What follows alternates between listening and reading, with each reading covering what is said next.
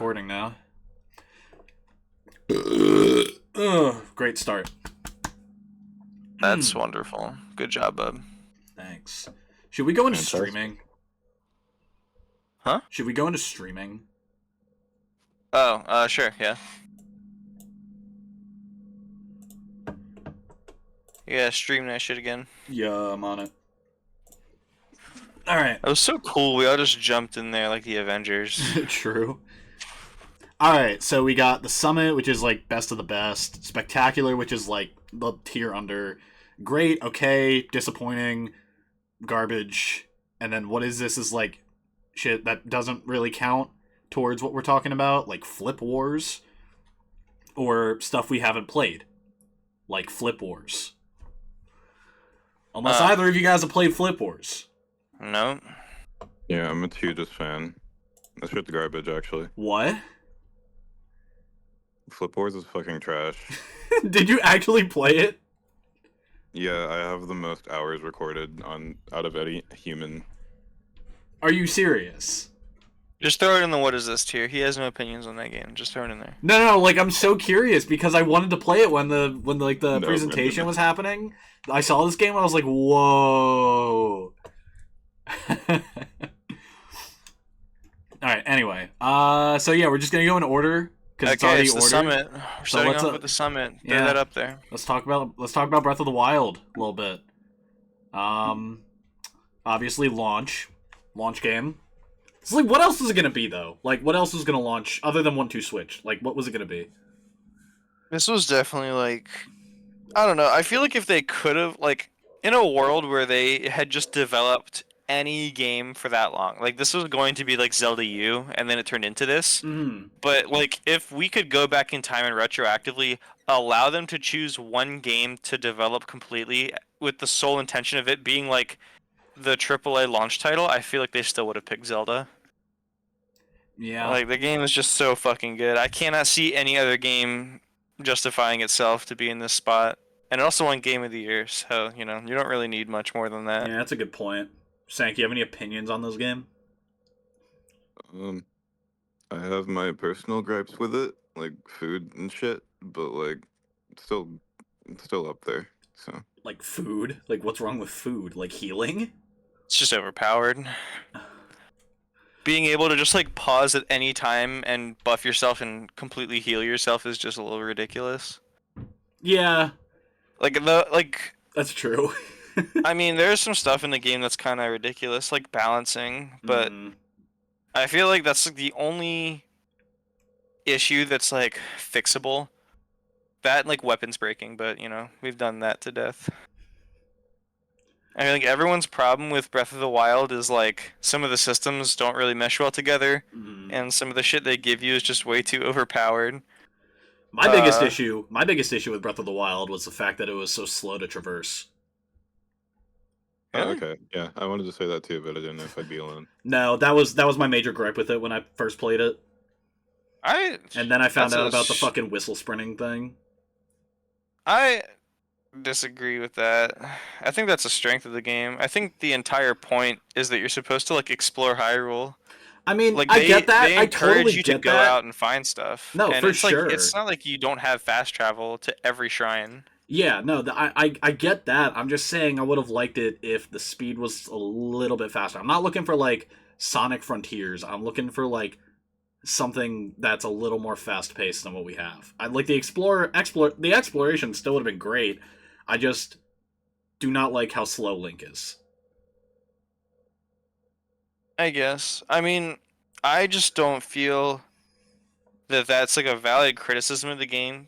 It's in not. The sense that, like, can, like, I feel like Link being the speed that he is, especially with the stamina meter, it makes stamina vessels an actual thing you want to work towards. It's not like, oh yeah, just make Link beefy as fuck.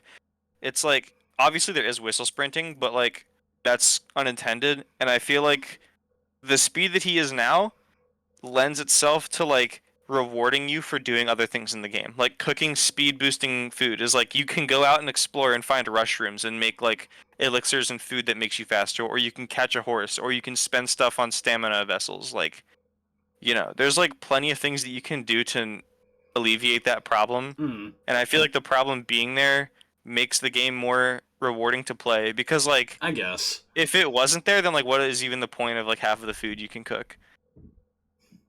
It's like I never I don't used know, the I food feel cooking like system. I'll be so real. I that's never used crazy. it. I never used it. I just scanned all of my amiibo in and just took all Scumbag. the food. That's literally what I did for this and Tears of the Kingdom. Before like a boss fight or like the final boss or something, I would just scan in all of my amiibo and like use all of the food. I scanned them in for like the Easter egg stuff. Like when you Yeah. get a house and you can like hang shit on the walls, I get stuff for that. And also Yeah. like the other tunics that you can get. I like those, but Yeah. I don't really use them for that. I don't even Yeah. think like the rewards were that good. It No, was they they just weren't. dropped like fucking bundles of arrows and raw meat and shit. Like Yeah. okay. I Yeah, can just like but when you find have that. when you have like yeah, I get that, but like when you have 100 of them, That's right. You have a fuck ton of them. I used Totally to. forgot. But yeah, despite my personal gripes with this game, I still think it's one of the best to come out on the console. Amen. Top 5 on the Switch. I wouldn't say top 5, but I absolutely would. That's my thing. I think Tears clears, but we'll get to that. 1-2 Oh, yeah, it Switch. does. Anyone have any opinions on this game? Because I think we need a new tier. We need a new tier. No, we don't. No, we don't. No, we don't. No, we don't. No, we don't. Because this game isn't disappointing. It's just bare bones. That's disappointing. No, it's not. Yes, it is. I feel like there's enough games that fit that category that are different from the games that are disappointing. Bro, put it in the Sans tier. True. Sorry, that was really stupid. I mean, it does have bones in it. I'll put it under And it's disappointing because I think at least the games that I think are disappointing, at least the games I think are disappointing. I think it's better. Are like, I mean, look at 1-2 Switch. Okay, I'm just saying that for 1-2 Switch, it was disappointing in the sense that it was just kind of like they hit it so hard out of the park with Wii Sports that I don't know. People kind of didn't really expect anything from this. This was literally just a game to flex all the shit they packed into the Joy-Con, and that's exactly what it does, and it's not very much, but it was never supposed to be much. I feel like the only issue with this game is the price point. Yeah, why was it $50 and not bundled in with the Switch? Yeah, that's what I'm saying. If this was bundled in, people would be like, yeah, it's pretty good. We wouldn't look back on it fondly like Wii Sports, because that shit was just really fun. But, like, you know, it did what it set out to do, and I don't really feel like that's... Like again, it's just the price point. Like, people just don't want to spend money on this, but it's not a bad game. Yeah. It's just kind of like... Like, shit, I have fun with it. I was playing it, I think I'd put it in okay, even. Because it's not really disappointing, it's just, you know, the Switch launch title. I would say it's disappointing, because, like, especially on Nintendo consoles, they never discount fucking anything. Like, you're never going to get that shit for lower than $30. I feel like... Putting it in disappointing is fine. Yeah. I don't know. I think yeah. the only thing I wouldn't put it in okay because I feel like when we populate this list more, okay is going to be filled out with a bunch of games that make that 1-2 Switch pop out. Yeah. Like the Switch has a lot of okay games. I think even when our expectations are low, this shit is kind of disappointing. But like, it's not disappointing because we were expecting a ton from it. It's just kind of like, man, why is that so expensive? Why don't we have any challenges like Wii Sports? Yeah, I don't know. The sole thing being a price point is like the sole deciding factor being the price point doesn't really sit right with me. Well, that's part of the game. Yeah. It's like I feel like it's something that you have to consider. Like if you just throw every game on a list as like, I know this isn't like a buyer's guide, right? But like if we look back on this and we're like, dang, like, you know, what if we changed our opinions and we're gonna have to go buy this shit? Like, that's definitely... Buying the game is part of the experience of the game, I feel. I get that. Yeah, I and could it's say also, it's like, why I consider, like, we'll get to it later, but, like, a lot of the Mario Sports games get, like, free updates and shit. Yeah. Like, you know, not every game gets that kind of stuff, so... Yeah, I don't know. 1-2 Switch, for what it was fine, but, like, the circumstances it came out in wasn't the best. The circumstances it came out in weren't the best. Yeah. I also just don't like the fact that there's no image on the TV. I understand that's part of the game, but like it feels so PowerPoint presentation-esque. Like it feels like they just kind of rushed it out. Oh yeah, for sure. I don't know. They could have made it look better. Presentation could have been better. And honestly, when that's everything I see on screen, that's a pretty large chunk. Yeah, that's pretty bad. Alright, let me be real. I kind of like Snipper. I kind of fuck with Snipper Clips. I really like this game. Bump it up one. Hmm? Bump it up one. Bump it up one? Alright, let's go. Yeah. Honestly, really good co-op game, and I think we need more of those. Yeah, true. I feel like I said a lot more things about 1-2 Switch than I thought I would today. Anyway, Snipper Clips is like, I talked to Sank about this a lot when we discuss like Astrobot, but I feel like Snipper Clips is like one of those things where it's like the console you're playing it on makes it more fun. Yeah. Like being a Switch game, it's not even like it would be bad if it wasn't on the Switch. It just makes it so much fucking fun. Like, I don't know, everything about this game, from like the actual game to like the shit you're playing it on, is just really fun. Yeah, it's like, it's like one of those games. It's one of those games that takes perfect advantage of the concept of the Switch, having like both Joy-Con function as two separate controllers and being able to do that. It's like casual co-op, but for the types of controllers you're using, like you're using a Joy-Con on its side, most likely because this is a launch title as well, or close to. I don't remember the specifics. It's a launch title. It was. I think the digital was 1-2 Switch, Zelda, Snipper Clips, Fast RMX, and I think one other thing. I know. Yeah, let me get that out here real quick. It's not on the list. It was Bomberman. Yeah, no, I was about to say it's not on the list, but Bomberman R. I need to shout that game out. That game was heat, and I will not hear counter arguments to that. I didn't play it because I had Zelda. That's all a man needed. That's fair. My brother and I played it so much back at launch. We had so much fun with it, and still do. We still run it from time to time. That's cool. Snipper Clips is fire. Snipper Clips is fire. Sank, you got any opinions? I never played it, but we should. It looks tight. We should all play it. I'm not spending money on it. Anyway, Mario Kart. This is genuinely a Summit game. Yeah. As much as I hate to admit it, it's like 10 years old, bro. And we still haven't gotten a new Mario Kart, and I'm not counting Tour. Okay. But it's not that good. It is that good. It is the most polished Mario Kart we've ever had. It is the most content-rich Mario Kart we've ever had. Yeah, 5 years later. Sure.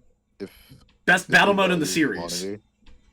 It has like it's name a better battle mode. Very, very good battle mode. Name a better battle mode. DS's was way better. DS does not have a better battle mode. I'm so sorry. I'm not actually. I think they're comparable. Even if it doesn't directly compete with some other Mario Karts, like even if you prefer DS battle mode, you're not gonna be fucking groaning playing 8 Deluxe battle mode. Like 8 definitely, but 8 Deluxe no. 8 Deluxe is like obviously the content, like having what is it? Like 100 something tracks? 96. 96, yeah. Like that's just insane. Like no other Mario Kart can even compare to that. And then it's like I'm a big fan of like the cup class things. Like 200cc is so fucking fire. That's true. And they toned it down from 8.2. Original 200cc was way faster. That was so much fun. But I think the way they toned it down in Deluxe is like perfect. They also needed to if they're going to introduce tour tracks. 200, like 8 Deluxe 200 is still hellish on tour tracks, but it's like I cannot imagine playing that shit on old 200. But even then, it's like the stuff that they added remedies the problem of like the problems people had with 8. Like Pink Drift and double items. I fucking hated that you couldn't hold more than one item, especially if coin is in the item economy. That shit was so ass in base 8. And it's like at least now I can like have a coin and then something else. I just don't. Like, 8 Deluxe is just old and people are tired of it, but this game really doesn't do anything wrong outside of the fact that I wish the track selection online worked more like Mario Kart Wii, where I could pick anything and just put it in a fucking thing instead of getting 3 options and random. I think that's kind of annoying, but again, it's like whatever, who cares? Yeah. One thing I do want to mention is the character roster. before the booster course pass was like okay. I think they're like Yeah, the roster was kind of stinky doo-doo ass before the pass, but yeah, but the even booster after the course pass, it's not great. It's not great, but I think it's like what we have most of like all the characters from the previous games. Like we got everyone. Yeah, it's the biggest for... roster we've ever had. It just doesn't feel that way because there's a lot of fluff on it. Yeah, that's true. Like I cannot believe Pinkled Peach made it through.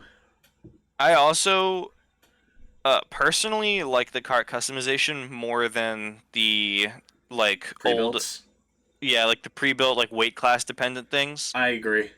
I just wish that they use some of the old weight class designs for the cart bodies. Like I also agree. Yeah, like DS, Wii, Double Dash, 7, they had some fire cart designs. I think like the only one that made it through was B Dasher. Yeah, but that makes it into like everything because it's like Mario's cart. That's true, but still, like it's possible. What I'm saying here is it's possible to happen. Yeah, that's like my only thing is that I wish they had more options. Like, brother, we went from Bumblebee to Sneakster. What are we doing? Like, what the fuck even is that? It's a shoe. Yeah, like what? It's a shoe. I'm not gonna act like Mario Kart has never had bad kart designs before. Like we had that fucking the old timey carriage in Wii. I think like what was it called, Birthday Girl or something in 7. It was just like a ribbon. Yeah. Yeah, there have been some doo doo ass kart designs, but 8 has like a surprisingly high amount of doo doo ass kart designs. I don't know what was going on with 8, but that's like my only problem with it, and it's not even like a big issue because it's like there's plenty of good karts, and it really doesn't even matter. I don't even see any of them. The only one I actually see people use is a teddy bear. Yeah. People use the Wiggler bike pretty often. That one too. Yeah, I mean, I use the full gold standard set, but that's just to flex that I played that game a lot. Wow, congrats. You would. Big money. What do you mean? Big money. Yeah, also it reminds me of mac and cheese. What? The full gold set looks like mac and cheese in some of the lighting because it just looks like smooth. Is your mac and cheese like shiny? Huh, sometimes. Where are you eating mac and cheese? Home. What, is the Cracker Barrel mac and cheese shiny? I haven't gotten to it yet.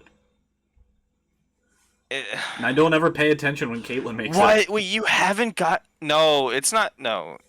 It's just the lighting in the game. Leave me alone. Okay. But yeah, I haven't gotten to it It's yummy. Yet. Cracker Barrel mac and cheese is so good. I know. I haven't gotten to it yet because I was waiting for you and Caitlin to be free one day, and we just never made it happen. That's okay. We'll make it happen. We'll make it happen. We'll make sure that I eat more Cracker Barrel mac and cheese. I believe. We just haven't figured out a time to do it yet. Anyway. Yeah, Mario Kart. This game is fire. Definitely Summit. Yeah, I agree. For what it's done and how much it's sold, like there's no way it isn't. The game like never dies too. True. Which is the other thing. Yeah, it's a very timeless game. Sank, what were your other complaints about it? I know. I mean, do you want to dive into all the fucking competitive speak? Sank's biggest problem with Mario Kart is like very competitive oriented. I don't know if that's. Yeah, Do you want to jump into that, Brandy? We can jump into it a little bit. I take Mario Kart like way more serious than I should, and 8. Like if Wii didn't exist, then this would probably be my favorite one. But Wii's like mechanics are just way more, like there's so much more to learn about that game than there is in this one. And so when I boot up 8, I just feel bored. I guess that's the best way I can put it. Yeah, it feels very streamlined. It feels very streamlined. As a big fan of Wii, I disagree that these games are starkly different competitively. I think that there's like, if I could change one thing about 8 Deluxe, it would probably be like the animations for like when you get hit by items. Like DS and Wii, like when you get hit by a blue, like the whole camera would rotate and you'd spin around and fly off the ground. And then like they also had shells and bananas were different. Like shells you would like do a flip and then land, and then bananas you would like spin around on the ground. And I feel like the hierarchy of like items, like they don't feel impactful in 8 because everything just has the same animation. Even if the time is like objectively longer, it doesn't feel the same. But in terms of like mechanics, I mean, 8 is definitely more streamlined and like, for lack of a better term, restrictive on what you can do. Like people can just break the shit out of Wii. Like you could just phase through things and jump super high in that game, and that's cool. But I also feel like the balancing is way better in 8. If you're going to take a game seriously, I feel like 8 is much less restrictive than Wii, because if you're playing Wii, you essentially just can't play carts unless you're on a track that has like a specific like line that only carts can take or something. Because wheeling is just so broken in that game.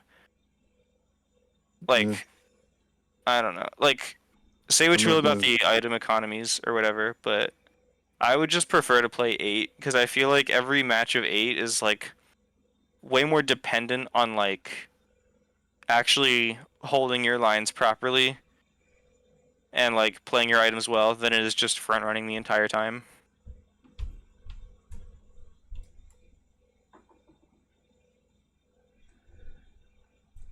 Anything else? Or are we good to move on? Yeah, I can move on. I'm done. You good? Alright. It's time, guys. It's time to talk about ARMS. Just I trash. fucking love this game. I love ARMS so much, dude. I'm like one of 10 people on the planet that loves this game. It is so new and fresh, especially for the time. It was like you got your Zelda, crazy. you got your Mario Kart, Splatoon was coming out at the time, but here comes this boxing game with stretchy arms, and like the main gimmick was using the motion and the Joy-Con and having like both of them be individual like motion controllers and being able to move the arms in different ways. I always thought that was so cool. Even if it's one of those games that falls into the more like, hey, the content is bare bones, like all the updates and stuff, and it doesn't really feel complete. I still think the general gameplay of ARMS was always just very fun and enjoyable. I would say at least it's for me. bare bones because you just described it as bare bones. I one. described it as bare bones, Uh, but there are games that do it way worse than ARMS did, in my opinion. Here's the I thing, don't know. I feel like yeah. You can talk, I- Sank. I've been yapping my ass off. I feel like I'm in the middle of you guys when it comes to arms. Like literally my only experience with this game was the free playtest like before Min Min was announced for Smash, and like it was fun. Like I think if I like actually bought it, I would have been Wait, upset they because had another free test thing You know besides the test punch. you know the game trials that no, they did for Switch Online members? no, I don't. They've been doing you that for the had last few years, where you have like a week to play the full version of a game. And when they announced, when they announced that what's it called, an ARMS character would be joining Smash, they gave ARMS a week long demo. Wow, I bet that got everyone excited. I played the shit out of it. I mean it got me thinking they'd make a sequel and they just didn't. To Arms? Yeah. Well, the thing about Arms, the reason I don't like it is because like if you made a sequel to this game, it would have to be like almost entirely different. Like you would have to add so much. It would be like jumping from Smash 64 to Melee. It would be like that big of a leap. Cuz it's like there's stuff in ARMS, like there's like different types of arms and like different characters have like passives or whatever. But the entire game is just like built on RPS in a way that is just like not fun. Because it's like RPS in fighting games is like, you know, the block, grab, attack formula. And it's like, it's a very simple idea, but there's a lot of ways that you can do those things. But in ARMS, it's like, everything is done for you. Like, there's no such thing as footsies or anything. And it's obviously not trying to be like hyper competitive, like super in-depth game, but I don't really think that you need to introduce like super complex tools for a game to be fun. It's just like ARMS does everything for you. Like I Does it don't know. really? Yeah, I mean Pretty it's much. I kind of it's very binary. It's like even like there's there's more agency in how you play in fucking Switch Sports Chambara, because at least in that game you can decide, like, it's always a test between how the defender will defend and how the attacker will attack. In Arms, it's literally just timing. Like, there's no variation. It's just like, oh, when am I gonna punch? I Who mean, punches first? I guess I feel like that's part of like the. I think that is a thing in Arms too, though. Like, you can change up the way your arms work. Like, you have the like the shield ones. You can put that up while you're moving, and then like throw out your other arm. There's like different, like, some of them have different arcs. Some of them have different like elemental abilities. It's just like there's a lot of different ways to mix and match your characters, and every character is like granted access to every type of arm in the game, like, Oh yeah, I from know. base. The only Because there's a tournament mode. actual Yeah, the only actual like difference between a character is, like, I guess their hitbox and like their passive bullshit Their ability. hitbox and then their powers, like Master Mummy can heal, Ninjara teleports, uh, Helix is Helix. You know, that guy can stretch and shit. I don't know. I like They added a lot of fluff on top of a system that wasn't really fully developed to me. I just feel like I don't know. I think it has a little it's bit just more really depth in it. gimmicky. Yeah, but I kind of like that. I don't know. I feel like gimmicks are something you add on to like a completed system. Like, once you give both players, like, I view it from the sense of like a competitive fighting game, because that's all that it is. If it was like, if Arms was like a side mode in something else, then it might have not been that serious. But literally all you do in that game is like fight people. So it's like, if that's the entire game, then I would ask for a little bit more depth, even if it's not like, Street Fighter levels of fucking footsies and Yeah. RPS or whatever. Yeah. It's just like, a lot of the arms do, like, they just have like an added effect that they do, and it's like, that's it. And a lot of the stuff is just like tacked on top of like this arm just automatically going whenever you throw. It's like, there are some arms that like arc, like the Ram or whatever, but then like the large bulk of the arms, it just has to do with travel time, because they'll just fly straight towards the enemy wherever they were when you threw the punch. Mhm. So it's like, like, Yeah, but you can also angle them too. you can, but you know, I don't know. It feels very bare bones to me. And you can also just like min max everything. If you just play on a controller, you have way more control over everything that you do, Mm. which also diluted the experience for me, because it's like, yeah, the main gimmick is cool. Like, there's stuff to work with here. I'm not saying that there's like nothing to it. But the big draw was like playing with Joy-Cons, and if you just play on a controller, you can actually just like fucking SDI a fucking punch and actually just hit anyone anywhere. It's really stupid. I get that. Like, yeah. I don't know. I've just like that. It just feels very shallow. Mm-hmm. I get it. And to a point, I agree with that. I do think there are like things that they could do to improve like the gameplay. But overall, every time I boot it up, I have a good time with it. That's just me personally. That's fair. I like, personally, I'd put it in disappointing, because I do think it has potential. I think I'll settle for okay. Okay. Y'all good with that? That's fine. Because I do kind of think it deserves to be here. I don't think it's hanging with the greats. Like, I think it would be disappointing in the same vein as 1-2 Switch, where like no one really expected much, but even the stuff that we did get was kind of like, okay. I don't know. I think Arms. I think the differentiating leads factor is there's people like you that can go out and just genuinely have fun with Arms. I don't think anyone felt that with 1-2 Switch. So, Yeah, I played it recently with my brother, and it is it gets old quick. Yes, sir.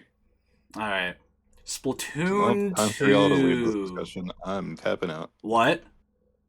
Time for y'all to lead the Splatoon discussion. I'm tapping out. Oh, you're tapping out for Splatoon. Are you not a Splatoon person, or like, did you just not play this one, or you just don't fuck with Splatoon? I didn't play any of them. Oh, okay. So I know nothing. Well, Splatoon 2 is the best game in the series. There's an argument for 3, but I do think 2 is really, really good. I think it's up here. Definitely pinnacle. I don't really think there's much to say about this one in terms of like. I think we both agree on everything. I mean, yeah. I was just really happy to see. I was just really happy to see Splatoon on not the Wii U. Yeah, there's like okay. If you haven't played Splatoon before, it's basically just like an FPS game or a third-person shooter that is more about like the I don't even know how to describe it. Everyone knows what Splatoon is, right? Like the casual mode is turf war, you just fucking ain't more turf, and then like the competitive modes is like Splat Zones, Rainmaker, um, Clam Blitz. I think there was another one. Tower. Did I say Tower? Tower Control. No, yeah, Tower, Rainmaker, Splat Zones, Clam Blitz, all that stuff. Um, the only issue that I have with 2 is that like some of the weapons are a bit strong. Like ink armor is very strong, and Tenta missiles are pretty strong. But again, I'll talk more about it when I get to 3. But I really do think that like Splatoon 2 is like the melee of the series, where it's like there's a couple broken things, but they're not broken in the sense you can't do anything about it. It's broken in the sense it's like that's kind of strong compared to what everyone else is using, but like it's still extremely fun. Like there's never a point in Splatoon 2, well maybe there is, but it's very infrequent that you feel like bullshitted by something. It's very, very fun. I love Splatoon 2. I really like. I want to kind of pivot a little bit because I love like the main like online. I love the main online modes. I've always been a big. I've always been a big tower control fan, and I love the dualies. I think the dualies were a really good dualies addition. are hype.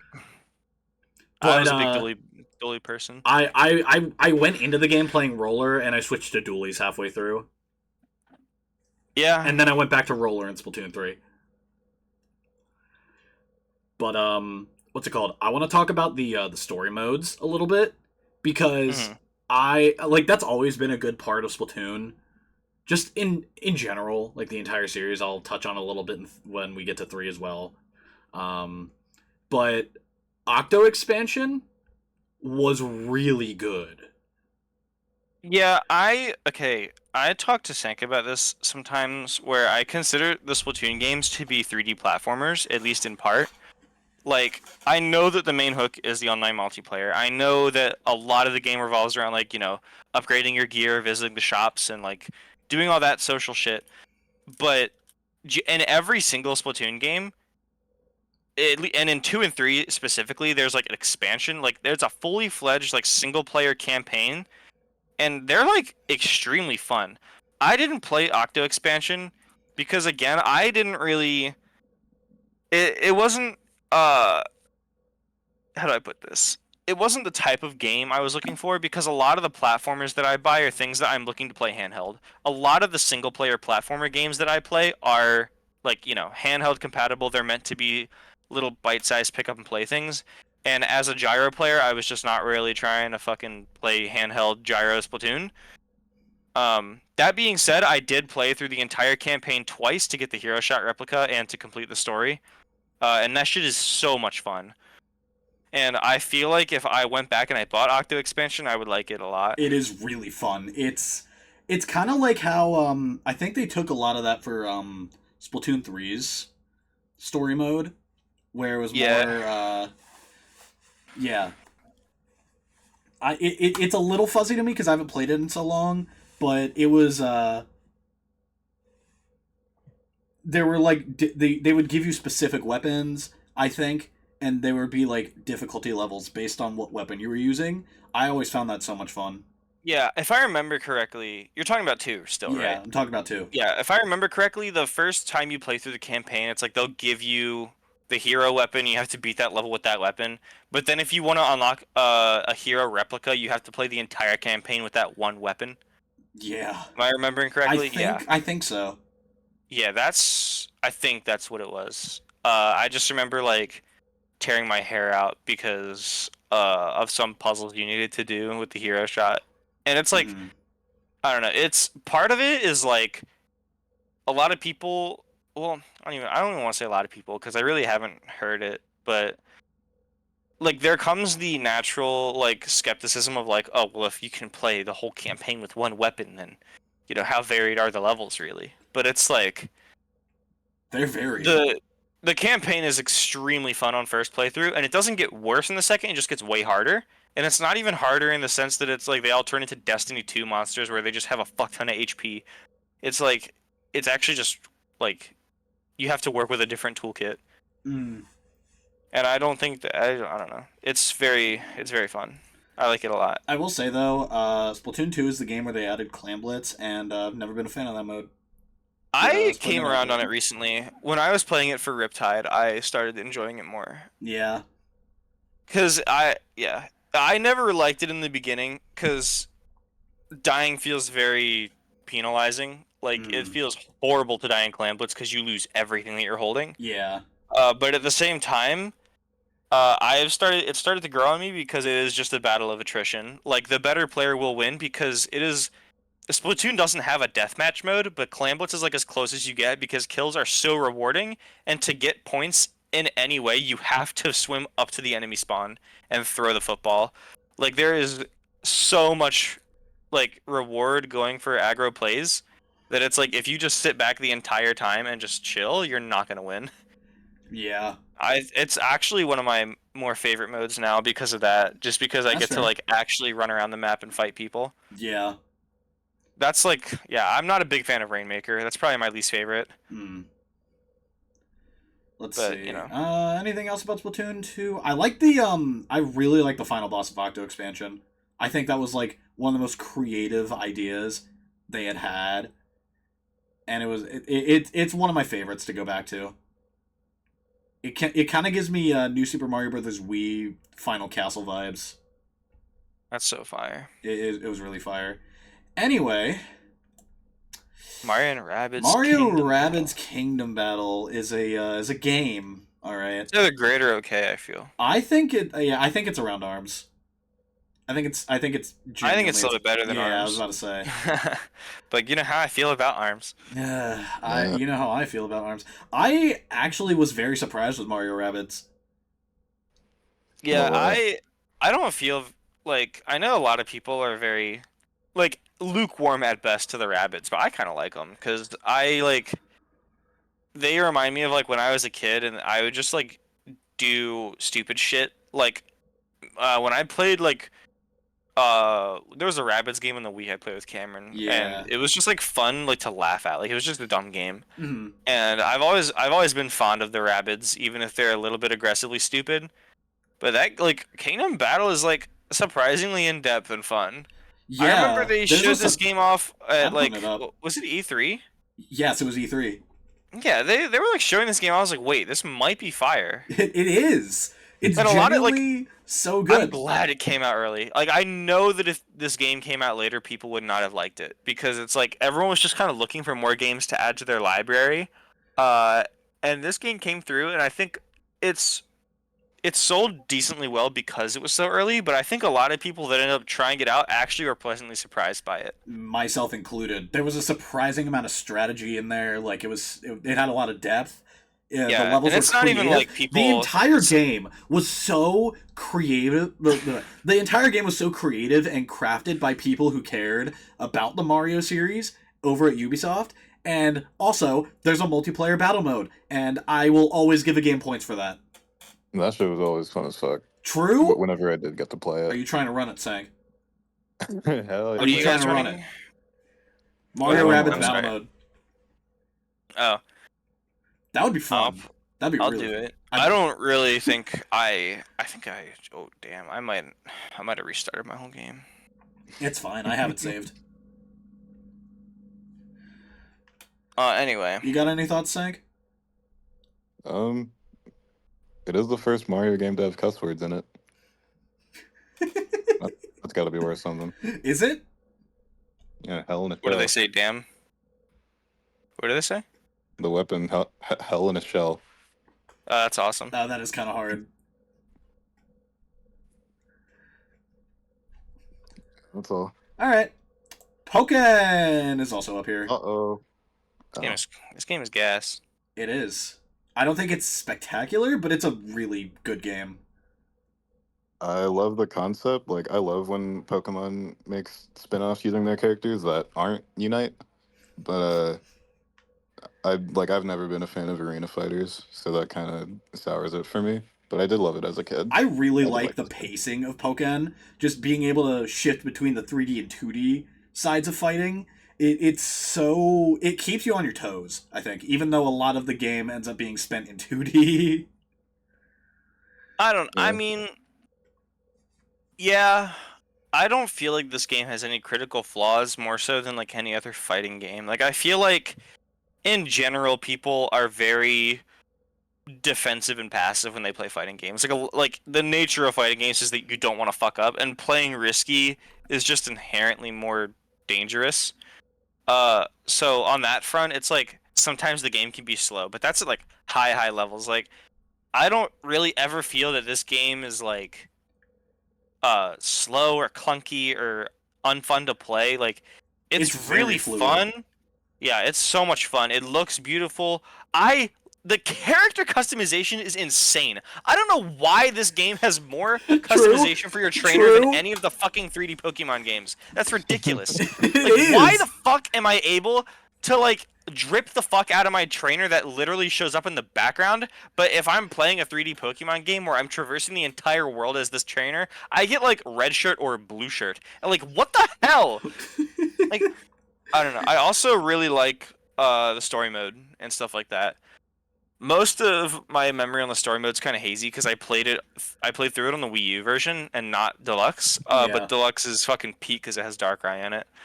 Okay. Yeah, good point. But yeah, I don't know. Like maybe I don't think that there's anything like horribly wrong with the balancing in Pokemon besides like the Shadow Mewtwo Infinite stuff. And Wasn't even there then, something with I don't. Chandelure as well? I think so. Like, there have been a couple characters that broke things in the past, and Yeah. I don't think they ever. I think they did fix it. Like, I don't think they ever left it there. But, um, by and large, like, I feel like every character in the game has like a shot at winning. Like, in terms of balance, it's pretty like stable, Mm. including the support sets. Like, there's not really a stupid support set. It's just that like some of them clash better with other characters, but. Yeah. I think in terms of flow and pacing for a fighting game, I think Pokken is one of the better ones. Honestly, actually, this is going up. This is going up in front of Mario Rabbids. I love this game. Yeah, it's pretty fire. Yeah, I think it's like I top of remember great. it was like one of the only games I had on the Wii U as well. That's I right. like the Wii U never had like a ton of games, but I literally never played Splatoon and I never played Mario Kart originally. That's right. Yeah, like Pokemon was one of the games I got on the Wii U. So, and I still had fun with DX. Like as someone that literally this was one of 5 games I played on the Wii U, I still think the Switch version, like I still dunked like a couple hundred hours into it. Yeah, It's super fun. it is super fun. I gotta play it again.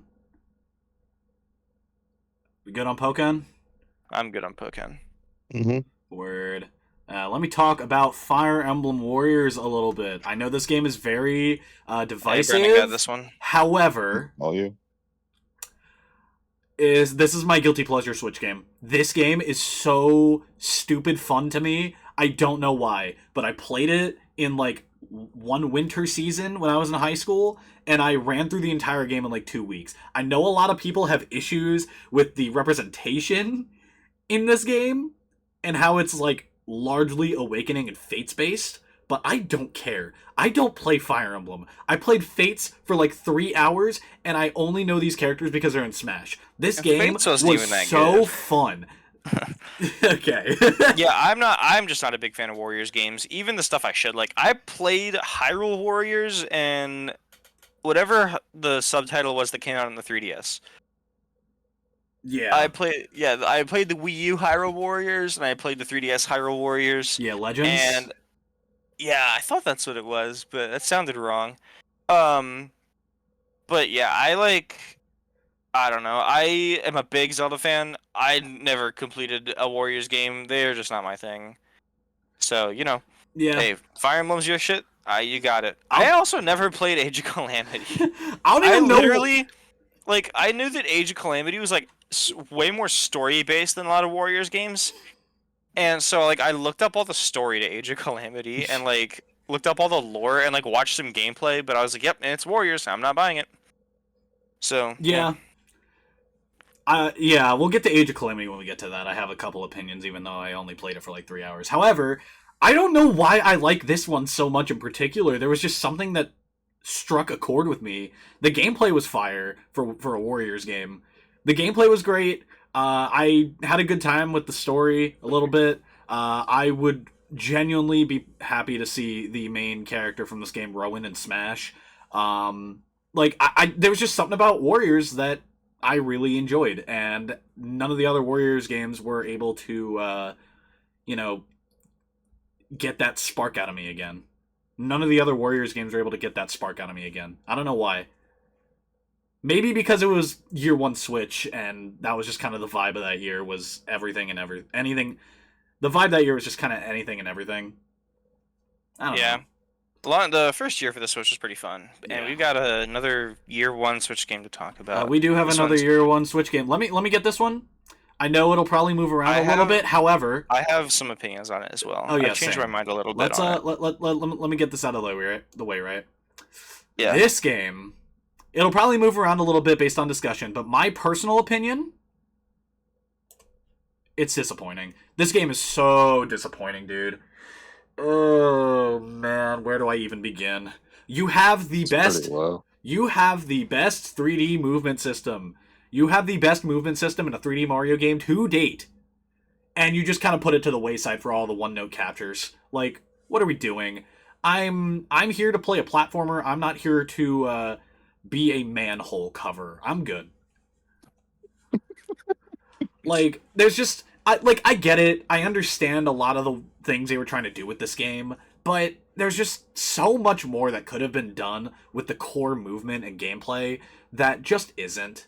And I think a lot of that, I think the main thing that I just let me get this one too. A big pull for this game is speedrunning. And there's so many glitches and stuff, but the casual speedrunning type stuff that I'm more into, which is why I like Sonic so much. There's not much of that. All the speedrunning potential is in all the glitches and crazy cap stuff you can do. None of it is base game. All the challenging stages aside from Darker Side aren't really that challenging. There are some very rewarding parts of Odyssey, don't get me wrong. Doing a lot of those jumps. The Metro Kingdom jump is still so much fun. Also, my coworker was the one who found that glitch out. Or not glitch. My coworker was the one who found that one out. Shout out Gold Pop-Tart. That's pretty fire. He's on Game Explain for that. That's so cool, actually. My goat. Anyway, there's a lot of good things about Odyssey, I think. There's so much that I really do like about it. The presentation and the cutscenes are amazing. Graphically, best hands down we've gotten in a long time. Mm-hmm. Well, you could say that a lot about a few of the 3D Marios prior. I think 3D World and the Galaxies are both really good, but Odyssey is genuinely incredible to look at. Again, the movement system is really good. I do enjoy Cappy a lot. Being able to use your hat as a platform is so cool. And some of the captures are genuinely really fun, but a large majority of them come down to just really one-note things that you don't see in the rest of the game. Things like the poles come up a couple times. You have them in the Metro Kingdom, and then you have the forks in the Luncheon Kingdom that do the same thing. But the forks were really fun. The forks were really fun. There are some really fun captures, but they're way too situational. I guess. I think they're way too situational, which is kind of fun in small doses, but when you beat the game, you're kind of running around trying to find things to do in it. It I don't know, it loses a lot of its wow factor for me. That's probably my biggest issue with Odyssey, is that the post game is a lot of filler. There's some good stuff, like the boss rush on the Moon Kingdom, and then Darker Side. Darker Side is really fun, but a lot of the moons are filler once you beat the game. And even base game too, actually. I don't know. I could keep going on. Yeah, so I agree with a lot of the gripes people have with Odyssey. I feel like, they give you a bunch of movement, and the worlds that they put you in aren't really as in depth as I would like them to be. Um, I was talking to Laser a while ago about this game because he really liked it, and Yeah, I've heard that sentiment like as we move through 2024 into 2025, and we're all very aware that the next console's coming. We all look back and we're all like Odyssey's come up as a point of conversation again, and so I went back and I replayed some of it, and I've warmed up to it a bit, but I still think like it has the same strengths and weaknesses. Like I feel like the art direction and obviously the graphical capabilities are the best we've ever had in 3D Mario. I think like for it is sure. just extremely good to look at. I think, it's extremely fun to control. Um and I think that like my same criticisms are still there. Like, I think it's as a gameplay principle, it is just stupid that you can buy moons from the shop, even if it's only one per kingdom. I don't think you should do that. Um, Yeah, there are a and lot of I moons like that that just feel like time wasters. They don't feel like they're yeah, actually accomplishing anything. there's like I don't know, it's very weird to me. I think my biggest issue with it is like the hierarchy of stuff that you're collecting. Like you have like the regular coins and the purple coins, and then you have the moons, and it's like the regular coins and the purple coins are very similar in value, and then the moons are like your main collectible, and it just feels very weird how frequent they are. Um, I think that like I go back to Mario Galaxy a lot because that is like Galaxy and Galaxy 2 are like my favorite 3D Marios, and True. they just do a lot of. I think even 64 does this better, where you take the main goal of Odyssey is to do a lot with a little, right? Like they'll make like a kingdom, which is like bigger than a Mario Galaxy, but it's still pretty small in terms of like a world, right? Like if you combined every world in like World 1 of 3D Land, right? It would be a bigger level than a single kingdom in Odyssey. And I feel like obviously they're very different games, but like Odyssey tries to fit like a lot. Like there'll be like 13 to 15 moons in one of these kingdoms, and it's just like they're not that big. I think like Mario 64 has like that thing where like you'll jump into the same painting and there'll be like 5 or 6 moon or stars, and some of them have a lot. Like some of them have like 8 or 10 stars, but the most stars in 164 level is still lower than the lowest stars in a Odyssey kingdom. And I feel like a lot of my problems with the game just come down to like there needs to be more depth in these kingdoms, or there needs to be just more kingdoms. Like, uh, Let me my kind of hop off that a little bit, like kind of jump off that a little bit. A mhm. few of the kingdoms, a lot of the kingdoms like Sand or Metro Kingdom are pretty expensive. Are a lot of the kingdoms like Sand Kingdom and Metro Kingdom are fairly expansive. There's a lot to do, a lot to run around and jump around, all that. But then there are kingdoms like Cloud, Ruined, like oh, what's another one? Cap Kingdom. But even though that Cap Kingdom's kind of the tutorial level, but still, there's a lot of these kingdoms that are just kind of filler kingdoms. Like Cloud Kingdom has a boss in it. Ruin I don't Kingdom even also think has a that boss in it. But like like after that, there's not much space. They're just kind of arenas, and there's just nothing to do in them. um yeah, I don't know. I would have to play the entire game. Like I haven't finished it. I only started replaying it like earlier this semester, and Mm-hmm. like full transparency, I have not been playing video games much at all Yeah, recently because same. of just school's been beating my ass. But Real. I would have to get through a lot of. I would have to replay Odyssey all the way through to like really formulate my idea on like how the game handles level design as a whole.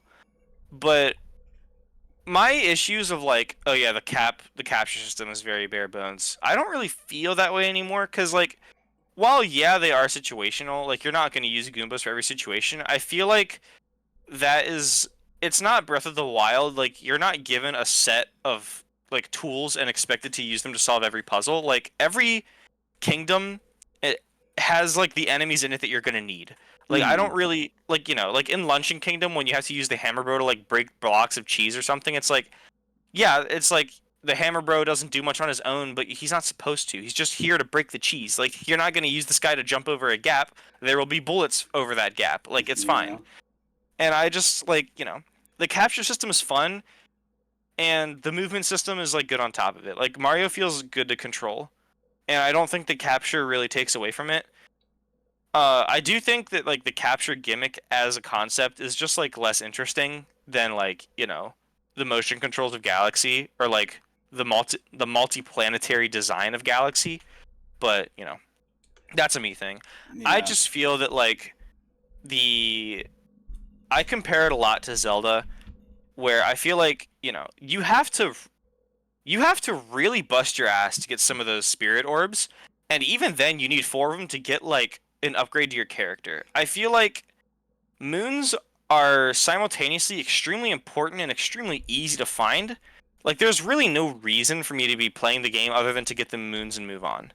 I think in Zelda, even the main systems, like the shrines are obviously the main draw of the game, but besides like the divine beasts or whatever.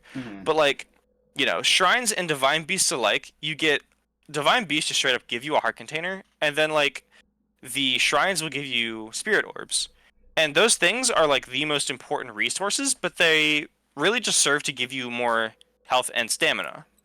And it's like that's cool, and that's a metric for progression, but there's also tons of other things you can get away with. Like every single one of those bosses that you're fighting, including some shrines, will have some in them. Like the test of strength shrines will give you like weapons and stuff. Like there's so many different ways to upgrade Link other than those 2 things. And Mario is like, you get all your movement at the start. Every capture you're going to need is going to be in that level with you. The clothes don't fucking do anything. And it's like, you don't really feel a sense of progression as the game moves on. You just kind of get moons to move on. And I think that's my big problem with it. Like, it doesn't feel like I'm working towards a goal. It just kind of feels like I'm checking a box. Like, I don't feel a sense of progression. I don't feel any stronger after that kingdom than I did going in. I just feel like I'm done that kingdom. That's a good way to put it. That's my biggest issue. Like with Zelda, it's like even though you're going through a shrine, right? It's like the task that you're given is very in line with the reward that you're given. And that reward is like something tangible that I can feel. It's not like, oh, this bar goes up or this box is checked. It's like your character is stronger. You are better for having done that challenge. And it's like with Mario, it's like it just doesn't feel like there's much going on. It's like I always say that like I'm intrinsically motivated or whatever, and Zelda does do a good job at that. But like at the same time, it's like there is the sense of progression in that game is just very low. I feel. I genuinely think that's my big problem. Genuinely, I think Odyssey belongs up here because there are some really good moments. Like again, the movement, and then also like the final boss is actually not bad. I have a lot of fun with it. But just overall, it was disappointing to me personally. But there are definitely things here that they can improve on and genuinely make a really good 3D Mario all around. Yeah, I still like in the grand scheme of things, it's a really, really good game. Like I would not say like this isn't a bad 3D platformer. It's bad. It's not bad. It's not even bad for Mario standards, to be honest with you. I don't really think it's bad. It's just like, you know, they were on a fucking roll with Galaxy. And like even before that, like 64 was a generational game. Sunshine is like arguably a generational game, even if it's less popular than the other 2. It's like Odyssey just kind of felt like really mixed to me when it came out, but that doesn't mean it's bad. And I really do want to finish playing it again just to like actually understand what my like criticisms and opinions are on it, cuz a lot of the stuff I'm remembering is just because of like when I played it as a kid, it was very hard to pay attention to, which wasn't, again, like I have that problem more now than I did then, but like it was kind of weird. Like I've never had a Mario game where I struggled to finish it. And that was like Odyssey to me. And I feel like that sense of progression is definitely part of it, where I'm like, I don't really feel anything changing after playing through an entire kingdom. Like I'm the You know, I don't Mhm. really know how they would solve that problem either. I don't really want my movement taken away and given back to me later. I don't Yeah. really want like a compendium of like captures I can just get whenever I want. I don't even know how you would fix that. But at the same time, it's like I feel like that's one of my bigger problems with the game as a whole. So, you know, I don't know. I'll probably have more to say about Odyssey after I play it again, but I think people are tired of me yapping about it for now, so I'm done with Odyssey. Anything, Sank? It's no Astrobot. Oh my Okay. god. Alright, let's move on. Xenoblade 2. Does anyone have any opinions on this one? Not really my game. I don't really like that game is very slow. Yeah, this game felt really bad to play, I'm gonna be so honest. I wouldn't put it in garbage. I would put it in what is this? Because I don't know. There's a difference between a game being like bad and a game just being like not my thing. Like it's an It's idle RPG. okay. It's like a I don't know. Okay. I would prefer more fast-paced things. I Like agree. I like Monster Hunter, but it's not trying to be Monster Hunter even if you do fight a lot of big-ass monsters. Like Yeah, I think my biggest thing with Xenoblade 2 is that I do not like the combat system in this game. Cause why is it you just run up and just start attacking without hitting a button? You might just not like Xenoblade. I mean, yeah, this is the only Yeah, one I've that's what I'm played. saying. This is the only one I've played. Yeah, that's what we're saying. It's just like a preference thing. I don't really think there's anything wrong with Xenoblade. I just think it's for its own audience. It's like Fire Emblem. I Mm. If I you're not think ready that's to the sit down thing. and read tons of text and fucking take your time in every single battle that you play, you're not gonna like Fire Emblem in the same vein as like if you don't like idle RPGs where you like rotate abilities and shit, you're not gonna like Xenoblade. Mm. You got anything, Sank? Uh, However way you guys feel about Kingdom Hearts is how I feel about Xenoblade 2. Because, like, oh my god, these characters piss me off for various reasons. What like the character designs? The designs, their voices, everything. And, like, there's no valid way for me to justify anything I say, so I'm just, like, I'm not gonna go in Oh depth. no, the character design's atrocious. I'm not gonna lie to you. I feel like if you defend Xenoblade 2 character design, you need to go to school and like learn that shit because they are just horribly over designed. Like I don't know. The writing does such a fucking heavy job in this game. People are falling in love with this story and these characters, and as someone outside looking in that isn't willing to play the game to understand the story, I'm just like, dog, his name is Rex and he's wearing that and he sounds like that. How do you like this guy? Like I just don't get it. That guy Rex on every angle like is a fucking loser. I would stuff that idiot in a locker. I just like I don't understand. I really don't get how people fall in love with with him or like any of these characters. But Yeah. at the same time, I'm not willing to play the game to find out. So you know, I'll hold that. That's on me. Yeah. Alright. Well, we'll put Dragon Quest Builders in here. You guys play any of the Bayonettas? Yes. No.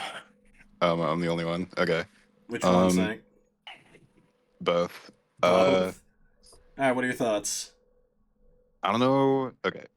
Bayonetta 1, I think it goes in spectacular because, like, it was made by Hideki Kamiya, who, like, basically, like he made Devil May Cry and innovated on the hack and slash genre that Yeah. no one had done before.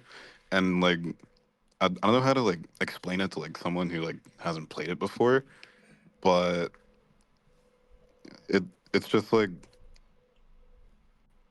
it's a good mix between like you're not gonna be bored, and like what I don't like about Bayonetta 2 is that it's like mind-numbingly easy. Like that is a button masher. I don't like when people call hack and slashes button masher, but this is a button masher. Where would you put 2? 2 is like okay because it does have a way better story and stuff like that. Yeah. But I think Bayonetta 1 is just way better gameplay wise, and you can move some of them down. Like I know they're not really like Switch titles, and this is a Switch title list. I mean, I count them. I count them. They're up here. Nintendo owns Bayonetta, I think. Yeah, they do now, but yeah, you should play Bayonetta I want if to. you haven't. I haven't. I have 1 and 3. and I just want to get 2. You're Anyway, all right. This one's a fun one because I was in this camp when it came out, where I thought it was like super disappointing, really easy, boring, whatever. But I've been told that the updates have made this game genuinely better. No Man's Sky looking ass. I'm I didn't play this sure. game either. I've skipped a lot. I've skipped pretty much this entire generation of Kirby. The last thing I played was Robobot. That game was heat. I played Triple Deluxe and Robobot. I love those games to death. I don't know what's wrong with me, but I don't really feel the need to play any Kirby games. Yeah. Mostly because the niche that they fill is something that I prefer to play Animal Crossing for. That's fair. If I'm looking for like, a nice, slow, relaxing, therapeutic game, I'm playing Animal Crossing because it's just like, it's exactly that. Yeah. And I like the customization of Animal Crossing. I just like that whole game more than I like Kirby because even when I was playing Triple Deluxe and Robobot, it's not like they're hard or anything. It's just that like they're a lot more intense than Animal Crossing. Yeah. And intense is not the word I would use to describe Kirby, but it's like, I don't know. They look, especially Forgotten Land, looks fucking beautiful. We'll get to that when we get to that, but like, oh, I love that game. Yeah, this game I was thinking about it because this was still in the era for me where I was just trying to like bolster my library, and I was like, yeah, I like 3DS Kirby. I wonder what this is all about. And people were like, this game is dog, and I was like, oh, well, okay. So yeah, I was talked out of that one. I think it goes in here. Genuinely, I think it's like not necessarily bare bones or disappointing, but it's getting there. I'm gonna go grab a drink while you guys are discussing Kirby because I didn't play it. So Did you play Hyrule Warriors Definitive Edition? I don't fuck with Warriors at all. Alright, word. I'll talk about this one then. Because I played it for all of 2 seconds. So it goes here. And also, do we want to talk about Labo? Did anyone play Labo? Nope. Alright, it's all going in here. Yeah. Woo! 4 Labo games in here. Hooray! Pokemon Quest? Like... Yeah, we're in the... Yeah, we're in 2018 right now. All of my shit is like near the bottom. Yeah. Hey, Smash is coming up though. Yikes. Hmm? Yikes. That'll be a fun one. Anyway, Donkey Kong Country Tropical Freeze is a spectacular platformer. Does anyone disagree with me on this? Even better than Mario? Better than Odyssey, I think. I would rather play Tropical Freeze than I would Mario Odyssey. Yeah, I would too. But like, I haven't played Tropical Freeze. I've only played like 1 and 2 on the SNES, but I love this. So if it's any better than those, then yeah, I believe you. I'll have to talk to Patrick about that. But he's I'm back. Mr. Donkey Kong. Hello, we're talking about Tropical Freeze. I heard that game is peak platforming. It is so good. I think it's a spectacular game. It's really fun, but then again, I think the game as a whole is really good, but the port itself wasn't anything crazy. Like, they just added Funky Kong. I think that's it. That's kind of fire. It is kind of fire, however. Funky Kong is just easy mode. Yeah. I don't really have much to say about Tropical Freeze. It's like, it's just a very solid game. There's no real flaws, but there's also really not much that stands out to me personally. It's just a very polished, solid game. Mm-hmm. I don't honestly think I've played a lot of the games coming up. Well, are you guys? Yeah, sorry, are you guys done? Saying. Are you guys done with most of those? Yeah, the next game down here that I actually give a shit about is Super Mario Party. Yeah. I'm here. Alright. Pokemon Quest, I don't think anyone played. Sushi Striker, I don't think anyone played. Mario Tennis Aces. So, I'm gonna be so real with you. The Mario sports games in general... Anus. What? Sorry. The Mario sports games on Switch, we'll get to a lot of those. However, I think Tennis Aces is one of the games that survived the bare bones curse. I think this game is genuinely so good.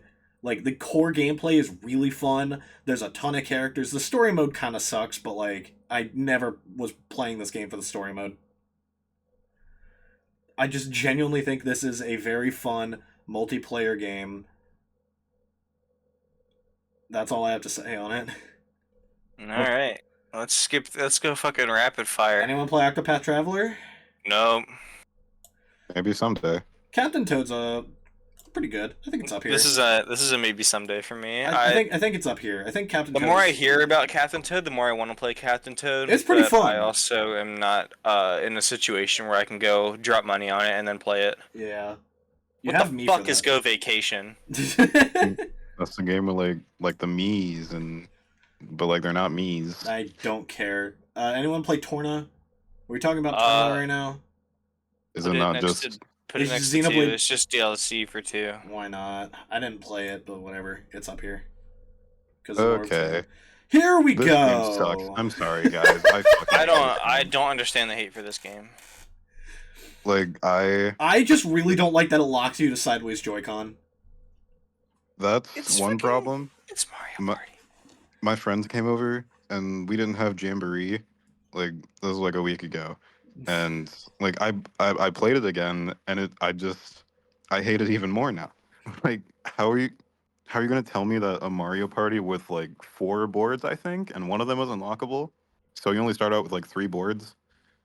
There's just no like X factor like Jamboree had with the buddy system that like and stars are 10 coins. It's easy as fuck. Some like most of the mini games blow.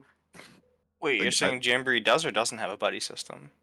Jamboree does like it has like something. So does Super. It's like they just add shit to your dice roll. Like it's not. They like also help you in mini games. Is it not just certain mini games that they help you with? I don't remember every mini game, but they do in the bulk of them. Okay, let's say they do. Like your reward for a mini game is for winning a mini game is 10 coins, and a star is 10 fucking coins. You need to win 1 mini game to earn a star. This game's like, what? Not fucking power scaling, like economy. Yeah, this game's economy is fucked, and I just don't get it. I don't get why you guys like it. I just like it because it's in the same vein as like a Mario Party DS for me.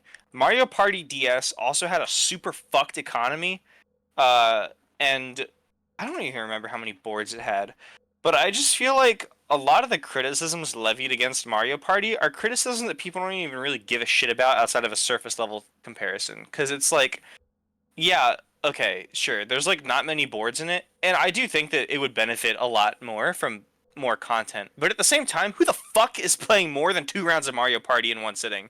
Like, genuinely, no one is doing that unless you're like bringing down the amount of turns to like 10 and then playing through the game like for the sake of playing the entire game. And even then, I would say that the inflated economy actually works better in shorter rounds because you don't have to like build up an entire like wallet to do something. I have never really had a big issue with economy in Mario Party games unless it's Mario Party DS because in that game you can get a fuck ton of coins super quickly, and also the item economy was really fucked in that game because you could there was the gold pipe was just broken, and it was extremely easy to get because of the economy. And you also had hexes on top of all the items, so there was just a lot of shit going on in DS. But again, it's the entire point is that it was on the DS, and you've got to make a lot happen in a short amount of turns. And I really like Super Mario Party for the sole fact that like I never had an issue with minigames. I feel like Mario Party and like Switch Sports is really the only game like that, but like those kinds of games literally exist to bolster like the hardware. Like literally, what game have you played that really involves using a Joy-Con for motion controls? Like they're very few and far between. We got like fucking 1-2 Switch, Switch Sports, WarioWare, and Mario Party. And Mario Party is easily the biggest of those four. And I really don't find any minigame like horribly unplayable. I think the buddy system is fine because it works. From what I'm hearing, it works the same as it does in Jamboree. No, No, it's it's way completely different. different in Jamboree. Because what does it do differently? So in Jamboree, when you what is it in Super Mario Party? You like land on a buddy space and then you can land on a space, or you can get like the item, like you can get a phone that lets you call a random buddy. Gotcha. Okay, so And in then they'll Jamboree, join up with you, add to your role, and they join you in mini games. Gotcha. They join you in mini games. That's weird. Okay, so in Jamboree, it one of the characters will fall on a space on the map, and whoever gets there first will initiate a mini game themed around that character, and will get a like 3-point advantage or something. And everyone will compete in that mini game for that character to join their side, which will double whatever effect the space they land on gives. Will let you buy 2 stars. Will also what's the other one? There's one more. You can buy 2 items from shops and interact with Boo twice. Yeah, you can pretty much do everything twice, but also, if any player on the board passes you, that buddy gets linked to them. That's weird. Okay. So I know we're not talking about Jamboree right now, but how the fuck are we going to complain about an inflated economy when that is the alternative? Like because like you don't save any money unless you have Peach, but like you're spending double on everything too. Well, yeah, but like you also get I don't know, whatever. It's like I don't know. I played a game of Mario. I just feel that a lot of the criticisms against Super are literally trivial at best. I genuinely do not believe that anyone is playing Mario Party for the content in terms of like, you know, quantity. Even Mario Party Mario Party 8 on the Wii, I fucking love that game. I'm not playing more than one party in a sitting. I feel like after a 15-turn game, everyone's kind of on board with playing something else. And I don't really think that Mario Party, like, obviously more content is always better. I don't want to excuse like a lackluster amount of boards. I feel like if it were any lower than this, it'd be like, okay, what the hell? But like, I don't really think that the number of boards is bad. I don't really think the complexity of the boards is really bad. I think that Mario Party has definitely seen better, but I really don't think that it's like that big of an issue. And I also just like, correct me if I'm wrong, but this is the first Mario Party, at least that I've played, where like picking a character changes the dice that you have. Like it actually matters. Like you have a regular 1 to 6, and then you have like a character die. Yeah, that is nice. That is like one of the only things I like about this game. Yeah, Super does like a good amount of stuff like that I just enjoy. Like I don't know, I've never found the items to be like horribly obtrusive. The mini games are fun. There's actually a reason to pick a character. The buddy system isn't ridiculous. It's like it's when you compare it to Jamboree, I feel like if you dislike it already, it's gonna get worse. But like as a standalone game, I don't mind it. I like it a lot. I don't understand why people hate it. And yeah, I just like, even with Jamborees, like it's like the natural progression of things. Like we have a buddy system for the first time in Super, and then in Jamboree, it's like they amped it up. Like, oh yeah, buddies are just doing everything twice now. Like, you know, it's a lot different, but it's also like the natural expansion of an idea. I don't think that's something that we need to fault Super for, because they just, you know, it was the first time they did it, and I think they played it safe, and I really like the way they did it. So I don't see anything critically wrong with Super Mario Party at all, really. Honestly, I think it's like here. I think it goes here. Yeah, I would say that's fair.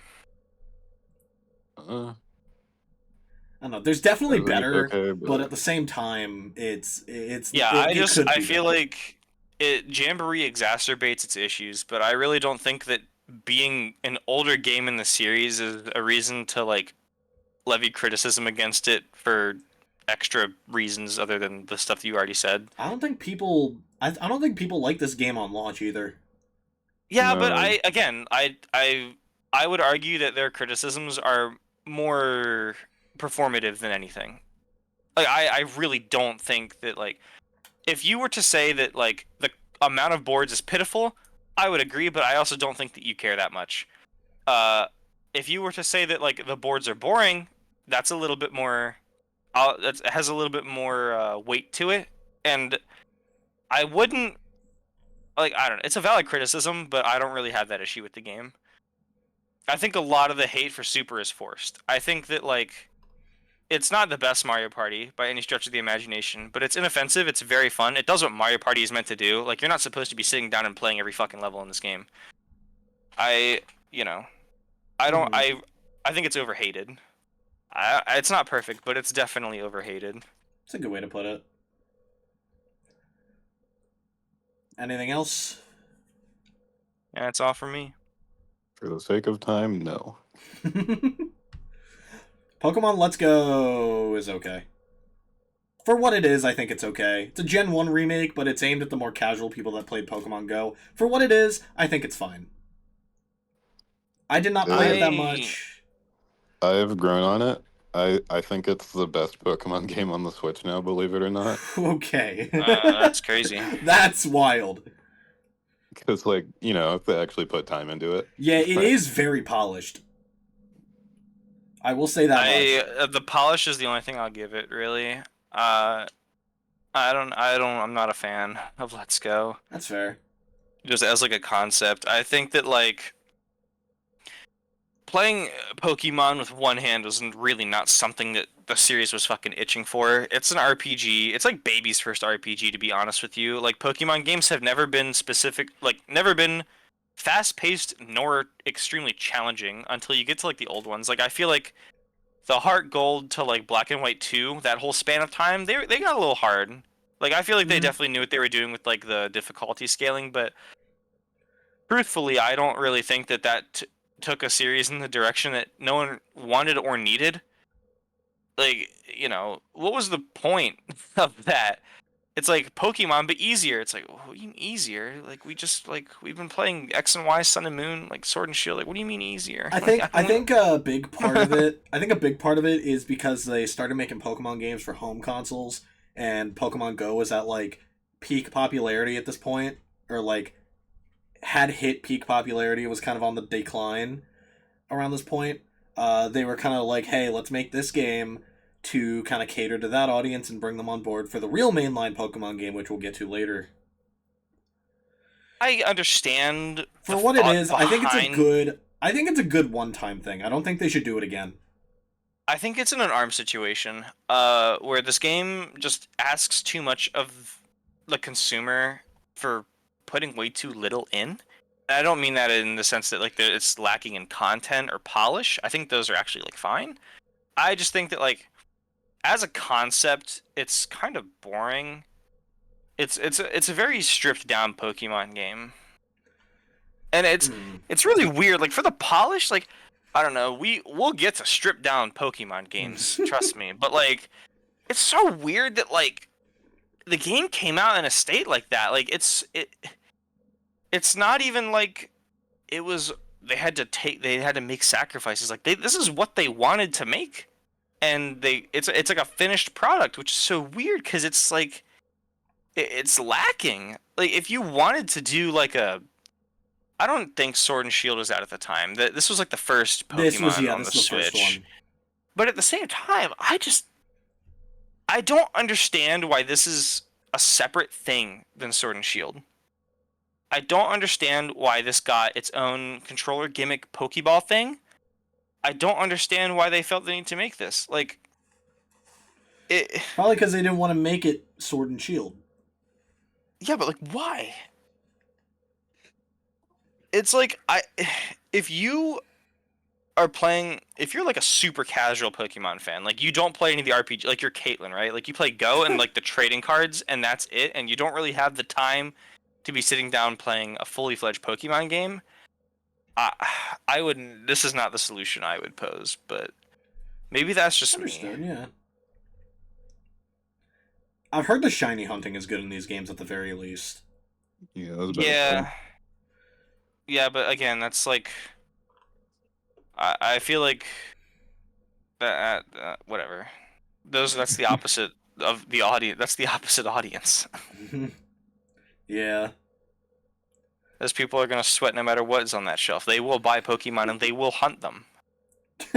Yeah. I mean, as someone that used to shiny hunt, it kind of got ruined ever since Sword and Shield. Sword and Shield ruined a lot of things, son. Yeah. Anyway, that's all I have to say about Let's Go. Yeah.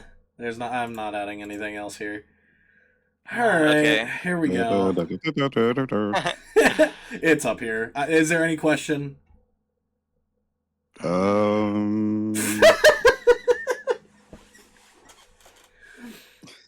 It's up. Just so we're clear, like if Brawl was for some reason on this list, it would be like 3 gaps and then like above. Right? No. I've been watching a lot of Scott the Woz recently because he's like Scott Stash is just great long form content to put on while I'm doing homework or that's like at true. work or something, right? That's true, but that's a crazy way to lead into a conversation about Ultimate. I have been trying to rethink the way I think about Ultimate because the more I hear Scott talk about it, the more I realize like this is just another Switch game for some of these people. Like this isn't the main reason that like this is not the main thing they're playing. Like this is like one of those pick it up and play for 20 to 30 hours and you don't think about it anymore. And if I view the game from like a more casual lens, it is hanging onto the summit by a thread. Like this is so close to being just spectacular, which isn't like a bad thing. It's like, oh, this is so close to being number 6 instead of number 5 on my list. Like, okay, who cares?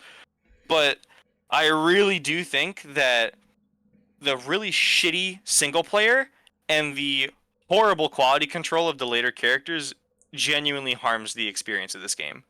I think that when you introduce things like, Fighters Pass 2, and you say what you will about Stage Builder, it's better than Wii U, it is not as good as Brawl.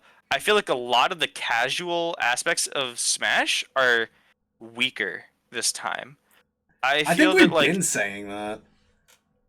Yeah, but it's like that's why I feel like it's not as good as like people like expect it to be. Like it's Ultimate, right? Like look at there's like 90 whatever characters in this game. Like there's 100 something stages. You see all this music, you see all this content. Like how could this not be great? And you just play it and it's like the most fun parts of the game is when you take it somewhat seriously. Like I can't imagine giving this to someone and them being entertained for an extremely long amount of time because it's like World of Light is dog shit, Stage Builder's dog shit, Spirits are fucking boring.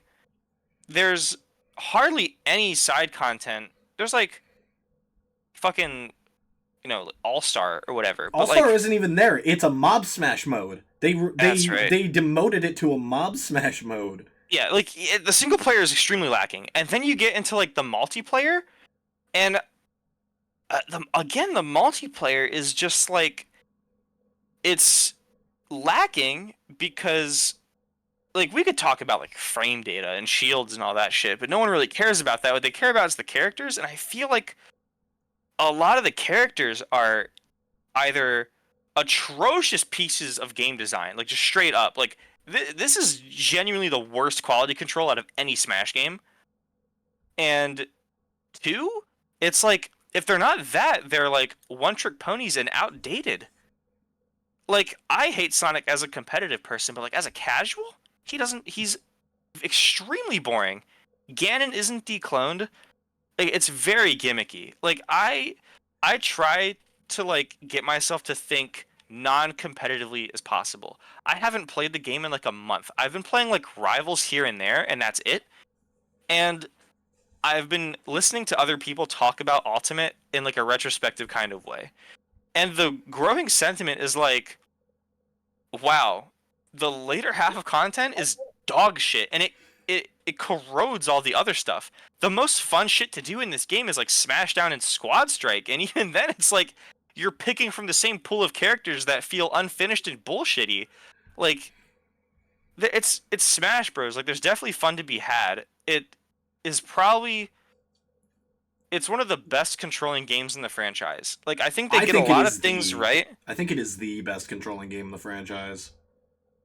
I mean, it's fine. I'm used to it now. I wouldn't argue with you, but I don't think it's like as cut and dry as that. Like, I think there's other things in other games that I would prefer. I get that, But but as a whole, I think Ultimate clears.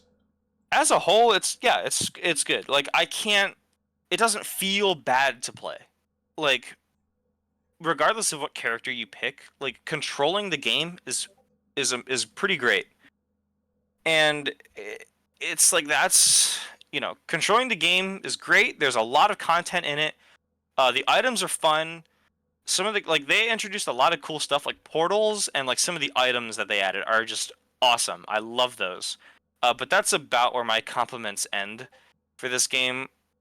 Uh, and I really want to be more positive about it, but I I feel a lot of the reason that I have stuck with this game is because of, the atmosphere that I'm in.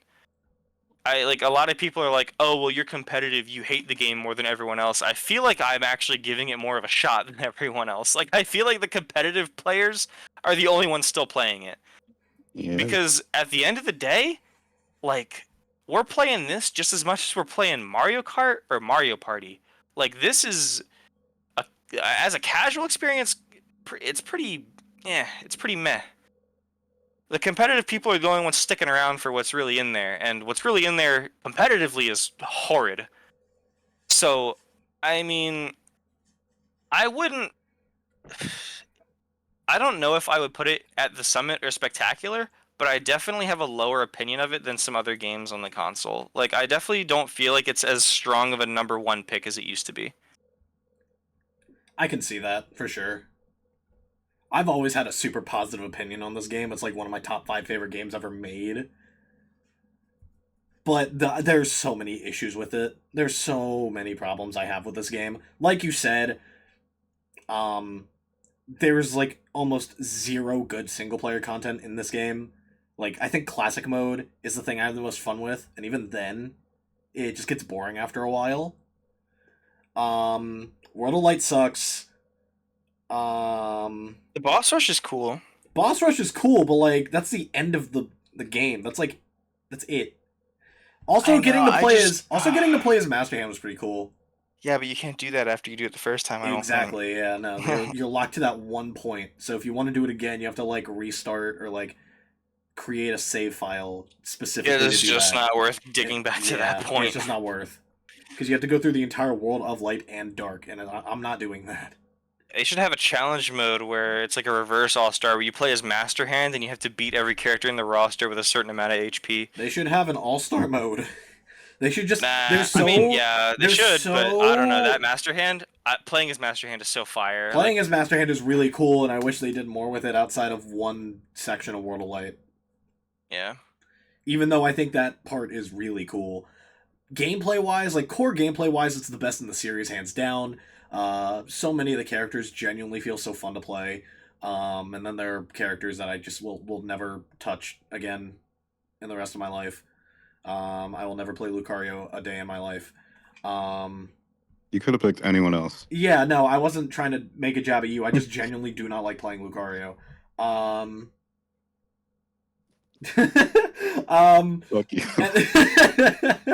And then, of course, my big thing with Smash as a whole, but specifically Ultimate, is like the stuff surrounding it, like going to tournaments, making friends, having these like really unforgettable experiences, and being able to link all of that back to Ultimate definitely moves that up in my head at a glance, like at first glance, when I think about where I put this game in my in my rankings. But when you kind of like peel apart the layers, it's just kind of bare bones in a lot of ways. It's really not even it's like it's so jarring to say because this is not out of like Smash is already a huge franchise. They already go above and beyond. This is the last Smash game that you would expect to be calling bare bones, but it's kind of like that photo of like the guy like raising his finger going to say something and he just doesn't. Like, yeah, you know what? It kind of is. Yeah.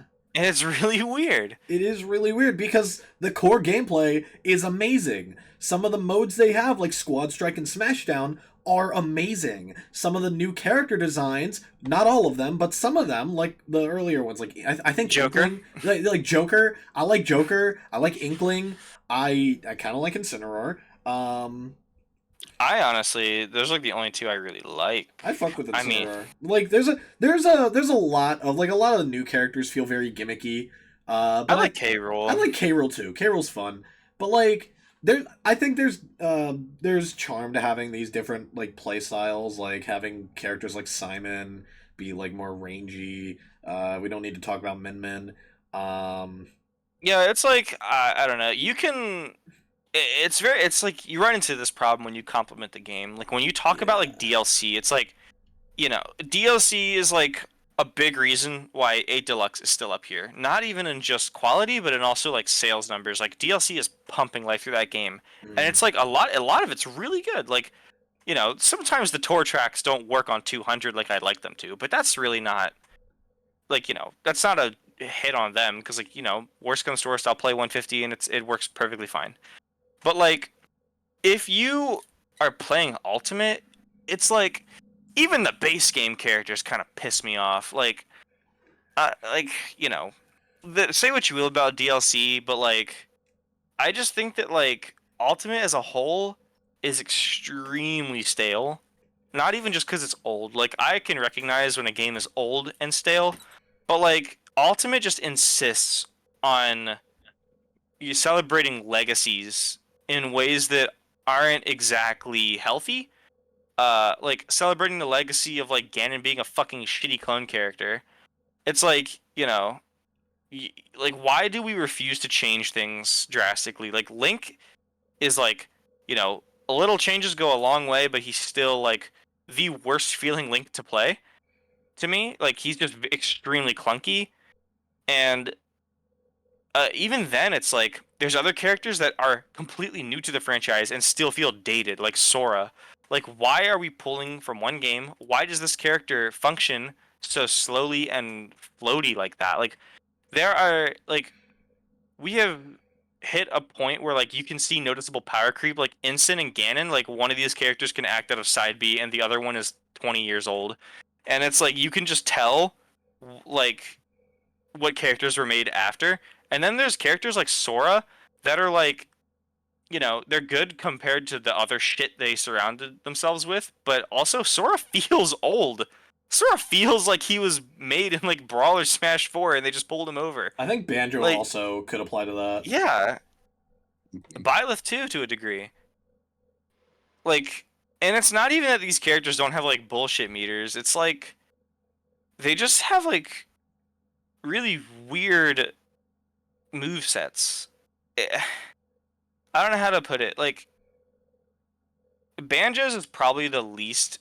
Like I feel like Banjo's just lame. Like Banjo doesn't feel dated. He's just really boring.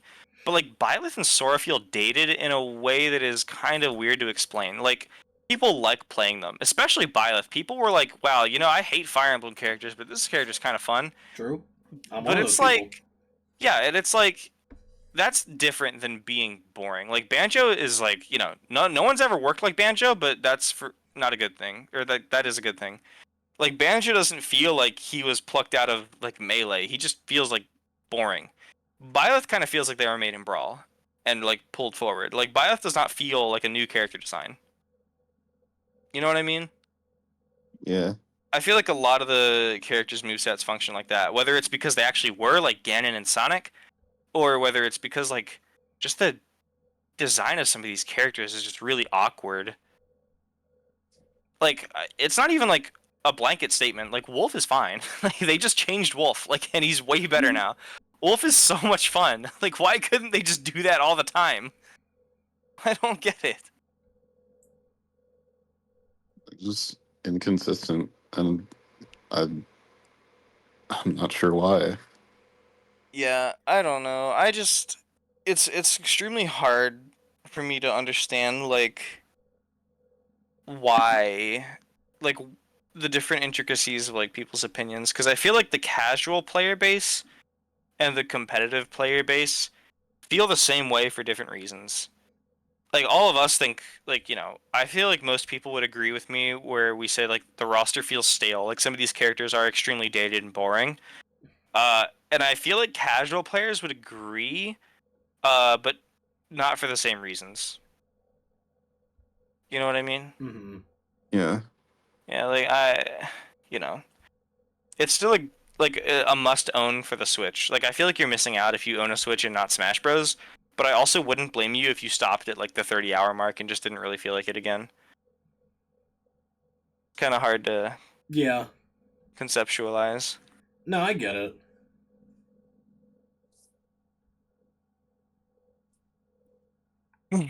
You got anything, Sank? That was pretty much it. Like, like after we finished talking the first time, I just kind of wanted to like stand up and clap. That was pretty much all I wanted to say. Thanks. Yeah. No, I'll always have a place in my heart for Ultimate, but I do hope they address a lot of things in the next Smash game whenever that hits. I'm ready for the next one. We know. It's so weird. A lot of people are like, "No, Ultimate still has life in it." Like, what? Eh. Like, bro. Did Go to anyone the- play fitness boxing? I did. I love this game actually. Are you being serious? No, dog. Move on. Okay. New Super Mario Brothers U Deluxe by Principle I think is great because it has Mario and Luigi U, and I fuck with that heavy. Um, Other than that, it's okay. I really don't like that they made the spin jump, like the B button after jumping, and then there was like a secret way to change it back to the bumper on the main menu. Word? The Yeah. fuck? Did you not know about this? No, I didn't. Like, I only played the Wii U one. No, this wasn't a thing in the Wii U one. They just changed the little spin jump button to B. Yeah, I heard that like people just don't like this one because it controls like shittier than the Wii U one. Well, that's because of the fucking B button thing. That's really Like, stupid. all they did was map the spin to the B button after you jump. They didn't remove it from the trigger or anything else. They So just wait, if you hit B, you'll just jump it. If you like double tap B, you'll spin jump. yeah, no, Or no, if you just no, hit like B while you're airborne, you'll spin. yeah, you'll spin. That's weird. It really is. I don't think anyone liked it. Yeah, that's What I found really funny is they went ahead with it while also putting in a macro on the title screen to change it back. If you do this macro, does it stay that way for like the rest of like? No, you have to do it every Time? time. Oh, okay, that's stupid. Other really than that, Ooh, random. the games are good. I don't have much to say. Yeah, on it's them. just if you like Mario Bros, this is a lot of Mario Bros. True. Fuck it. True. I'm a huge like we all know the argument that like the new Super games got stale. I believe that heavy. Sank actually went back in time and started that whole thing. Yeah, I that was all me. That's crazy. So do you just like not like them? Like, do you think they should be lower? Or, like, you just don't. Sorta. Like U Deluxe as like the four and a half entry in the series. Yeah, like I think that should be talked about. I But even think that like being stale is only an issue to a certain point. Like, I feel like it comes a time where you need to shake it up. Like, I don't feel like people are gonna get excited for new games, but I also don't feel like people are gonna like. It's just kind of like a game that came out that year, and that's not like a bad thing. Yeah, especially considering Is that, what came like- out later that year. It's hard to explain because like it's not like they're bad. It's like it's solid platforming. It's just like the Right. indie scene especially is blowing up. It's like I feel like they're not hype like they were when the Wii came out. Like, I don't know, Mario Bros. Wii was like a fucking event. Like, people were all about that shit. yeah, so And they're not gonna that- do that anymore. But they didn't like dip in quality or anything. Is that not like the difference between great and okay? What do you mean? Like it's not bad. It's just okay. I mean, Odyssey's up here, and Mario Party. and Okay. rabbits. It's like there's a difference. I genuinely would rather play like Mario U Deluxe than like any of these games down here, including ARMS. Yeah, I mean, I think there's a again, big quality difference between this and these. yeah, it's very consistently high quality stuff. It's just It's like just stale. the stuff that you're getting is not exactly fresh, you know? Yeah. I also think It's New like Super Luigi U is kind of fresh. kinda. It's good. I own that game. True. Wow. Yeah. That's all I've got to say about Luigi U. I didn't play Alright. Tetris 99, so that's all See you can. this. Yeah. This is the summit, bro. This game Okay, is bro. so addicting and so fun. It's like perfect for little bite-sized moments where you just like turn the switch on. You're like, I got 20 minutes to kill. What do I do? Tetris 99, bro. This game is incredible. This game will stop you from finding a job. It will do it. True. You know, This game got me through the pandemic alongside Ultimate. I was about to scream when I saw you put it that high, but like, I mean, by you Balatra ain't play it. logic, yeah. Dude, it's so it does. heat. It's so good. It's like the perfect way to make Off Tetris Balatra, a battle. what is your problem? It's just like a simple game. Like that's the point of It's the like- game. Alright, keep and talking, it Brendan. I don't want to hear him talk anymore. Tetris does it 99. not. This is like the perfect way to make Tetris a like massive battle royale style game. It is perfect. They did it perfectly. That I have no complaints with 99. It's so fun.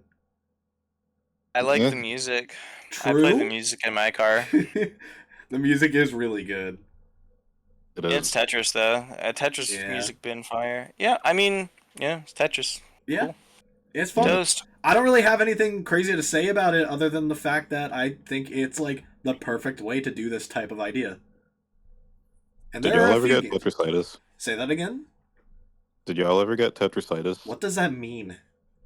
Where you play Tetris for too long and eventually you just like start to see blocks fall in like normal day-to-day life. No. I got that.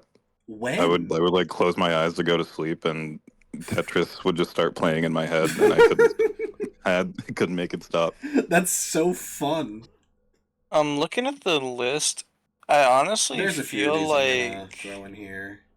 I feel like Ultimate is really where I stopped like caring about this platform. Yeah. Anyway, Not even did Mario Maker 2. I did not play Yoshi. anyone play Yoshi's Crafted World? Nope. Nope. Alright, it's going in here. That Cadence of Hyrule? Did you play this? Cadence of Kevin? Hyrule is very fun. Yeah? Yes, it's very hard, but it's very fun. Where would you put it? I would put it in great. Okay. I'll take your word for it. I haven't think played we it. should move some greats up to spectacular because it's very off-putting seeing this shit in here. Nah, there's some other ones I'm gonna put up there later. Mario Maker. One of those actually being Mario Maker 2. Because it does not hit the same high notes as 1 at all. Like nowhere near as it's nowhere near as charming. It's nowhere near as charming as Mario Maker 1 was, but it is way more robust. Bust. True. Sorry. Okay. I stretched and I Mario just Maker like 2 my brain got fuzzy. Mario Maker 2 is like the game that I wish I could sink more time into making levels. I just hit a brick wall every time I open the make button. Every time I open the I just hit a brick wall every time I open the maker.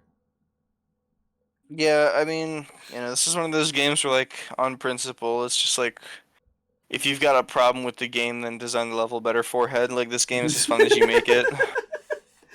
Yeah. No, for what it is, I genuinely think it's one of the best games on Switch. For what it is, just like objectively, but subjectively, like personally, Doesn't it also come with like a fully like what's the word? Story mode? Like pre-made Yeah. like worlds, yeah. Yeah, it Like that's does. pretty cool. It's pretty cool. that's like also part of the reason I like Mario Maker, like in the Wii U era, is just like I wanted more Mario Bros to play, and Mario Maker was obviously the solution because not only is like you make Mario, but like it's like I also just like the quality assurance that like you'll have like like fully developed in-house levels to play because a lot of my I don't really click with Mario Maker as much as I did. Mostly because all the shit people are making is either impossible or stand still and do nothing, and it's just like super boring. Like I'm just trying to play real levels, man. Yeah, there are an overwhelming number of Auto Mario levels. I hate it. Like it has Yeah, its own those. genre. It has its own like category online that you can tag it under. Yeah, those, and then like the ones that it's like insanely difficult to get through. Yeah, like the Kaiser Those are just levels. like yeah, they're Twitter clip levels. Like I'm not playing that. I'm not buying the game to play either of those things, and that is the bulk of what is in the game. And I don't know. Yeah. Community kind of ruined it in that sense, but hey man, that's what people want, and there's not exactly a shortage of Mario Brothers, so I guess I'm just a bitch and I can hold on to that one. So Yeah, I don't know. I think the game is great for like just as it stands. Like away from the community stuff, I love that multiplayer is here, even though the online runs like trash. Like that's even worse Nintendo. than Smash Brothers. But all in all, Cars 2 reference. I think it's good. I think it's really good. That was crazy.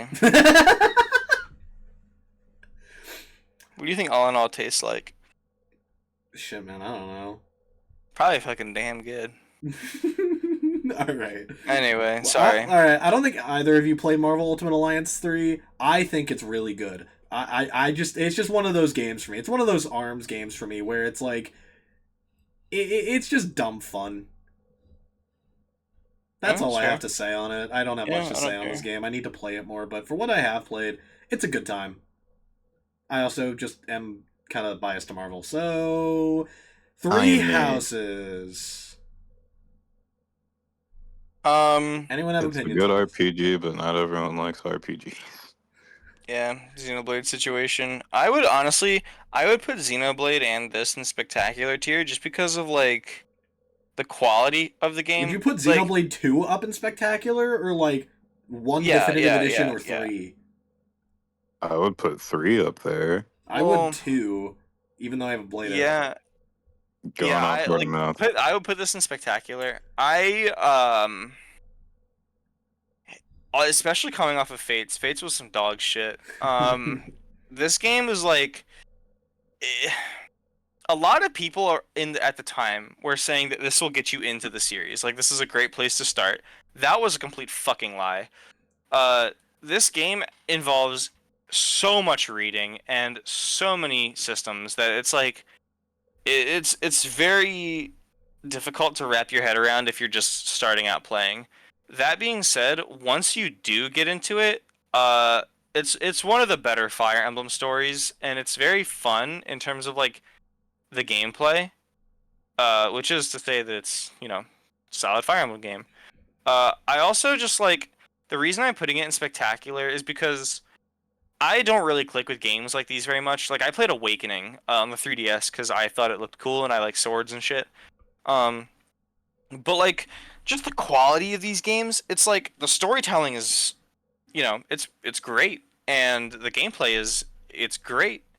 It's just that like every cutscene is fully voiced. There's like cutscene, but like every dialogue box is fully voiced. Uh, and it's paced very well. Everything looks and feels great. Like it takes a page out of Fates' book where you can like free roam certain areas. Like you can go around Garreg Mach and just like walk around and like talk to your students and shit. Mm. It's very fun. Like it's not. It's very front heavy. Like when you start playing, it'll bombard you with like, oh, this does this and this does this and this does this. It'll introduce you to like all of your students and then be like, oh yeah, here's your calendar. This is everything that you're gonna need to know. And then there's a ton of shit to like digest in the first like couple hours of gameplay. There's like maybe one fight in the first 7 or 8 hours, and it's kind of Damn, boring. really? Yeah, it is. It is slow. Oh my god. Yeah, the tutorial is brutal, but That sounds it's awful. it is pretty bad. But that's like the only issue with the game is that the front half is just paced horribly. It's just it just forces a bunch of systems upon you. But all of those systems go on to be the foundational basis of a really good game. So I can't really knock it for that. It's just like information you need to know. Yeah. Mm-hmm. All right. Astral Chain. I know you've played this one, Kevin. I also like this game a lot.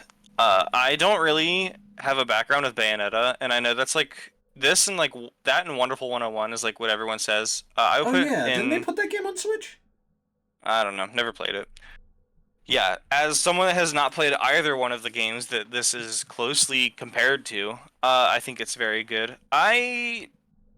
Uh, I would put it in great tier, but I also genuinely I would go back and bump Pokken up to spectacular, to be honest with you. I kind of agree. Um, yeah, this is a great game. As someone like I have a shitty attention span, so a lot of this game for me was picking up and playing and stopping for months at a time. Uh, and part of that I feel like the story didn't really hit me as hard as it could have. But the fucking art direction is so cool, and just like the gameplay is really fucking fun. I don't think there's anything. I think like I've seen gameplay of Wonderful 101, and maybe that works similarly, but a lot of like those other games are like just giant AoE combos and shit. This game, you just straight up control two things. Like you have like your main like the character on the cover, like that male female cop avatar is like your character. And you have like a fucking light up sword baton thing. Mm-hmm. But then that character in the middle, like that armored core looking shit, is like tethered to your like wrist via a chain, and you can like click a button and then control that like a fucking Pikmin. Like, you just make that shit, walk over there and fight them, and you just control them both at the same time, and it's so cool. That sounds hard. So that's the Astral Chain. Yeah, that is the Astral Chain. Okay.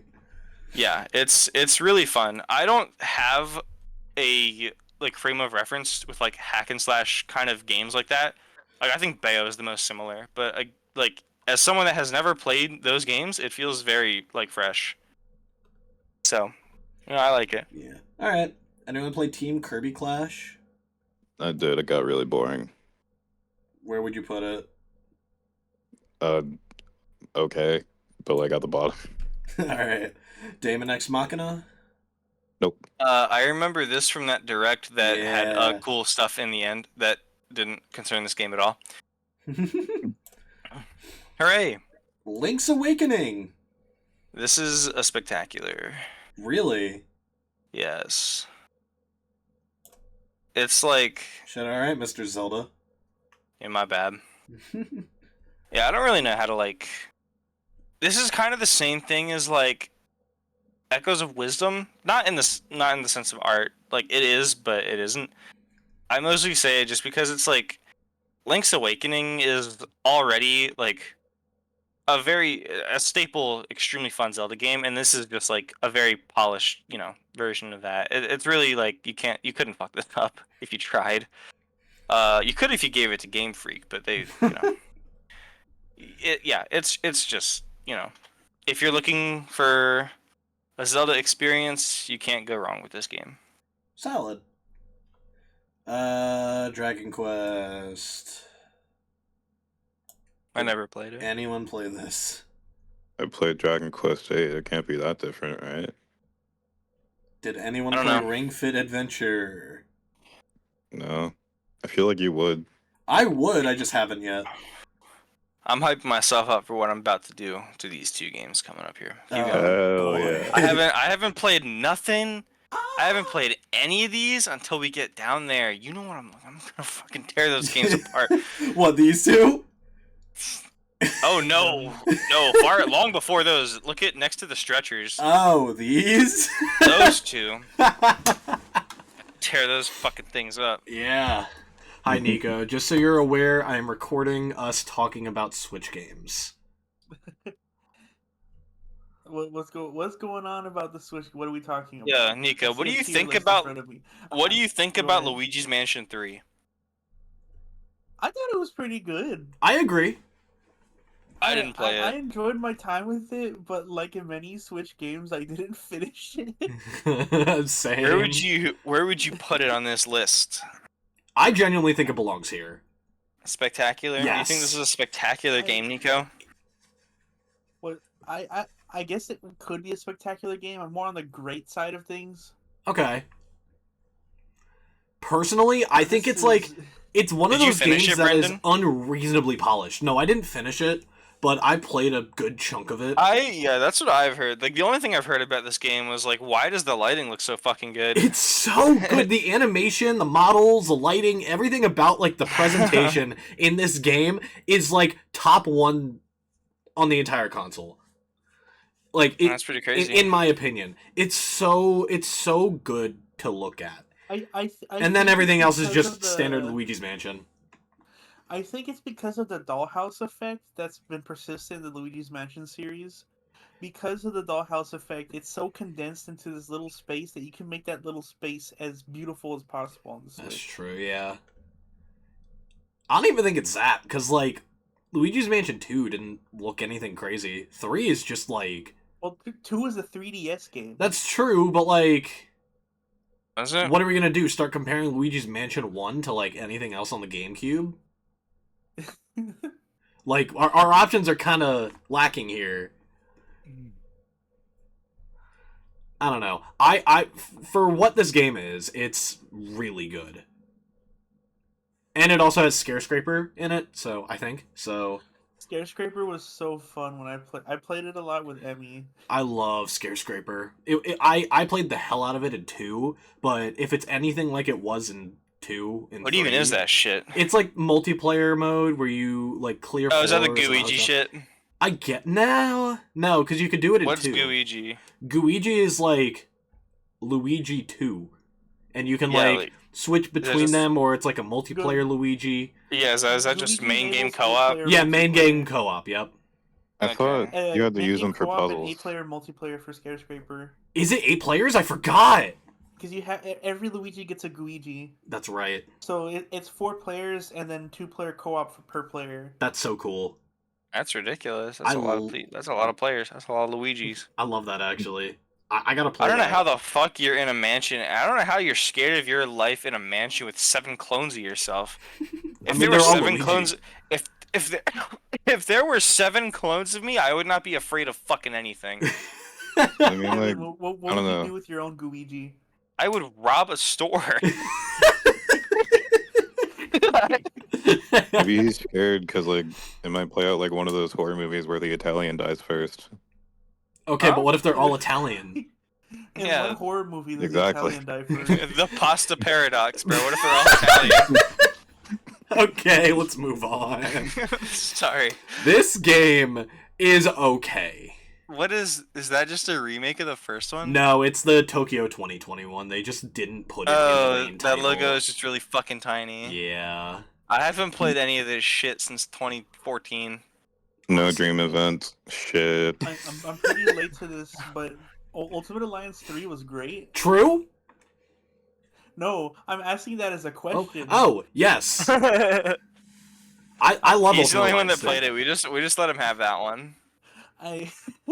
Fair point. I really like Ultimate Alliance 3. Did you play it, Nico? No, I have very fond memories of Ultimate Alliance 1, and I didn't play Ultimate Alliance 2 or 3. Oh, okay. I think 3 is really fun. I wanted to play it at Riptide, but we didn't. We wanted to do a lot of things at Riptide, and then That's it turned out that only lasted for like 3 days. Yeah. We did play Nintendo Land, though. I'm very happy about that. Okay, just throw that shit in the category, bro. I'm about to tear this up. Alright, no, hold on. We got an extra person on the call. I gotta ask. Nico, have you played the Stretchers? I haven't even heard of it. Alright, there we go. Alright, Kevin, you want the reins on these two? Because here's my opinion. Give me 2 seconds. Shield and Sank will take sword. No, give me 2. I'll let you guys have this. I want to go get apple juice real quick. I don't have much to say on Sword and Shield other than I played it through to the first gym and haven't touched it since. These games are okay.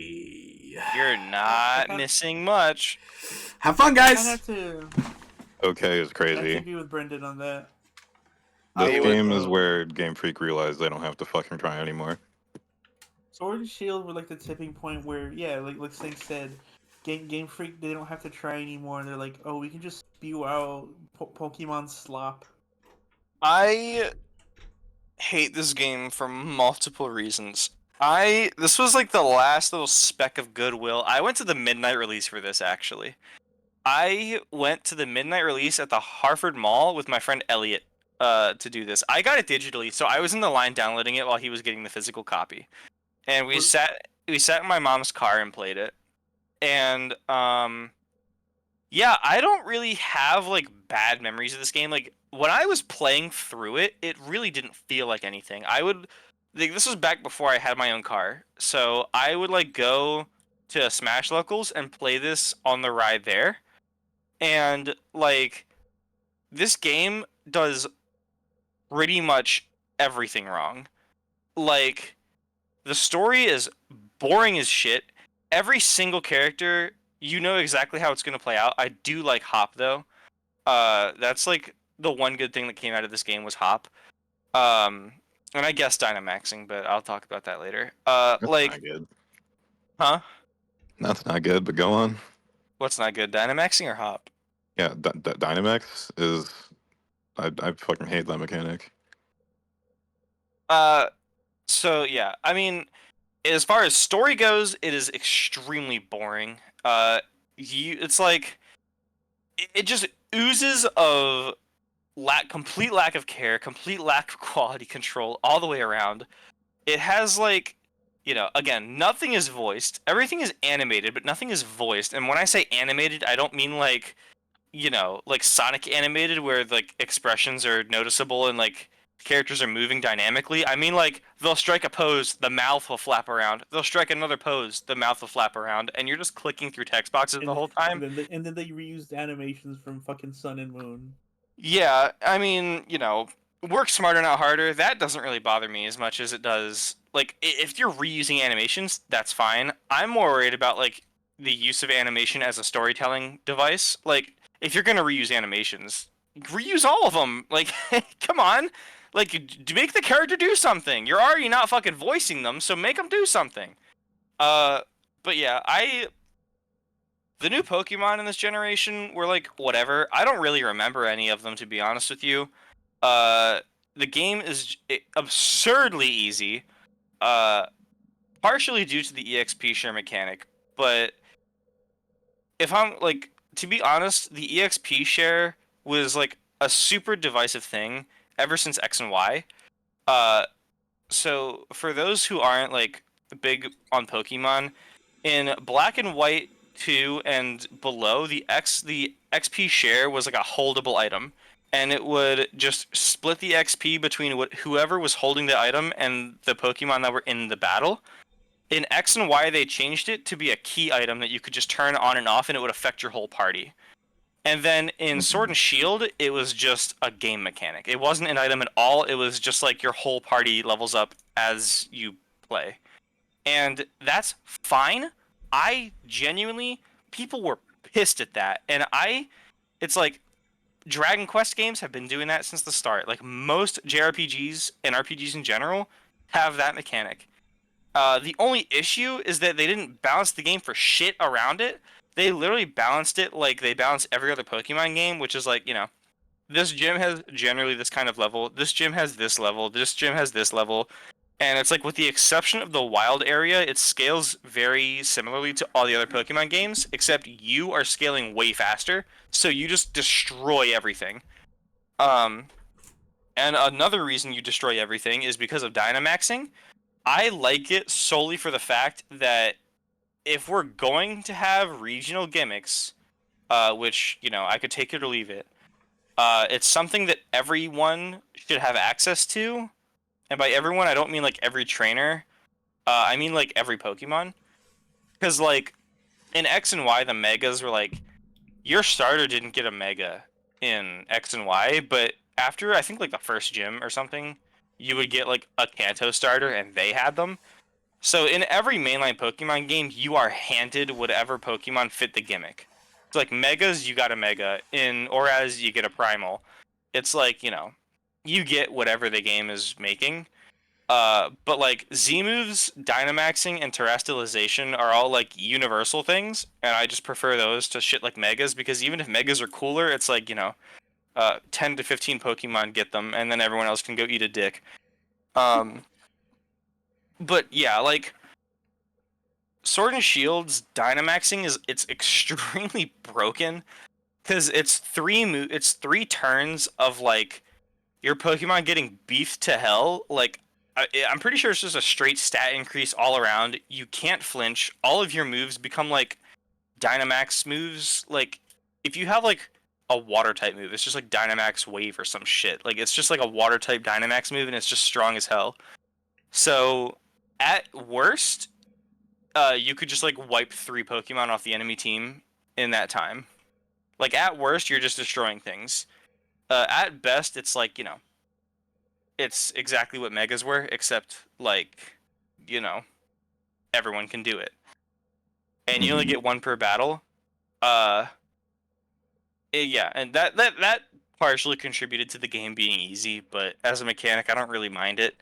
The other 2 things that I have a problem with this game for is, 1, the towns and cities. Every single one is just extremely boring, except for the one where you're like in the mushroom area. Like, it's a glowy mushroom cave, or like, it's not called that, but like, Ballinley. what is it called? Ballinley. Yeah, whatever. I'm not saying that. Yeah, there's like one environment that is very pretty. But it's partially pretty because you can only see it from one camera angle. Yeah, like a lot of the levels, or a lot of the towns and cities are literally, there are 3 or 4 doors you can go into. You explore like nothing. There's like a Pokemon Center that you can go into, and they're not different. Pokemon Centers have never been different between town to town. But when that's the only thing you can interact with outside of like a gym and like maybe 2 houses, it gets very boring. And then the wild area, which is also just atrocious. The wild area exacerbates a lot of the performance issues in this game. The people were ragging on this game because the trees were butt-ass ugly, all the textures were trash, and there was an insane amount of pop-in. And a lot of people can forgive things like that because they forgave it with Scarlet and Violet. But in Sword and Shield, it's especially bad because when you're in the wild area, just biking through that shit, random Pokemon will pop up in front of you. And the thing about the wild area is that everything in there is like level 60. Like, the whole game. Like, I'm trying to go to the second town in the game, and I'm getting jumped by a level 60 Steelix, and I've got like my fucking level 8 Sobble. Like, what am I supposed to do in this situation? Like, the wild area is a cool concept, but not when you are constantly fighting the performance of the game to get through it. And it's just like, every single problem with this game culminates into like extremely boring experience. Like, you're going through a world with fucking blank slate boring characters. Every single texture every single thing that surrounds you is like, looks like an N64 game. Like, nothing looks rendered properly. Some of it isn't even rendered till you get next to it. So, you're walking through a world that is obviously unfinished. It looks terrible. It feels terrible to control because of the performance issues. Every character you interact with is fucking boring as a blank slate. Every single town you're in has nothing to do except for a Pokemon Center and a gym. All the gyms are butt-ass easy. And then you get to the league, and it's like this. It's like the Act 3 of Pokemon. It's like, oh, the evil guy was evil the whole time? And then you just go through a series of battles, and it's the same problems as before. It doesn't get any different when you get to the end game. It's the same boring battles against the same boring people in the same boring arena, and that's it. There is nothing in the game that you're even remotely encouraged to care about at all. Like, none of it is interesting. Round of applause. Thank you. Also, If you would like, I can go over the competitive. did you side of talk at things. all, Sank? No. the entire time we were gone was a Kevin rant about Pokemon Sword and Shield. That's Also, crazy. just I to told note, you. you brought up the damn tree, and like that pulled out the tree mod out of the folds of my mind. I forgot about that. Yeah, it was so bad. People were modding their own trees in. Like it's just All right, Kevin. Where do these go? garbage.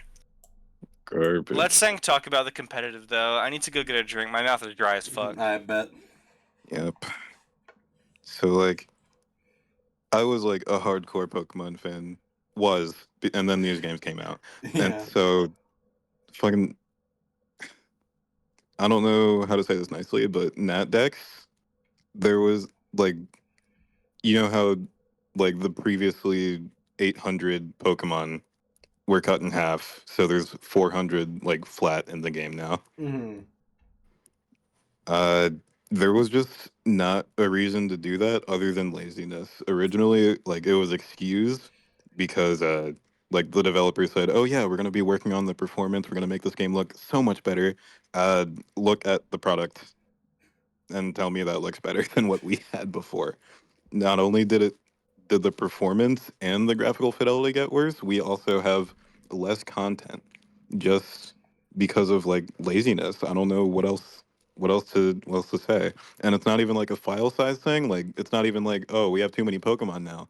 This game this game's file size is larger than Breath of the Wild. It's just not optimized at all. And like the max file size for a game is like 64 gigabytes on the Switch, right? This game takes up like 16. You can fit more. You can fit more Pokemon. You didn't have to cut half. And that's not even the only thing they cut. They cut uh moves for no fucking reason. Like there's just some moves that like if you try to transfer them in, they just will not function. The game will force you to delete them. And just random shit like that is just completely omitted for reasons I have no clue why they decided to do that. Uh, and like because of all that, like I consider this the starting point for when Pokemon games went downhill, because this is when they realized they can do all of these things, and people will still eat them up. This is the best-selling Pokemon game outside of Red and Blue. It's fucking crazy, and uh, I'm drawing a blank on what else I can talk about, but because there's just so much. Is it bad to say that this was my first Pokemon game and I just couldn't even get past like the first town? I was like, man, this shit's boring. Same. This was my first Pokemon game, and that was like the worst mistake of my life. Yeah. Oh, fucking! I'm sorry, I forgot to talk about Dynamax. That is not good. I don't care. That is the worst generational mechanic ever. What's wrong with it? Yeah, everyone can do it. That doesn't make it good when it's the most broken thing ever. It literally had to get banned, and like people will say that Mega Evolutions were more broken. Like, oh, the Mega Rayquaza was so broken. That was Mega Rayquaza is a form that only base Rayquaza can use, meaning all you had to do was ban the Mega Stone for Rayquaza, and like VGC can't ban things. I know, but that's that's their problem. Uh, yeah, Mega Evolutions are People like, also hated Mega Kangaskhan because that guy had a fucking Mario Party buddy system built yeah, in. again. So like, so what we did was we banned Kangaskhanite, and we let everyone else get to keep their fun ability. But Dynamax is universal, and it's broken on everyone, so no one can have fun. You know? It's just y'all being stingy. What was wrong with? Actually, you know what? Never mind. He's recording it. I'll just listen.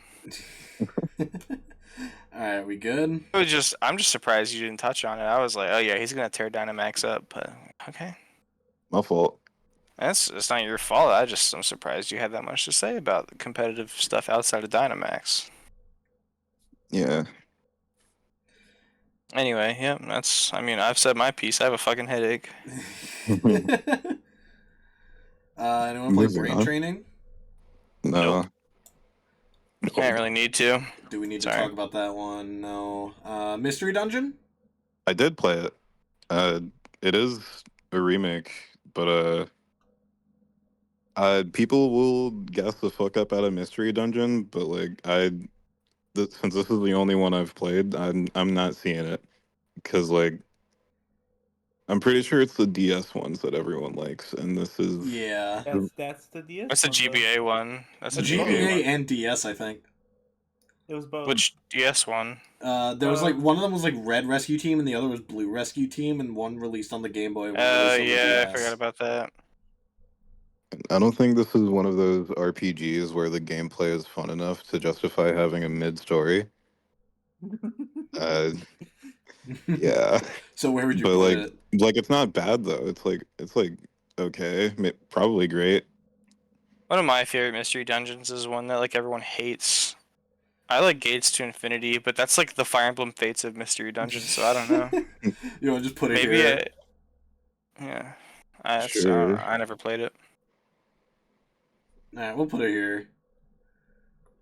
Animal Crossing. I would say this It game is was. spectacular. It's not spectacular. I think it was It's great. It's Yeah, my it's I'd main say like problem with Animal spectacular. Crossing was the quote unquote lifespan of the game. I don't know if lifespan is the right word, but the drip feeding content that Nintendo did over the span of like what was it, 1-2 years? I think it Yep. was like 1.5. Yeah. It did They not last more than.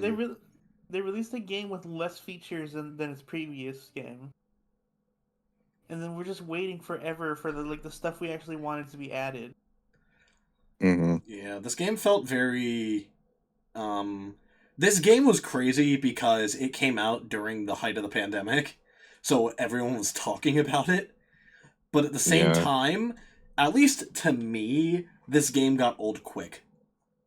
I think Yes, it's I share that it's sentiment. partially because of that. I feel like especially because it came out at the pandemic. Like the thing about Animal Crossing as a series is that it's not really meant to be one of those games that you play for hours and grind out. It's one of those things that you like, you're supposed to do everything in moderation, check this game like for a couple like maybe an hour a day and then you leave it alone. People were putting this shit through the ringer. People were playing the multiplayer for hours and let me tell you there is nothing to do in the multiplayer. It's definitely the weakest part of the game, and that's the shit people were playing. And it's like, yeah, it's fun in the beginning because you can go to other people's islands and like buy clothes or like buy whatever you want from their island or talk to their villagers and invite them over. There was a black market for raiment. I don't know why that was a thing, but like there's stuff to do on other people's islands, especially in the beginning when you're building up your own. And then you could like steal fruits and like grow trees on your island of I remember various there different was a fruits. market for that at some point. Like people were straight up like, what Yeah, is it? and it's like different prices for visiting different islands because they had better stuff. yeah, like it's RNG and it's a lot of fun in the beginning. Like building up your island, the customization is where this type of thing really thrives, which is why building outside was such a big thing. I don't know how many of you guys played New Leaf. I love New Leaf. And that was like it's probably still the greatest Animal Crossing, but New Horizons is the one where you can build outside. Like everything in Animal Crossing history took place in your house. Like nothing would ever leave your house. And so the fact that you could like, you know, build up like you could terraform and shit, like your island was yours. Like the whole thing was yours. It just lent itself to being like one of those things that it was built to last a lot longer, but people were min-maxing the fuck out of this game. And they were just like pushing it to a degree that I don't think it was built to be pushed. And it's like, sure, that could be a fault of the game. But at the same time, it's like, I feel like to get the most enjoyment out of Animal Crossing, you're meant to take things slow and build up your island. It's more about forming relationships with your villagers and the people that are surrounding you than it is like, just making whatever you want on day one. And that's exactly what people were doing because it was 2020. And I don't like I'm a big Animal Crossing person. I still think New Leaf is better, but I feel like New Horizons just got stale really quick cuz people were just like finding themselves like doing everything super super fast. And then like the stuff that was slowing them down was like the tools breaking, which is like it's not meant to slow you down from like It's supposed to be like a resource management thing because Animal Crossing is a collectathon. It's not there to like stop you from min-maxing the game. You're just not supposed to do that in general. So like a lot of people just fell out of this game really hard because they were just like finishing it really fast. And I say finishing lightly because Animal Crossing is like endless, but you know, it's just like one of those things where people were not really taking their time with it, and I feel like that hurt the experience for a lot of people. Like you're supposed to just like, you know, form relationships with your villagers and gradually build up an island that you can be proud of, take things as they come. And people were just making it way too video gamey. Can I interject here for this? Sure. Animal Crossing New Leaf had like twice as much content after its post-launch updates than New Horizons ever will have. Because Nintendo just said, we give up. Yeah, we know. Base New Leaf, honestly. New Leaf is like again, like New Leaf is so fire. I love that game. You could die in that game. What? Did you guys know that? No. No, you could just straight up die. That's like, there was like this glitch you could do. There was like I don't even know what they're called. They're like the party streamer things, like the not a kazoo, but like that thing where you blow on it and then like it just rolls out and it makes the kazoo noise.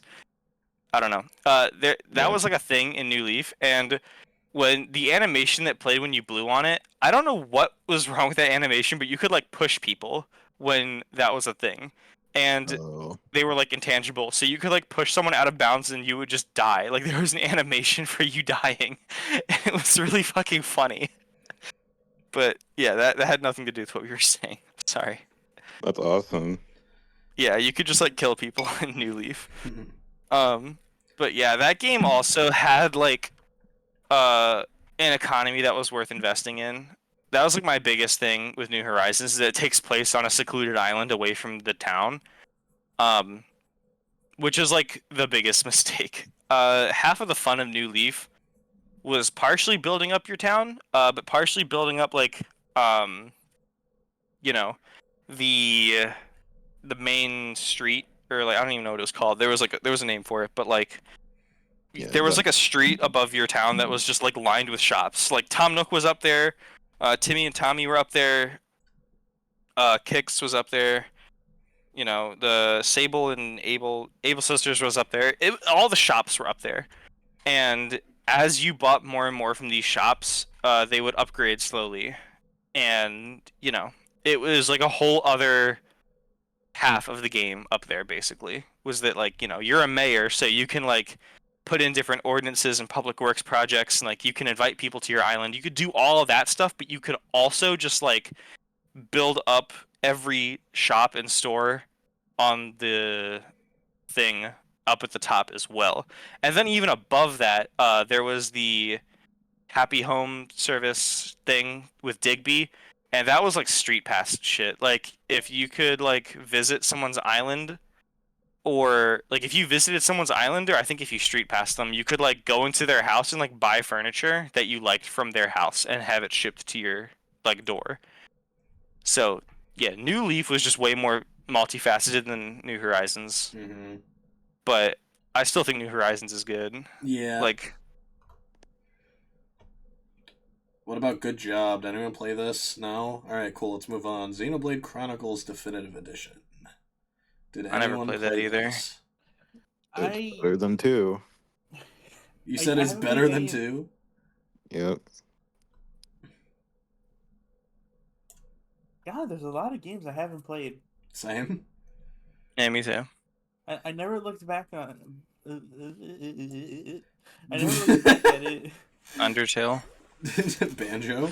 Sank, did you play this game? No. Great. I mean, if none of us played it, there it goes.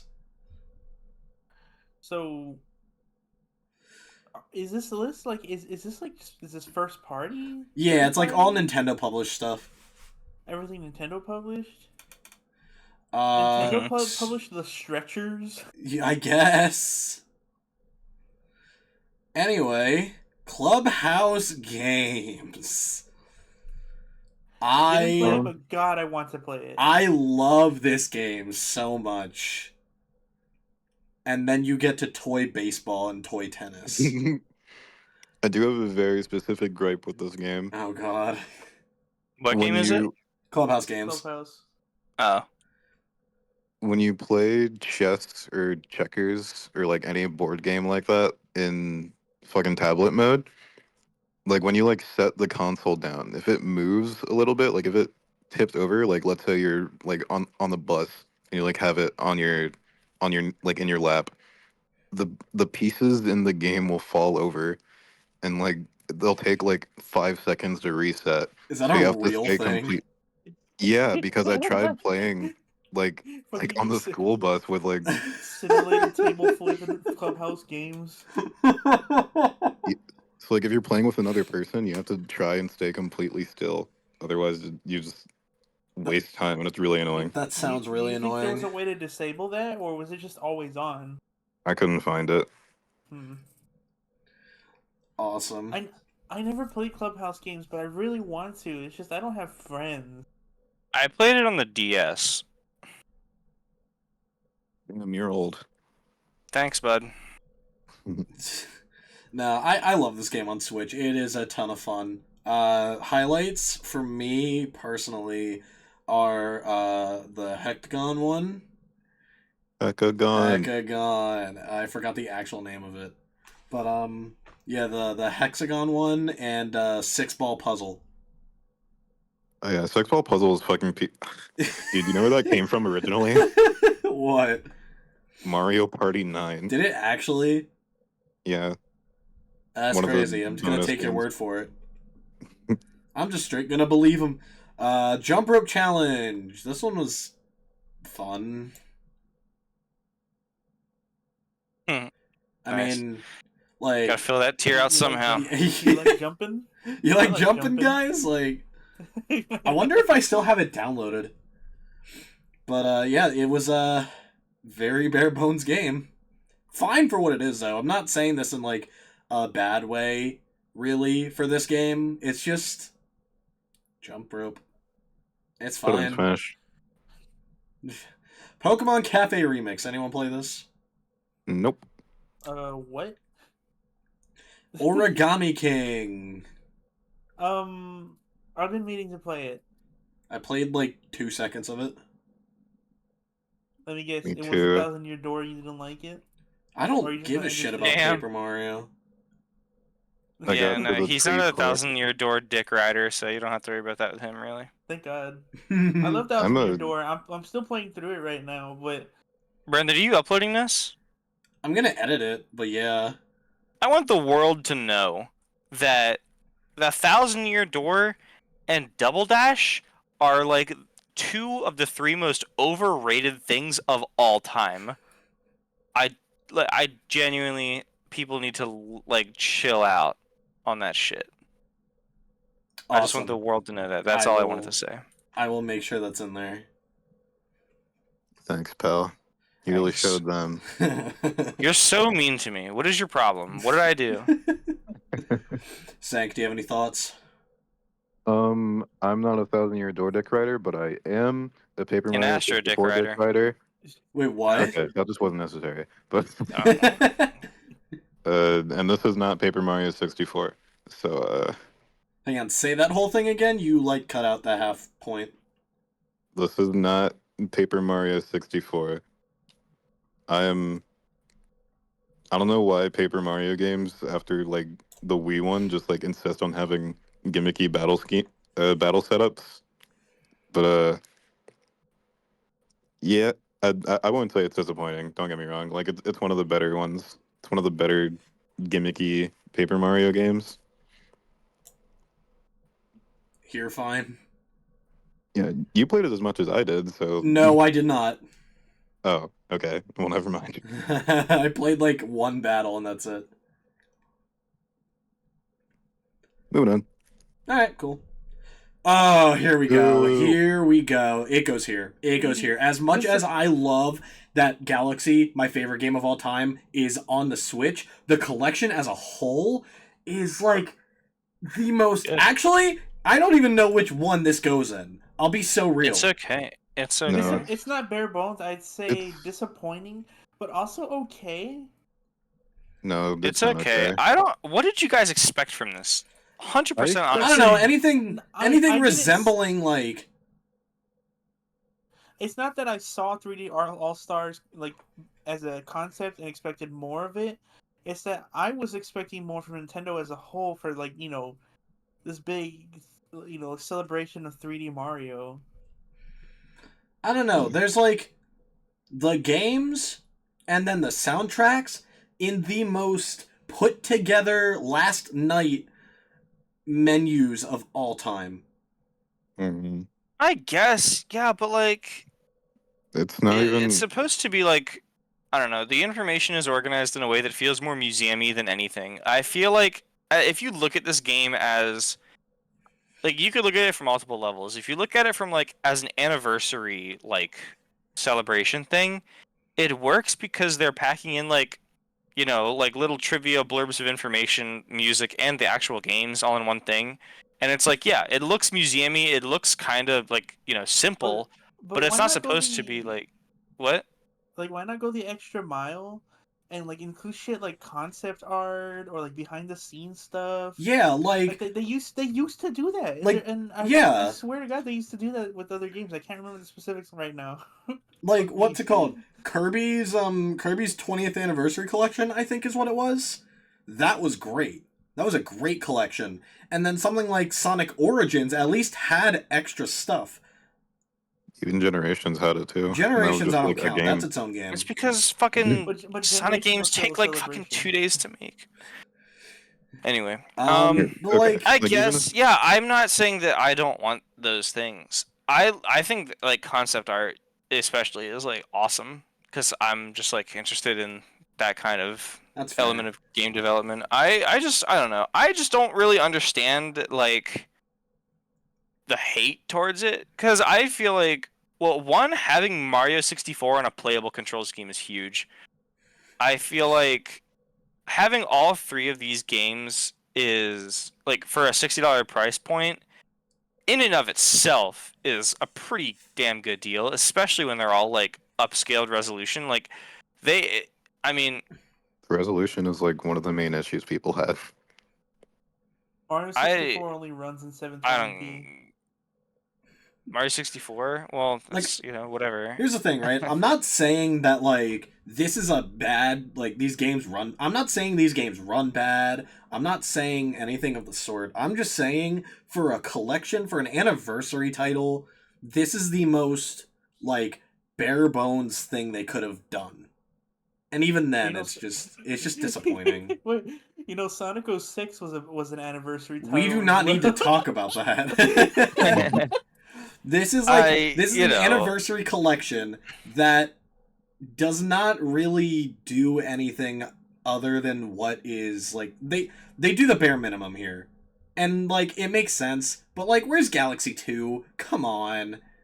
I feel like Galaxy 2 would have been weird because then half of the collection would have been Galaxy. Yeah, but like why would you put I Galaxy guess. 1 and not Galaxy 2? That's what I'm trying to wrap my head around. To this day, Because it's I like still a don't get it. generational thing. Like, if they're representing three different generations of 3D Mario, I but, guess. like, I'm all for it. I logistically understand a reason why they wouldn't put Galaxy 2 in. I understand, like, the way that I don't really have a way, or I don't really have like of criticism heavily on the way the information is presented. I would have liked more information. I would have liked an extra game. Like, shit, I would take Galaxy 2. That's like my favorite one. But like, Yeah, that's what I was like. I feel the sentiment. Like, why wasn't I get it? It's a trilogy of games, but they could have squeezed Galaxy 2 in there. Yeah. Like, what's it called? That game, more people prefer that game to Galaxy 1. I'm not one of them, but still, like, the majority of people like the second one. Why is it not here? Yeah. Like, I'll I give it remember... up. I feel like I'm all for demanding more of Nintendo, especially for this kind of thing. I remember when I finally 100%ed Galaxy for the first time, that was 3D All-Stars. I remember beating that game and being like, wow, I want more of this. I wish I had a way to play more Mario Galaxy on the same console without having to get my dusty ass Wii out and hook it up. Yeah, I'm It's all like, for getting a new game. I'm hoping they like fully remaster too, if they're not gonna throw it in here. yeah. My biggest like thing, like I don't consider myself to be like a Nintendo dick rider or anything, but a lot of the reason that like I don't hate this game as much as other people is just for like the amount of content that you get for that. Like, I don't know. This is coming off the heels of like me paying $60 for fucking Shield. I'm chilling with 3D All Stars. I'm like, I'm to be like, honest, I got less value out of 3D All Stars because I don't like Sunshine. I am still to this day never Okay, played but- Sunshine. okay, I but bought Mario this game Galaxy with is a like whole partially cruise. with the partially with the intention of playing Sunshine. I was like, you know what? I've never played Sunshine. I'll give Sunshine a shot. I bought this game for that purpose and still have never played it. Yeah, I played it, but I can't get with Sunshine. I just can't. Yeah, I don't know. I just feel like having these 3 games in this collection is good. I definitely think they could have and should have taken it further. And on that front, I really don't like, I'm not going to defend that shit. They should have added more stuff to it. I just don't really have a problem with what we have in terms of like, the actual like product that we got. It's like, yeah, I feel like your opinion of this would go down significantly if you just keep thinking about like, oh man, I fucking wish they added this. I wish they added this. But at the end of the day, I paid fucking like $60 for 3 upscaled Mario Classic 3D games. It's like whatever. I'm gonna. Was All Star 60 or 40? It was 60. It was 60. Yeah, it was I had a 60. good Yep. paying 60. I have all my criticisms with the game, but at the I end also of the don't day, understand the resolution criticism. I don't either. It looks great. That Mario one, 64 is not in full screen. Like, Well, it's also a Nintendo 64 game. Like, I feel like, you can make a 64 game full screen. yeah, They, but they- like, they injected widescreen into Sunshine. How come they couldn't do it for 64? because I'm pretty sure Sunshine runs at a different screen size, like natively, like on the GameCube. Like the originals work differently. It technically does, but that doesn't accommodate for widescreen. It's So how just come they- weird that there's a better place to play it, and that's the expansion pack, like the N64 emulator. Did that exist at the time? No, It didn't, but like we got it That's pretty eventually. It funny. was like a year later they did it. Also, I don't know if any of you care, but you cannot BLJ in 3D All Stars. Is that why it's better on expansion pack? It's one of the reasons. That's funny. So I'll be completely honest. I know I have my criticisms with the game, but the fact that it gives me Galaxy at a high resolution on a portable console for the first official time, kind of just like wavers all criticisms of the game. Okay. Technically, the second. official I know time, he's if you joking. think about China. Yeah, it's like right here. It's like actually right here. Yeah, It's fine. to be honest with you, I did not even notice the resolution problems with 64. It's just not Neither did I. like I agree honestly, with you. I have no 64 frame of is a reference. nitpick. It's very nitpicky. I have My- no my frame of problem with reference for 64 Sunshine because I never played my it. problem with 64 is not that it's 720p. It's that it's not widescreen. When they could have taken the extra step to make it widescreen. It's not that hard. Yeah, that's fair. I mean, I never noticed it because the only other time I played 64 was the DS one, and everything looks better than the DS screen. So oh well. Yeah. But most of what I was buying the collection for was Sunshine and Galaxy.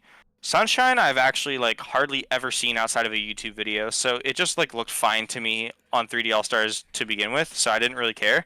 And then Galaxy just looks better. Like it's just Galaxy, but like all the fucking everything looks like way crisper and like higher resolution. I'm like it was like noticeably so. Like they Yeah. didn't change the lighting or anything. That's not a remake by any means, No, but it it's just like looks, it looks like, better. 10 So I'm like, times okay, better. yeah, fuck it. It's better Galaxy. Who cares? Like, okay, cool. And also the Galaxy is way better to control because you don't have to deal with that finicky infrared bullshit. You can just like move the Joy-Con around. Yeah. It's weird. The IR pointer was never a problem for me.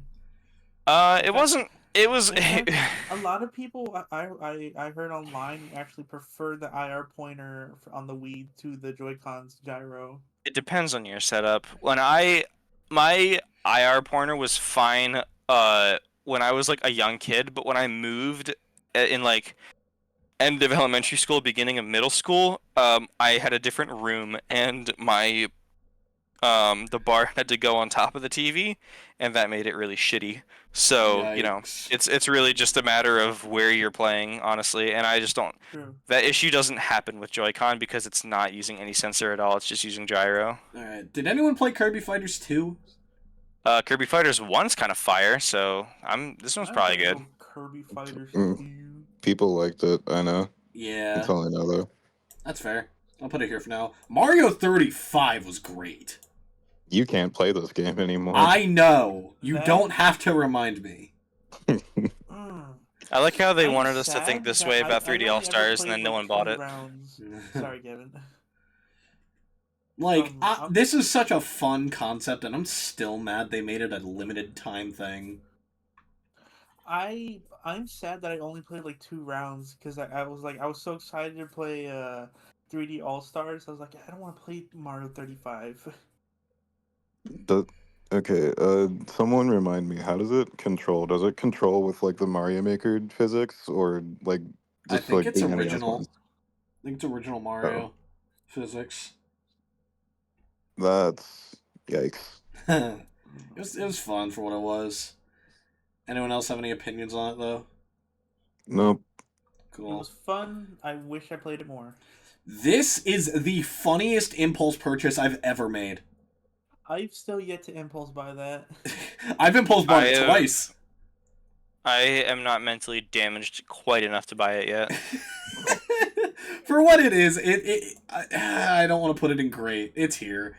It's like close to great, but I really like this game for what it is. My biggest gripe with it is the range of the cart that it comes with is laughable. It's actually so laughable. They like go, oh yeah, you can make all these really crazy tracks. Just put the cardboard checkpoints up wherever, and then you can only go like a room or 2 out from the Switch at any time. I feel like that they could only push that so far. I feel like they wanted to do like in the same room as the Switch. Yeah, no, it would have just been really cool to like be able to hook it up to the TV in the living room, and then be able to like drive it into the kitchen without 7,000 frame drops, you know? Yeah. Because it gets bad. Yikes. Other than that, I think the concept is great. And I do hope that they try this again at some point, but like, better. I never had the money to invest into it. Like I'm not broken enough to invest into. See, that's what I'm here part-time. for. Part-time UFL, I don't think anyone played. Pikmin 3 Deluxe. I didn't play this. I've been wanting to get into the Pikmin games. I hear Same. so much good about every single one of them. I just hear Pikmin. I have Pikmin Bloom on my phone. That's the most I've done. Anyone have anything? No. Cool, goes there. Age of Calamity is okay. I like Warriors games. Wow, I don't anti-me. know. I'm Evil brilliant. me. Sometimes- Evil Kevin. So sometimes I just want to open a game and like just click buttons and kill things, you know? Yeah. Like I was saying earlier, Fire Emblem Warriors hit like a chord in my brain that none of the other Warriors games were able to do or replicate. That none of the Warriors games afterwards were able to replicate, and yeah, that's about my opinions. I consistently forget that Fire Emblem Warriors existed. That game is gas. How many games do we have left? Not too many. I don't think I have many opinions on a lot of these. I have like Wonder, Switch Sports, Pokemon. Here's Did it? Kind of Metroid. Yeah. The Skyward Is Sword. that just NES Fire Emblem? Yeah, they remade this and made it a limited time deal. Remade? it? It's a port. I remember Yeah, it's a that. port. I remember Yeah. it being limited time. You remember us talking about that in the midst of like all the rumors and stuff about like the Switch Online getting more things or something stupid like that? I don't know. I remember we were having a discussion about it as we were leaving your house one time. Me? Yes. I think I vaguely remember that. Yeah. Fitness Boxing 2, I don't think anyone played. What the fuck is this? This is like one of the best games on Switch. Easy. It is. Like bar none. It absolutely is. Best multiplayer game, best co-op multiplayer Mario ever, best like multiplayer experience in a Okay, I Mario missed game. out on the Wii U because at the time of the Wii U's release, my family was not financially stable. Mm-hmm. 3D World was one of those games where I saw it and I envied anyone who owned a Wii U. It's the sequel to my 3DS game. I want to play it. I remember I would hang out at a friend's house who had a Wii U. I was like, hey, can we play 3D World? It sucks for you. This shit was All dog. he wanted to do Sorry. was play What? Skylanders. That's crazy. Going for Skylanders over 3D World. He barely even knew what Mario was. That's crazy. That's how people like Sank are made. Okay. 3D World is an incredible port. Like, everything they upgraded about this game is amazing. I might buy that this year. Bowser's Fury is like... This game actually won him a death battle recently. True? This game is so heat. Bowser's Fury is so much fun. I love this game to death. It is the perfect way to expand on what Odyssey did. It plays great. It runs great. It like, so many of my little issues with Odyssey were solved with this game, actually. Like, none of the shines. Doesn't Fury have like really bad frame drops though? It does at some points, but I can excuse it. I want to play it. I keep hearing shit about this. Most of the reason I've staved off this game for so long is just because I played 3D World so extensively, and I was like, I don't want to play it again because I played it to death, and now it's like, enough time has passed where I'm like, you know what? I've never played I've actually never seen Bowser's Fury, and everyone keeps talking it up, and I feel like enough time has passed that I would enjoy playing 3D World anyway, so I might get that at some point. But it's like Bowser's Fury is a short game, but what they do with it in that time is really good. Is it meant to be like another game, like Shadow Generations, or is it meant to be like a post-game pretty much thing? That. It's Shadow Generations. It's literally that. Huh. It's weird. I'll say one thing, Kevin, for you. Replaying 3D World on the Switch, I feel like you're gonna enjoy even more. I agree. It's faster. Everything about it is just snappier. There's the extra dive move. Oh yeah, that's true. They put the dive in it. I forgot. A dive? I thought you already had that. No, it wasn't. No, yeah, there's the cat dive, but like you can just do a little dive at any point. Oh, like the 3D Mario dive? Yeah. That's pretty hype. A roll dive, like a Odyssey dive. That's what it was inspired by. Yeah. That's pretty cool. It's fun. I love that they added that. Yeah, I might tear that shit up actually. It's quicker. Every character moves also like 40% faster. Yes, like Toad in the Switch version, who is the slowest character in the game, runs faster than Peach in the Wii U version. Or was it Peach? No, other way around. The other way around. Now, I'm stupid. Peach in the Switch version runs faster than Toad in the Wii U version. And everyone gets a speed boost? Everyone gets a speed boost. I bet. I love how I'm just selling Kevin on it. Got, like, the 40%. Yeah, I'm sold. Let's fucking go. Is what I would say if I had money to spend. Fuck. Don't worry, Christmas is coming up soon. I'm gonna be dead before Christmas. Anyone play Bravely Default 2? Can we just skip to... Damn, there's nothing. Okay, never mind. Alright, new Pokemon Snap, I think, is a great game. I don't know how y'all feel about it, but And it's I'm a not good a time. snap person. That's You ever fair. like see a game and you're like, damn, I know I'm not gonna like that. Yeah. That's Pokemon Snap to me. I just think it's sad that like in order for Pokemon to have a good graphics, Bandai Namco has to make it. They've proven that No, correct I don't think twice it's now. that. I think that that game is actually just made for taking fucking pictures. I feel like if it had bad graphics, that'd be like if a fucking book had a bad story. Like, Well, look at Pokemon. Here's Miitopia. No what one about played Pokken? this. Good Did graphics. anyone Namco. play Miitopia? Miitopia is fire. What? Miitopia's good. Did anyone play this? But What? I feel No, like I Pokemon saw is someone made fucking the goddamn Wojak. Oh yeah, you're right. The Mii editor in this game is actually ridiculous.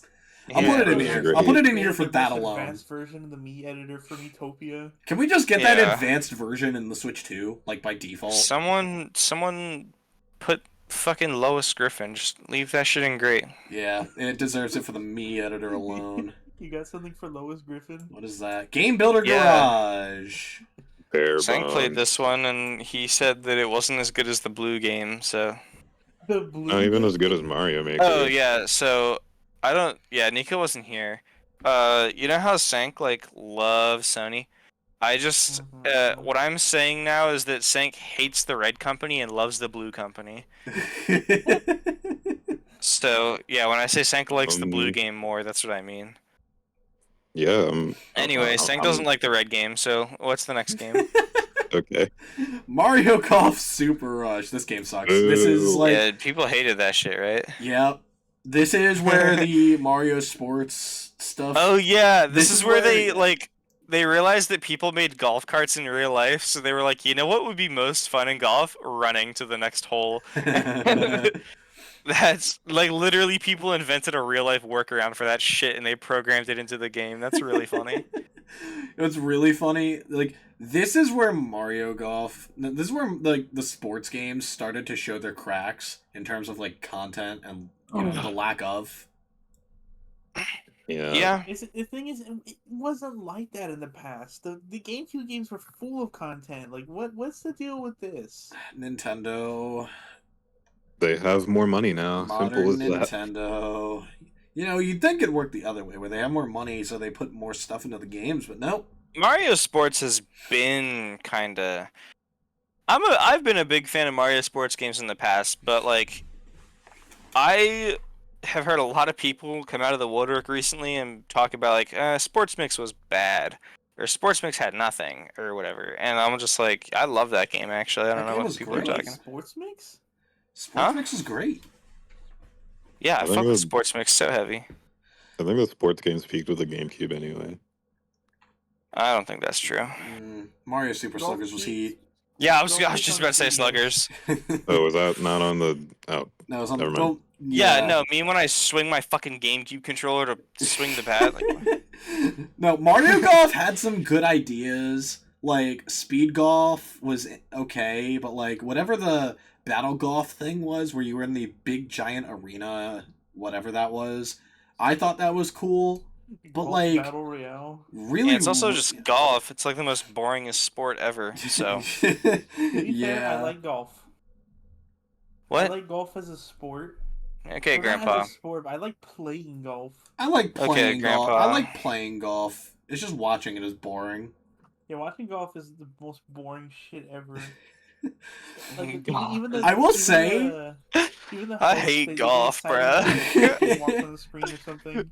It's so stupid. Playing golf, anything regarding golf is like less fun than playing with fucking marbles. Like I would rather watch a child, like you know when you would like go to your friend's house as a kid, or like when you would go like out somewhere and they had a pool table and you were like a dumb kid, so you didn't know how to play pool, and you would just like throw all the balls on the table and just like slam into each other. Yes. That is more fun than anything golf related.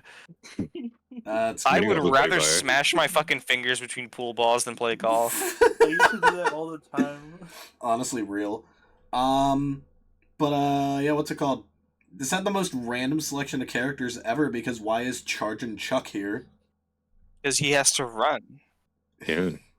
Okay, Charging but, Chuck like, is a damn good Chuck plays golfer.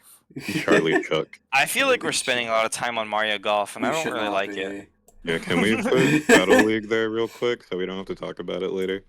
That's true. I will say one thing about Battle League though. I really like the concept of like the online team mode. It's just no one played this game. Oh, Strikers? Yeah. This is one of those deliberately bastardized games that launched with no content, and then people didn't buy it because it had no content, and they were like, well, no one's buying it, so we don't have to make content, and then they just stopped making content. This is the most egregious example of that out of like I think. And it's so everything they sad made. too. Yeah. Because that could have been easily the best Switch sports, or Switch Mario sports game. Because Strikers, I don't know, I bought Charged on the Wii, just because the art looked fucking dope. I couldn't believe it was a real game. And Mario's pissed. yeah, it just didn't look like a real game. It looked like fan art, and I was like, this is so dope. And I bought it, and I didn't understand anything, and I stopped playing it because I got mad. But as I grew up, I'm like, damn, that was a gem. And then people were talking about getting Strikers on the Switch, and I was like, if it does, I'll probably get it. And then I went to Brendan's house, and it was just one, I was getting dunked on, and two, it was just there was nothing in there.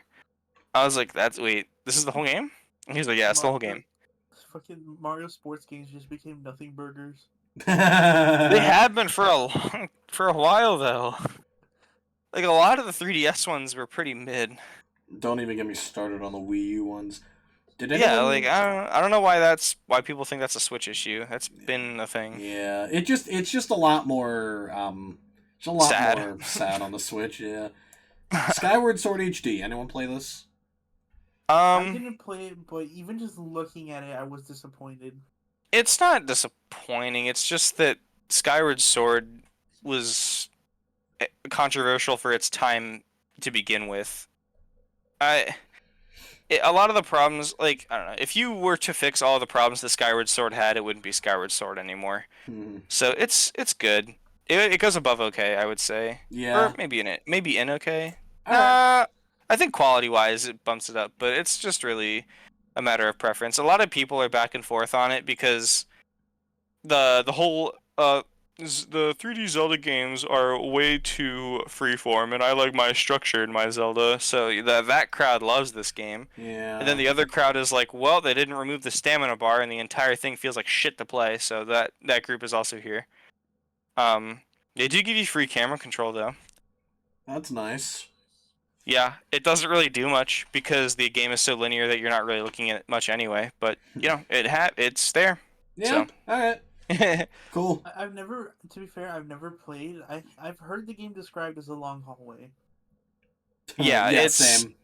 a lot of that game is meant to guide you through it. It was definitely built for the Wii, and that's why people didn't like it. A lot of the systems in it, level design and then the stamina bar and shit like that, and motion controls were very finicky for a lot of people, and they didn't like it because of that.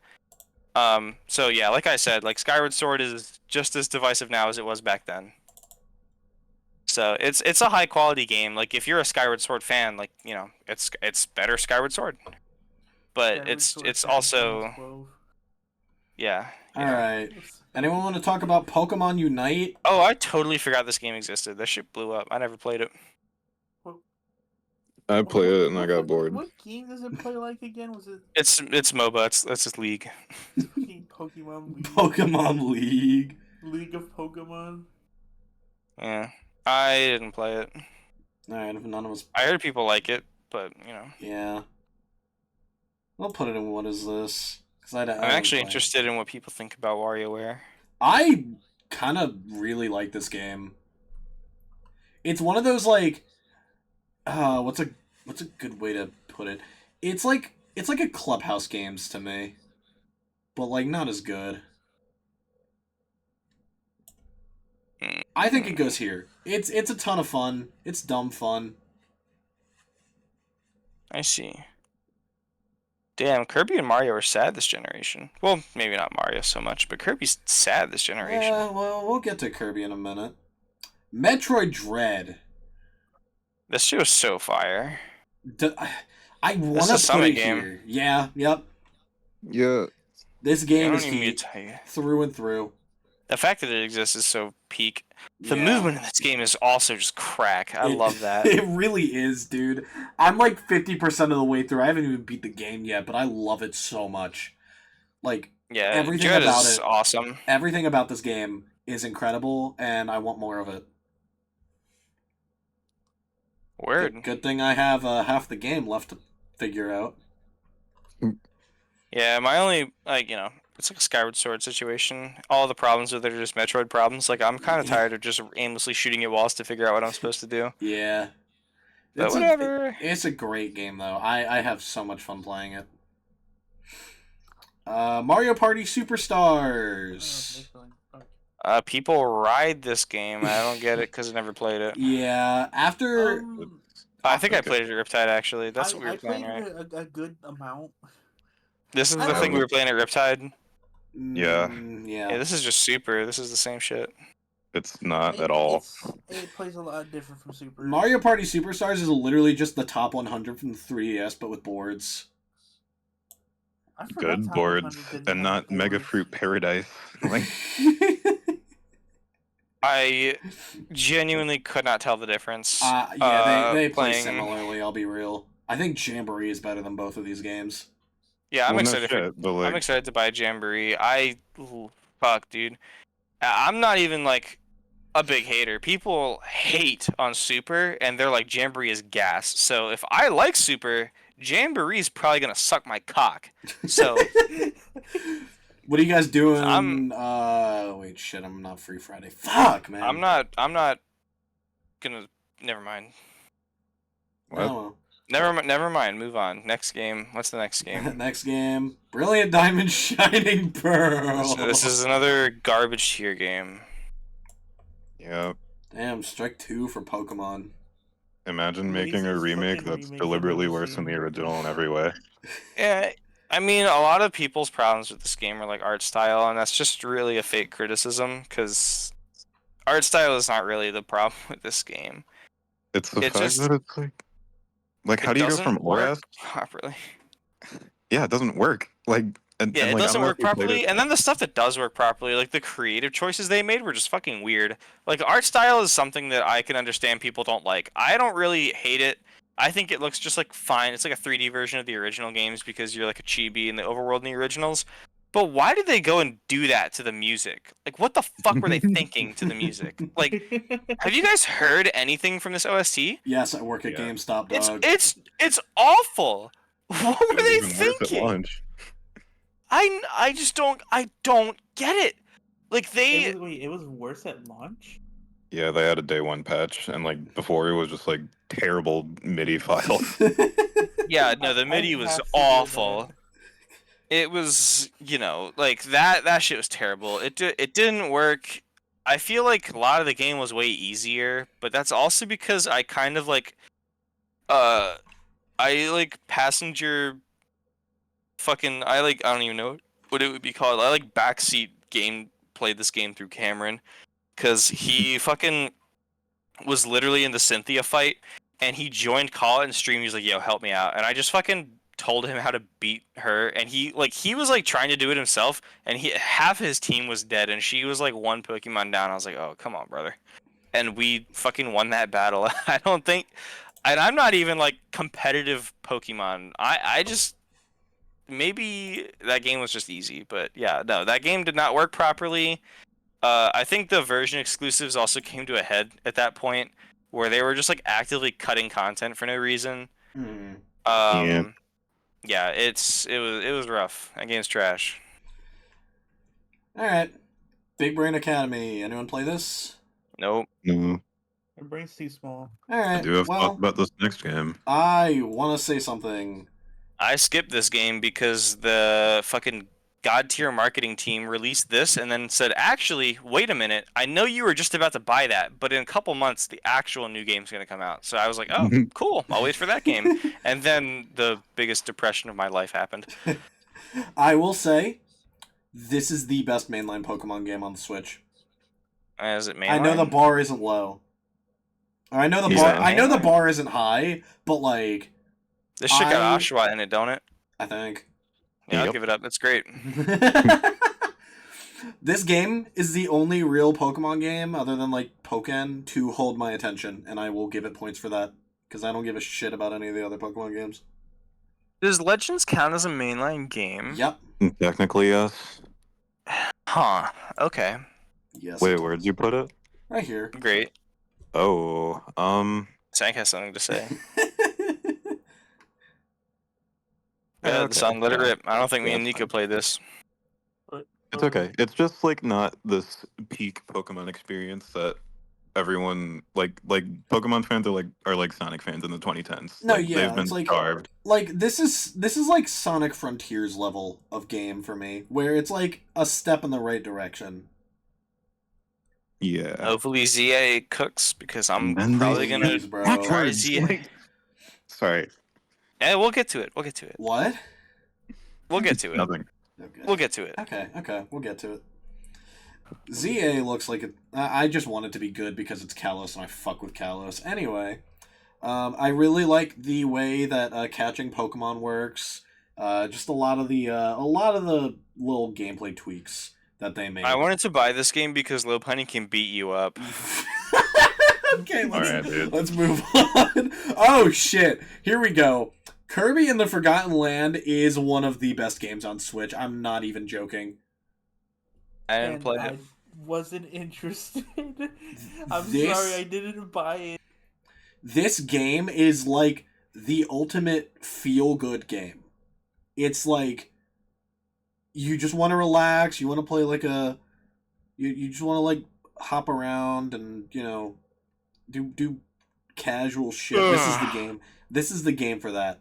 Is it like just that? Is it like the environments are nice, or is it just like the game is like brain dead easy? Like, what do you mean by it's feel good? It's a mix of both. The environments are really nice. There's just like little things that they do in the levels. Like there's a carnival level, and some of the enemies are like waiting in line to go on one of the rides. Like shit like that is so fun, and it's just like holy shit, dude. That's really funny. It is really funny. I love it. But it's just stuff like that that really puts this game like above a lot of others for me.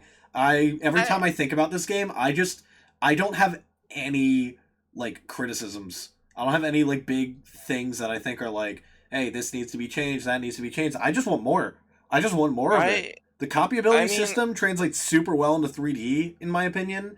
It just everything is so good. I love this game a lot. This game confuses me because I have literally heard nothing but good things about it. Like I said, I was watching Scott Stash and he was talking about it, and the B-roll that he used was beautiful. Like the more I see of this game, the more beautiful it gets, and I'm just like, that looks amazing. But every single time I hear people talk about it, it's just like, yeah, this game is relaxing. Yeah, this game is like really fun to explore, and it's just like extremely vague, like vaguely positive emotions. And I'm like, okay, but is it fun? Like, I've never heard someone say it's fun.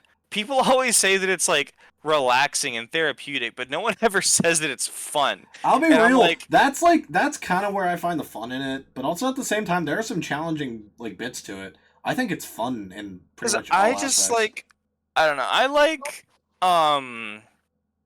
platformers that aren't like, it's, I don't know how to describe this. I like the 3DS Kirby games because they're not like, I wouldn't call them relaxing, but they're easy enough that I can just like beat them without thinking. I don't know. It's Yeah. like, it's like, it's fun to explore those games. It's fun to like interact with those games, but I've never heard that for Forgotten Land, which is why I'm like skeptical. Yeah. Because I've out of, like I said, I've seen footage of it and it all looks beautiful. I've never seen anyone interact with any hostile creature in this game. I've never seen someone fight anything in this game. I've never seen or heard someone call the game fun.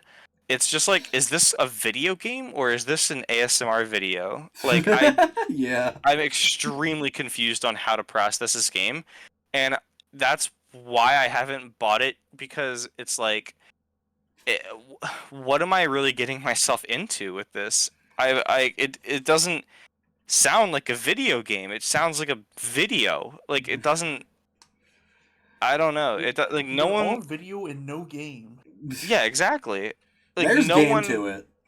No one ever talks about the game half of it. I've never like people talk about like these funny moments that they like the fucking enemy standing in line or like you can like wrap around a car and just like drive around an environment Yeah, or like no, you like know that fucking you just, like swim Yeah. and it's like it's like a sandbox but it's not you just like mess with stuff like I don't know it feels like fun in the same way that like Gary's mod is fun but with none of the Gary's mods like Yeah. I don't understand what makes this game click with people. I don't know. I think it mixes gameplay and like spectacle really well. Cause like the combat, like the copyability stuff translates pretty well into 3D. I think the you have like upgrades for your copy abilities in this game that make them like more fun, more bullshit, whatever the hell you want. Like there's a Meta Knight sword ability that shit goes hard. What else? What else is there? The bosses are pretty fun. I like a lot of them That's towards what the I mean. end. Like I didn't know the game had bosses. The game does have bosses. This is true. I mean, I figured as much, but like I've never heard anyone talk about. I'll be so real. It's like the closest thing I can compare it to is Astrobot. What in terms of like gameplay, where it's like therapeutic and just in terms of gameplay and like structure. But I think it's better than Astrobot. Okay, I mean, yeah, I'll try it. I guess I'm trying Bowser's Fury first, though. I want to replay it. I need to replay this game. Bowser's Fury. I'm gonna get 3D World before I get this, though. Word. I don't know. That speed boost shit got me sold. I'm not gonna lie. Oh shit! Switch Sports is spectacular. I don't get it. But I'm Team Caitlyn on this one. Team Caitlyn is crazy. you just don't like the fucking sports mates. Like what? No, like they're fine. Unlocking cosmetics takes forever, but that's like fine, I guess. But It's part of the fun. There's 6 games. When Resort had like how many? And like I'm just thinking back to like you guys said you swear up and down that it's fun. When we went back to it, we went back for like a week and then we stopped and we went back to playing Smash or nothing at all. Like, you know how many games we do that with? Part of the reason I don't do it is because of like I have my shit. Well, at the time I had it on my computer. I can't really in my room. I can't be swinging my arms around like that. Like it doesn't work. You don't need to swing that hard. I mean, I need like a range of motion. Like I'm there. My room is very small. I don't know. I think that even in Wii Sports the original Wii Sports, it's almost fucking blasphemous to talk down on that game. I think the bulk of that shit is boring. I play that game for like tennis and bowling and maybe baseball, but being in the field, like outfielding in baseball on Wii is literally not a game. Like you wait. Is what you do. You pitch and you wait. And it's like Switch Sports, like all of those games, I have the same problem with Resort as well, by the way. Like Resort is like there's a lot of games in it, half of them I don't fucking care about. Switch Sports has that thing with me where it's like, yeah, there's not as many as Resort, but I like all of the ones in Switch Sports. Like yes, I will gladly play any of these. I mean, some of them are similar, like badminton and like volleyball. I think is there tennis or is it just badminton? There's tennis too. There's tennis, badminton, volleyball. Tennis, badminton, volleyball. There's basketball now. Basketball, golf, bowling, and soccer. Yeah, I would play any of those. Golf, maybe not as much, but I'd try it. Like I'm not a big golf person. I played golf at a friend's house, like earlier in the year, and we had a good time with it. It actually played pretty well. Yeah, and like, dude, basketball was so fucking fun. It is. That was one of the funniest nights ever. It was. We need to do that again. I love basketball, but like, yeah, I love this game. Like, there's hardly anything bad about it other than I want more of it, but it's not in the sense that I want more of it in like Striker's case where it's like, wow, this has nothing in it. It's I want more in like, damn, I'm a big fan of like 7 or 8 out of 8 of these sports. Like I'm just not a big golf person. I don't think there's anything that can make golf fun to me, but like I'm willing to try golf in this game because everything else is fun. Like Okay. I don't know. The only thing that could make it better is if I got to cut fruit like in Resort, but that's just a fucking autistic trait of mine. That's not really a gameplay thing. I think the only sport that got butchered was bowling. Everything else controls perfectly. I don't think bowling got butchered that much. I don't know. It's better just than not Wii the Sports. same as the Wii. In my opinion, I think it's better than Wii Sports. I mean, Wii Sports is like the staple. Like bowling is like the staple of Wii Sports. Yeah. I just don't. The differences are like. It's weird. It's like a Mario Kart Wii to 8 Deluxe situation to me. Yeah. It feels a lot more streamlined in Switch Sports, but that doesn't mean it's worse. It just means that like. It feels worse sometimes to me. I don't think it feels worse. I think the old one is. I think Wii Sports is way easier to cheat. Like I think that like. Getting like the high speed spin balls is way more fucking easy. I think also the physics plays a bigger role in the Wii. Yeah. I think it's like getting a like I figured out how to always bowl a perfect strike. I kind of did. It's like when you go off to the side and you spin it really fast and get a nasty curve at the end. That's how it took even less effort.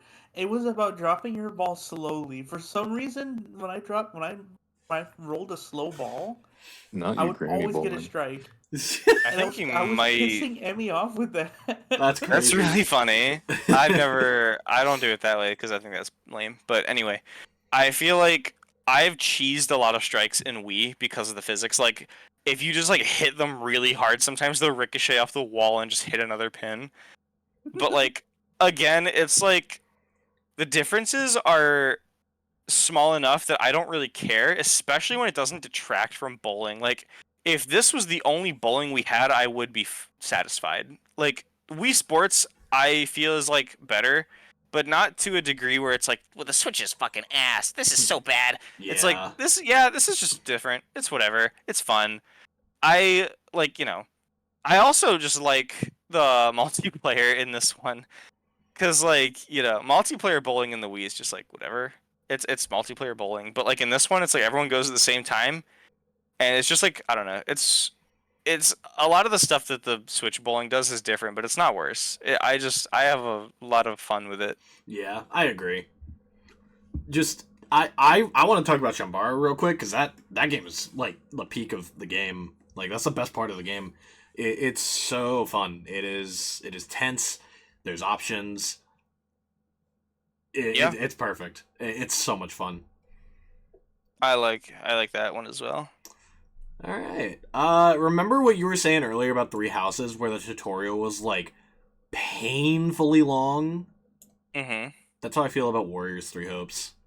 How the fuck do you have a tutorial that long in a Warriors game? You just hit the Y button. It's like there's all so you do. much there's so much dialogue and cutscenes that happen. You play like 3 missions in the span of like 4 hours. It's so bad. It's so frustrating. All right. Live Alive. Langston would say something about this, but I don't have anything to say. A lot about. I wish Langston were here. Xenoblade 3? Nope. I think we should put this up near Xenoblade 2, though.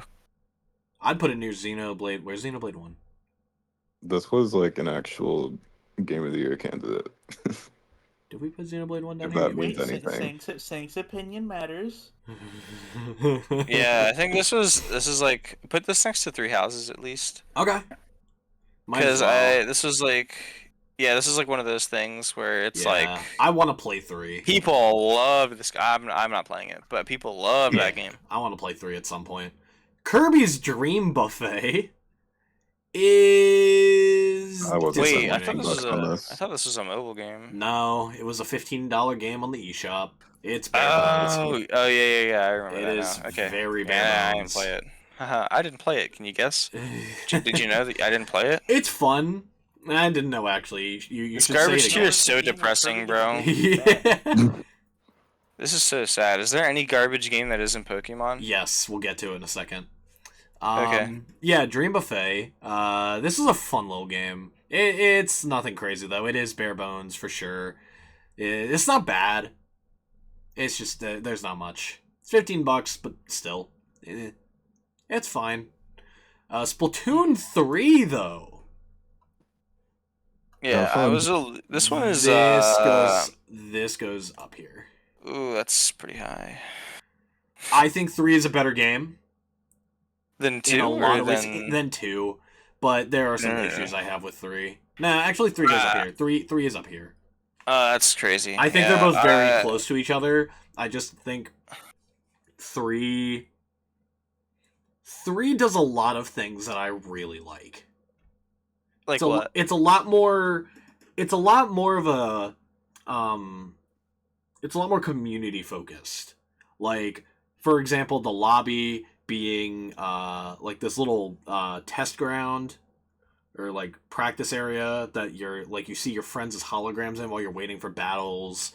The name tag, the splash tags, like all the customization options. I guess, yeah. I think it's a lot more like team or group based. Like you hop on a call with your friends and you all play at the same time than either of the other ones. Yeah, people are doing that with 2. With I know, but 3. Anyway. I know, but 3 gives that vibe off way more. Like it helps that it encourages that vibe way better than the other 2, in my opinion. I guess. Say what you want about 3. I have one gripe and one gripe only with 3. So they made it so that you can pretty much skip the idols fucking explaining everything for the day. And I love that. But then sometimes you can't. If there's like useful information, like if there's a Splatfest, I think they make you watch it. No, but sometimes they won't tell you shit and you just can't skip it. Yeah. It's very inconsistent. Yeah, that's I don't really. That's probably the best thing that they did. Again, like I think the strengths of 3 is like side order. I've seen like you have like the chip upgrade things. Yeah, side order's fun. Yeah, like the single player content went nuts in this game. My biggest thing is that a lot of the stuff they added feels completely meaningless. Like a lot of the titles, like Splatlandian Youth or whatever, and then like the banners, the lockers, the splash tags, whatever. All of that shit feels completely useless. Because even in like games where they, like in Rocket League, it doesn't even show up that much. But it's like one of those things that's just nice to have. In Splatoon, I feel like they actively avoid using it as much as possible. Mm-hmm. Like you see that shit in the beginning of the match and the end of the match, and that's it. No, it shows when someone kills you. Oh yeah, that's right. Yeah, but it's whatever. I just don't. I'm not very impressed by a lot of that, especially the lockers, dude. Like, what the fuck are those even for? Like, I have actually never seen someone talk about a locker after day 1. Day literal 1, people were talking about lockers. Day 2, crickets. Never heard them again. The other thing I fucking hate about Splatoon 3 is the balancing, because, like, there are so many specials that are just outright fucking invincible. I hate it so much. That is, like, the one thing that I hate in any competitive game is invincibility. Why? Like, what is the point? Like, that's what I was saying in Splatoon 2 earlier that I was, like, suggesting about this game is, like, there's some strong stuff in 2. Like Splatoon 2 is like, there's ink armor, or like there's what are they called? Tenta missiles, where people are just using it from across the map, or like ink armor is like you have to basically kill someone twice to actually get a kill because of the ink armor. But like a lot of the time people are using those as like turf coverage or as like ink refill. And those are the strongest things about it. Like, the strongest stuff was that, like, oh, yeah, no, this is just going to make them win a battle of attrition maybe once, unless they're not better than you, or they're going to refill their ink. And both of those things are like completely up to the player to like, if you're good enough at the game, you will make more use of ink armor than someone that is not good at the game. And it's like there was a lot of that kind of stuff in Splatoon 2 where you could interact with it and you could just better player people. In Splatoon 3, there's people fucking on zip lines and like people rocketing at me with like reef sliders. They're completely invincible. You can't shoot the fucking stamper from the front anymore. I don't know when they changed that or why they changed that or if they even changed it back. But like I remember during Riptide, I was like trying to shoot people using the stamper, and my friends were like, "Oh no, you have to shoot them from behind." I would shoot them from behind. Sometimes it would kill them. Sometimes they wouldn't die. It's like randomly inconsistent. The balancing in 3 is atrocious, and I hate it. Like specials have never been stronger than they are right now, and that is like the main thing of the game. I like. I'm just like personally soured by the fact that it's so bad. To the point where like the extra cosmetic stuff is not enough to like reconcile it for me. Like the single player stuff is the best part of the game, but I'm not buying it for that because again, the bulk of like the selling point of Splatoon is the multiplayer. Yeah. I think aesthetically that game is amazing. It looks beautiful. I wish that there was like more Inkling and Octoling customization, but whatever. I wish that I could have like, the clothes are always good looking. It's always fun to shop in that game.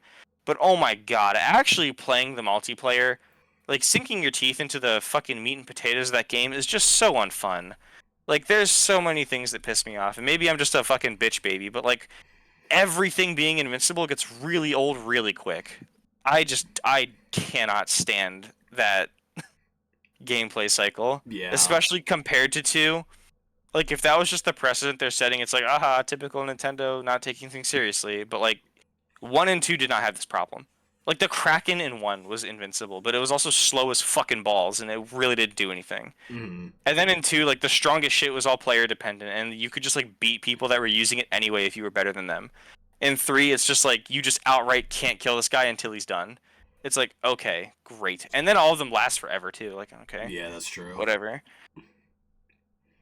But yeah, I prefer 2 to 3 by a good margin. That's fair. I still think it belongs up here. Like balancing aside, it's just the quality is like on par. Yeah, with I mean it's very polished. I also think Salmon Run is really fun in this game.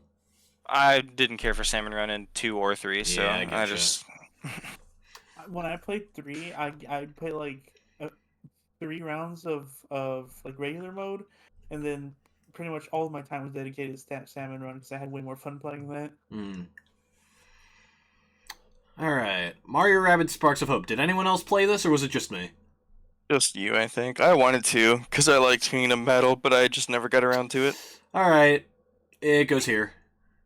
Oh, that's sad. This game removed the battle mode and also just doesn't have that same charm that Kingdom Battle did. I love. That's how people like this. I know people liked it. For me personally, it didn't hit the same.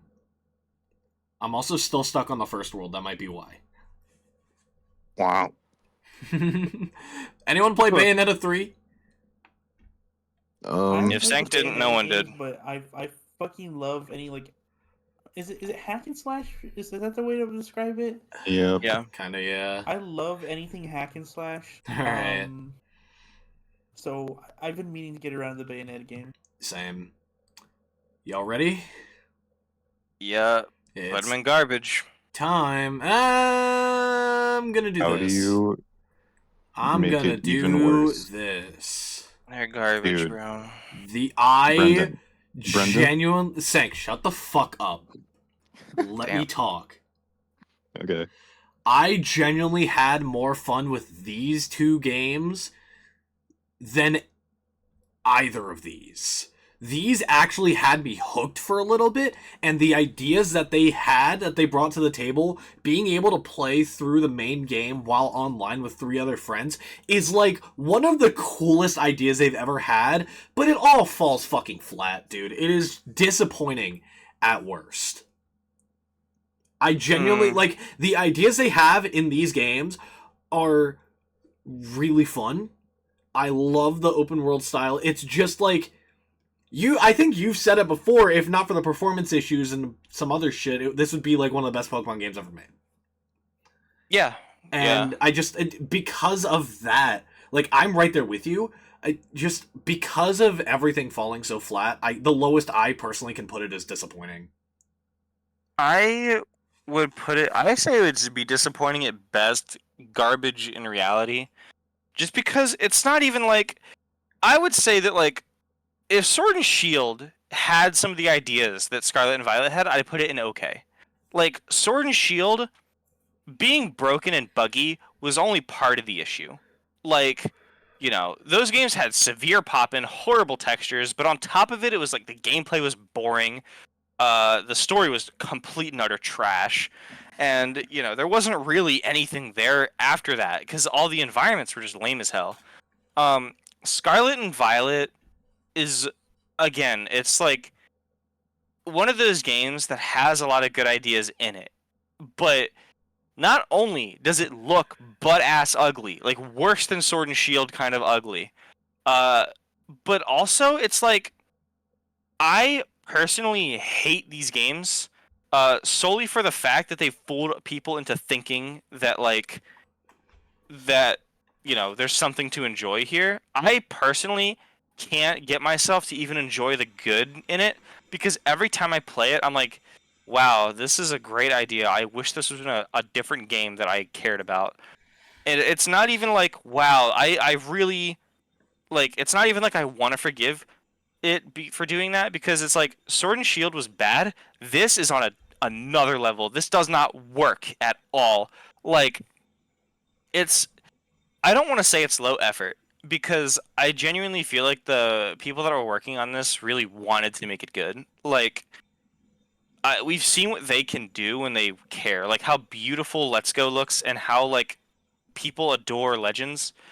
I I just this game was deliberately bastardized to the point where it doesn't fucking work properly. Like the cutscene in the beginning where you fall off the ledge is the most lazy looking thing I've ever seen in a Pokemon game or in a video game in general. That is like genuinely unfinished.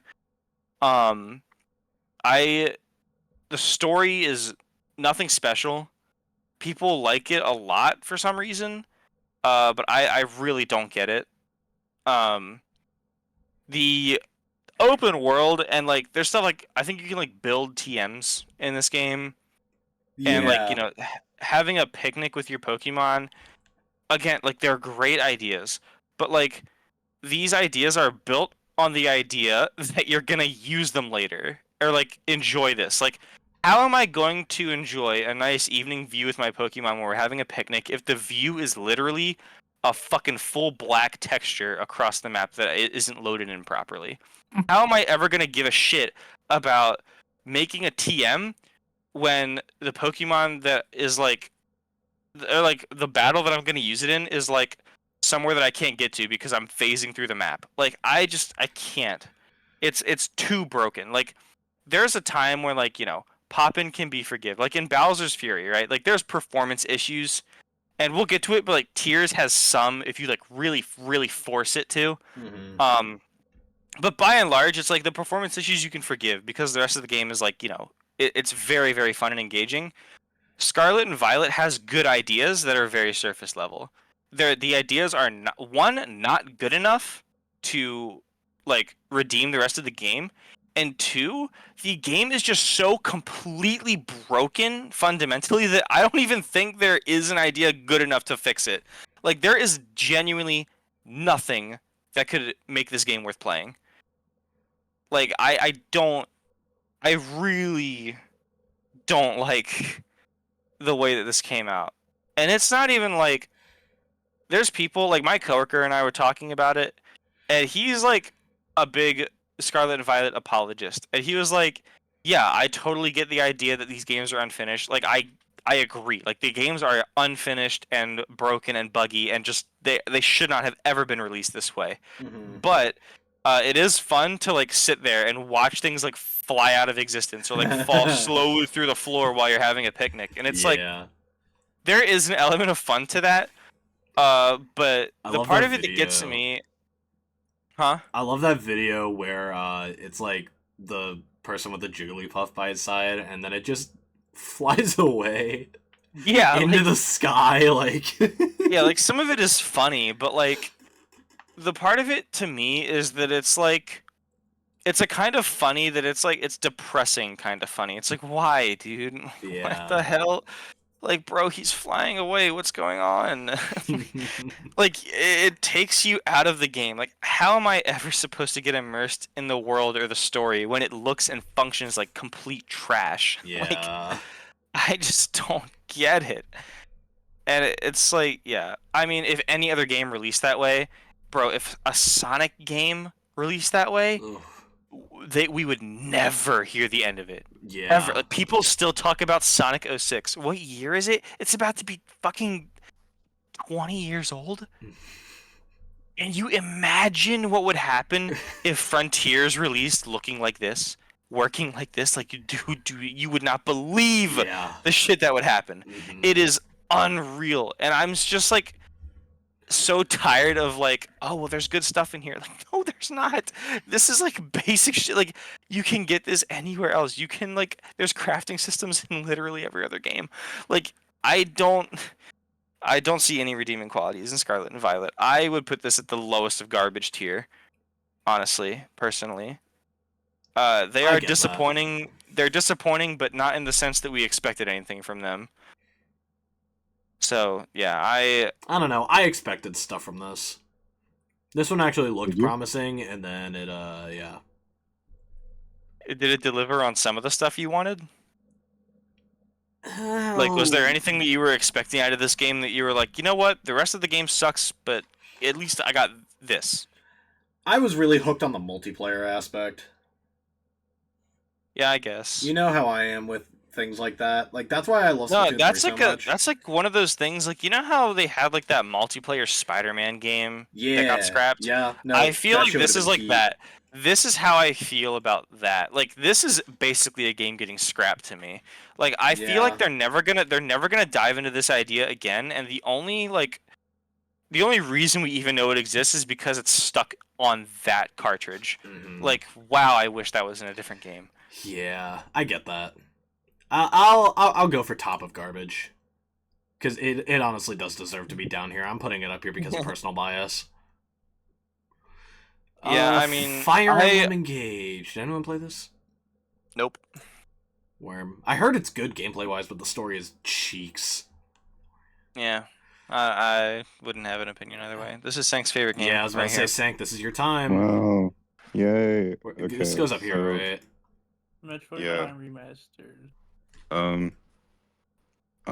Is this the first like 3D Metroidvania? Like, now that I'm thinking about it, I'm pretty sure it is. Either way, like it looks fantastic. It's like for a $40 port, you would expect them to have not tried, but they tried more than like any other port. Well, not any other, but like More than 3D All Stars. yeah, like they went above and beyond with like the effort they put in, and I think that's pretty awesome. Metroid is building itself up to be one of those franchises like Zelda, where it's like every game is like a guaranteed quality title. Yeah. Yeah. I hope they keep Good for doing them. it. I love that. Prime 4 looks really good. It does, So, dude. I'm so excited to play that. yeah, good for Metroid. Kirby's Return to Dreamland Deluxe. It's about here. I'd put it here. Yeah, I didn't play this one. I didn't play this Star one Allies. I didn't play this one that much. Is it the same tier as Star Allies to you? Well, I didn't play it, but I mean, No, I'm talking to Brendan. I mean, you know, I'd put it up a tier because it has more side content and also has that like Magalore epilogue. I never played it, but I've been told it's really good. Okay. Oh, there goes Nico. We're almost done. Nico's. We're almost done. Yeah, this is the last game I really have an opinion on. Tears of the Oh wait, no, there's Kingdom. Wonder. Never mind. Yeah, there's one. This is a peak. This is a peak game. Oh yeah, I Summit. agree. This is like one of the best. Honestly, games this is the they've top of the tier. Yeah, Yeah, this is the best Switch game, I feel. it's top 3 for me. Honestly, I love this game so much. Are these ordered within tiers? No, that I just put them in by release order. Like, as we've been going, Okay. I've just been putting them in tiers. Okay, I see. Tears of the Kingdom took every little nitpicky issue I had with Breath of the Wild and just got rid of it completely. with the building system.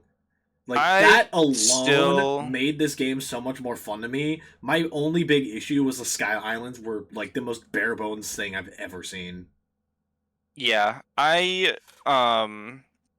used to say that the only thing Breath of the Wild has on Tears is that it came first. But I feel like as time has moved on, I really do click with the story of Breath of the Wild more. Oh, yeah, no, I should have said that too. The story is not that good. Yeah, I really do. Like, the Sky Islands and the story are the worst parts of this game. And even then, they're like, whatever, they're mid. I still like a lot of the story cutscenes in this one. I don't want to spoil much for Sank.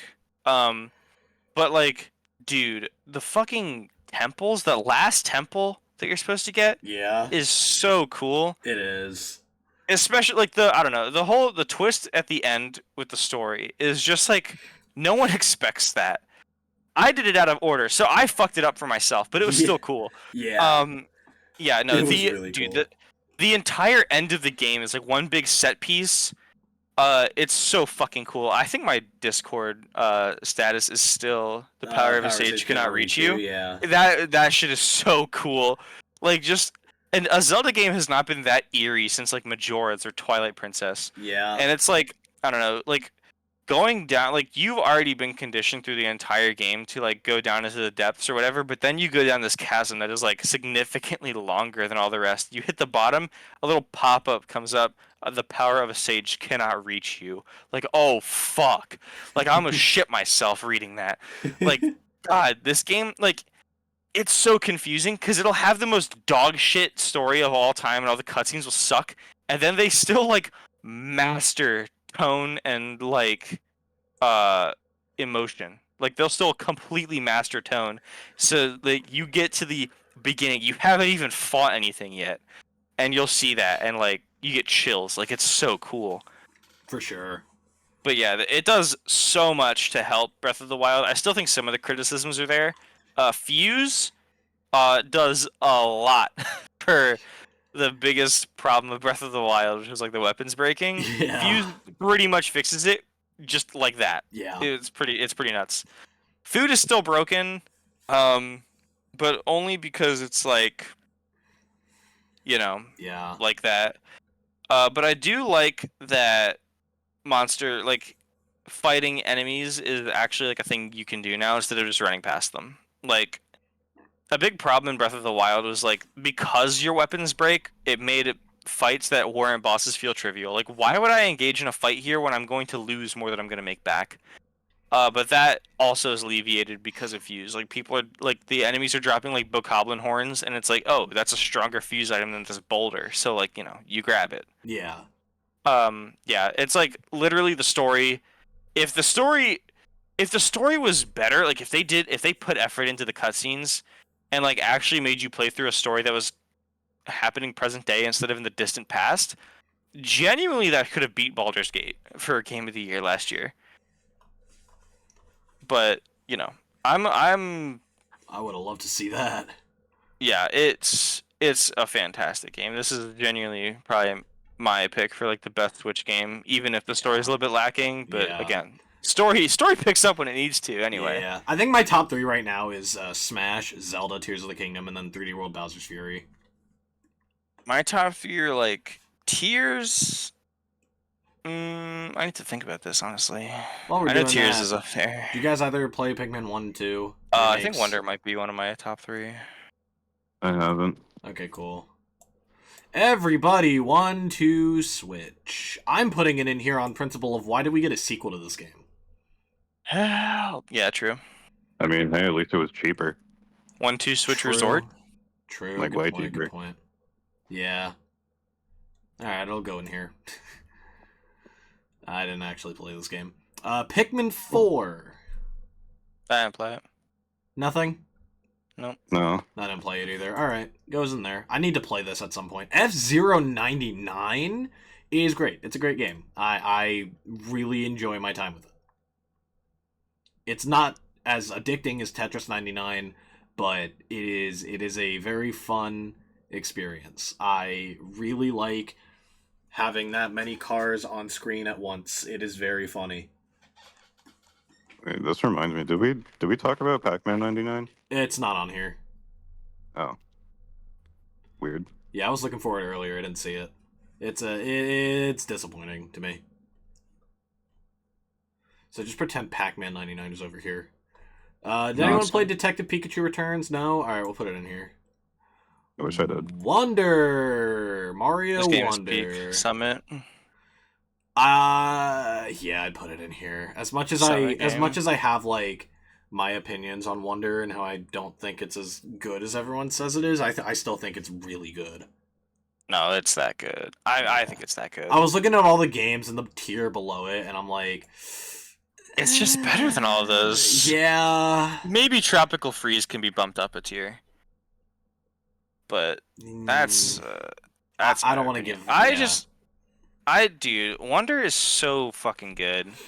And It it's not is. even like I don't know. I know we talked about this because of the game of the year and all that shit, Yeah. but like dude, genuinely like I like as much as people want to say Mario got stale, I didn't feel that way. Partially because I like didn't play it after the Wii U. I played like Mario U and Luigi U, and then what was after that? Nothing. Like exactly, it's been like a decade. Like I mean, those games were stale, I guess, for their time because we just come off the DS Wii era, and you know, people that had sentience at that time were tired of it. But I was like a child, so I didn't care. But yeah, Wonder is fantastic. Like this game does everything right and then some. I feel like You're still doing tier list? Yeah. yeah, we're almost done now. We've been recording this for like almost 4 hours. That's crazy. Yeah, Wonder is like I don't even know what I was gonna say. I think Wonder shakes up the formula just enough to make it feel fresh and exciting. I don't even think it's like it's not even like a just enough kind of thing. Like they go far beyond what they needed to. Like Yeah. every Mario game kind of has like you get like a round of like 3-ish new power-ups and then like, you know, like worlds and shit. I don't know what more they could change about Wonder without making it like a completely different type of game.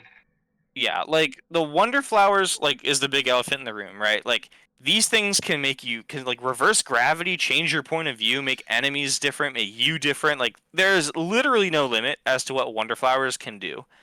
And also I just really like the aesthetic, like the sparkly blue gradient is just really cool to me. I like the new models. I like the new Mario models and shit. The only problem I have with Wonder is the Yoshi model, but anyway, I think that like, you know, the Wonder flowers do tons to shake the game up because every single level has like a tailor-made Wonder Flower that fucks everything in that level. That's true, yeah. And it's really fun.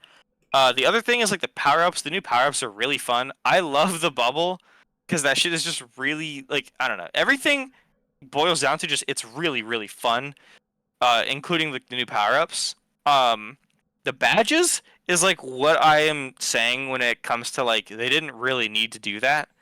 They did not. Especially when it comes to like all the different characters. Like the badges and the characters is like one of those things where people are mad that like not every badge works on every level. And, like not every character works with every badge. Like do you know how complex of an issue that is? Like who the fuck cares really?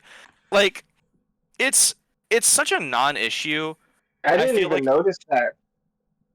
I didn't even know. Yeah, like it doesn't matter at all. The whole time. Like yeah, like you can use the same badge the whole game. I have gotten into the habit of like using the grappling flower just because I think it's cool. And it's like it may be suboptimal on some levels, but it's just damn fun. Like I'm just trying to use it because it's fun. I'm playing the game like through twice with Mario and with Yoshi because I love Yoshi, but I feel like I'm cheating with him, so I just play Mario. And it's like there's all of that, and then like the cherry on top is like the overworld is playable in and of itself. Like the Lava Kingdom or whatever it's called, you can just literally go down this fucking mountain and you like can wander around the open world sections. Like you can just wander around the open sections and find secrets. There's an entire world that's just built around finding secrets. And like, Well, yeah, I do think with the overworld thing, they could have went a bit harder with it. They didn't need to, obviously. Like, it wasn't a complaint on my end, but have you ever played like Ukulele and the Impossible Lair? That's like a by level type of game. It's kind of like Donkey Kong Country Returns, but their overworld is like you have to like solve various puzzles in order to even get to the next level. Like in the overworld, it's a lot of exploration. yeah, I mean, like they could build on top of it, but again, I feel like what they did is like they built an entire world around that gimmick, and they did another world where it's like the use of space is like you don't even have to make it a challenge. Like there's like that one world where it's like tall grass, and you have to like find the levels in the tall grass, and then there's one where it's like like I said, the volcano where you just travel slowly down the volcano. It gets bigger and bigger as you go down. It's like we're not fucking paying star coins to unlock an alternate path. We're not finding a secret and exit in the level that skips 3 worlds. Like we're just doing that. You can access the special world in the beginning of the game and just work through it as you work through the game. Like there is just That is so so true. there is so much content, and all of it is polished. All of it's extremely fun, and that's just like the single player. Like you could do multiplayer stuff. The multiplayer stuff makes like the puzzle levels and the challenge levels way more fun and interesting. You can goof off with people in the regular levels. It's not obtrusive. You can completely turn it off if you want to. Like they just invented, like they solved every single problem that people had with New Super Mario Bros. And then just kept building onto it. Like I didn't even. No one was asking for multiplayer, but they went and did it, and it's like one of the best multiplayer integrations on the console. Like, why the fuck did they do that? They It didn't is, need to at honestly. all. I love I Wonder just for the same reason I love 3D World. It's because like with that game, it just feels like they spent a considerable more amount of time like thinking about the design of every level. Like every level is so well designed and like crafted and like actually thought out, and everyone is different. yeah, it's like, and I also love like the extra abilities, not abilities, like controls you get in Wonder, like kicking shells straight up. Like I'm big on options and like problem solving in games like that, and Wonder just has a wealth of tools, power ups, like like Wonder Flowers, badges, power ups, characters, like multiple different options with every character, like omnidirectional movement. Like they just give you so many tools, and it doesn't have like the Odyssey problem where it's like, oh, I have all this shit, but where do I use it? It's like you're just like every single level just has such crazy attention to detail. You can spend like so much time in just one level trying to find all the secrets. Like multiple levels can have multiple wonder seeds. And it's like even then it's like you're not just done with the gameplay in level to level. Like you're like I said, the overworld is just expert use of space. Like they could have made more puzzles or whatever, but like I feel like it's more than enough what they did. I love Wonder. Every part of Wonder is great.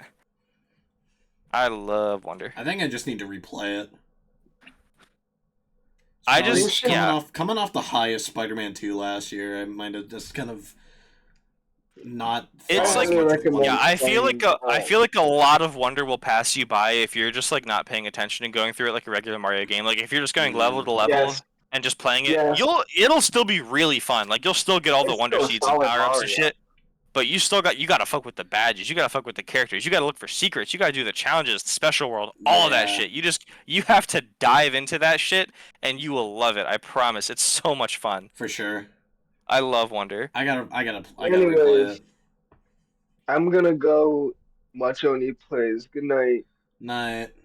I'm gonna jump over into the other call so that I can play Overwatch with Caitlin, because that is the last game that I have an opinion on. All right.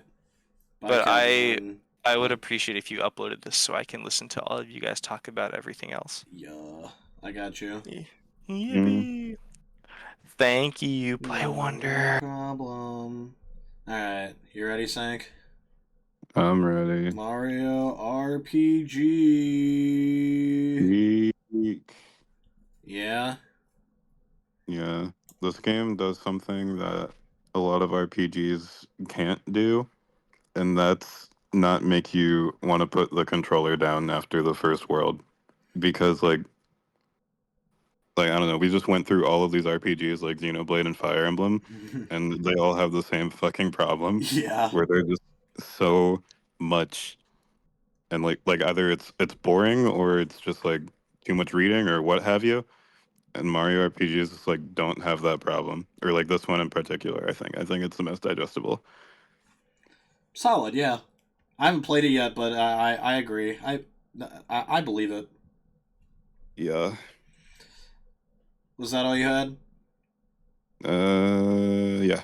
Okay. Oh yeah, the music is fantastic. You should listen to it. All Yeah, right. I believe it.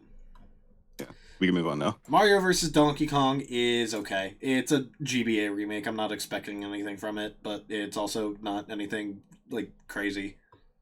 That's all I have to say on it. That's literally it. It's a very good, it's a very high quality remake. But it's Mario vs. Donkey Kong on the Game Boy Advance. And that's about all I can say about it. What can you do? Peach Showtime. I didn't play this one. Okay. I still kind of want to talk about it Okay. What do you got? because okay, what is this game's demographic? Is it young children? Because there's no way that this game is meant for all audiences. It's literally walk around a small ass level and hit the X button on things that sparkle. I don't understand where the fun is supposed to come from. Like like you can say, "Oh yeah, thank you just played the demo." That's the entire game. It's the fucking demo. There's nothing. There's nothing here. Like I don't. Alright. Thousand Year Door. Thousand Year Door. I played it for an hour, and the quality so far is pretty great. Yep. That's about it. That's all I have on it. I'm sure it's like fucking amazing. I just don't have money. See, that's what I'm here for. You can just borrow the game. Oh yeah. Yeah, You have a job. this is true. Yeah, I don't have time to play shit. Luigi's Mansion 2 HD off principle is probably great, but since I haven't played this specifically, it's going in here. Mm-hmm. NES World Championships is... I want to put it in the summit, but it's up here. It is up here solely for the fact that it's only NES games. This is one of the best ideas Nintendo has ever had, and it is only... and it is locked to NES games only. Why? This is like prime content for like Wii or hell, even modern like current Switch games. This is like the prime way to do like demos or something like that for all of these big games that you have on your console or all of your legacy content for that matter. And then start releasing all of your stuff on Virtual Console, please Nintendo. But like back to the game, like, this is so fun. This is genuinely one of the most addicting Switch games I've ever played. Yeah. I have so much hope. I have so much hope that Nintendo builds on this idea because it's genuinely one of the best they've had in a long time. I love this game so much. It's perfect. Everything about it is perfect. The retry button is there. The ranking system is genuinely fun and difficult. The games all the things they picked from the games are a ton of fun. Like, I don't have any ones that I'm like, I don't want to do this one. Like, all of these are very fun to play, replay, go for like the full S rank. It's a ton of fun. It's part of why I love Sonic so much, and they just capture that almost perfectly here. I just wish it wasn't NES only. That's my only problem with this game. Yeah. I just remember like not buying it because like I thought it was gonna be like this whole thing where it's like, oh, we like you get to play the whole game and like practice speed running like different sections of each game so you can put them all together in one like cohesive run. Like that's what I thought it was gonna be, That but would be kind of cool, but I think what we got is better. yeah, the way you're describing it sounds pretty awesome It too. is really fun. All right, 3 left. Have you played Echoes of Wisdom? No, All right. Have you played Brothership? no. This is the best Mario Party game on Switch. We're thinking the same thing. I am being so dead ass. I played this game. Let me take it a step further. That's the best Mario Party ever. Really? I'm moving on from my Mario Party 4 like dick riding era. This is the best one. Really? Yeah. I mean, I see it. This game just kind of takes everything from Super Mario Party and Superstars and just kind of elevates it. It's so fun. There's so much to it. Oh my god, there's so much to this. Like, I know Koopathon, the Koopathon, whatever that's called. That looks like a ton of fun. I haven't played it myself yet, but I watched TC Nick play it. It looks so fun. That mode looks so fun. Rhythm Kitchen is an obsession for me at this point. I played it at Brianna's. We played Rhythm Kitchen together with her fiance and her sister, and it was I am obsessed now. I love it. Yeah. Like, Rhythm Kitchen is so fun, and it's so like it's actually difficult in some points. Yeah, I've played it at some points, and like the main mode is so fun. It's oh god, there's so much about this game I love. Like I genuinely feel like invested in a Mario Party game again. I know, it's been forever. It really has. I haven't played all the side modes yet, Same. but the one that I like, I played 2 with Nick. It was Rhythm Kitchen and the Toad Item Factory one. Is that one good? And like, you would think that it's just like it's your obligatory motion control mini game. They like put thought into it, and it's really? like, yeah, it's like it is like you would think that it like drags on because it's so long and there's so many like levels, but like it doesn't feel repetitive, and that's surprising to me. Oh my god, we have to play this game. Like, we got to get everyone over. We got to play this. We got to play this game. We got to play it through. Hell yeah! I'd be so down for that. I just want to play more of this game. Like, I can't recall the last time that I've like been okay with sitting through 3 consecutive games of Mario Party, and here we are. Like, I'm just like not going to bed. It's 5 a.m. We've played like 4 times. Like me, Charlie, Nico. Really? Like, it's so fun. That's wild. That's really funny. Mm-hmm. Awesome. Well, let me drag Kevin back in here. Huh? Give me 2 seconds. Do you have any final thoughts on this list? I can't see it. Hold on. Are you playing Overwatch? Yeah. Not bad, bro. I'll pull you back in. Wait, no. Hold on, I'm looking now. You have any final thoughts on this list? Jamboree's up here. NES World Championships is up here. Neither of us will play. I really want to play Jamboree. Well, good thing that we're here, and we can all just get together and play the game. Yeah. Yeah. That's it. Yeah. Yeah, it's fine. Yeah, cool. I mean, all the other games that you've added since, I really don't have any like lasting opinions on. Yeah, I'm just talking the whole list. I mean, if you're not ordering within tiers of like quality, then it's fine. I would say move Bayonetta 1 up a tier, but that would make the format look ugly, so don't do that.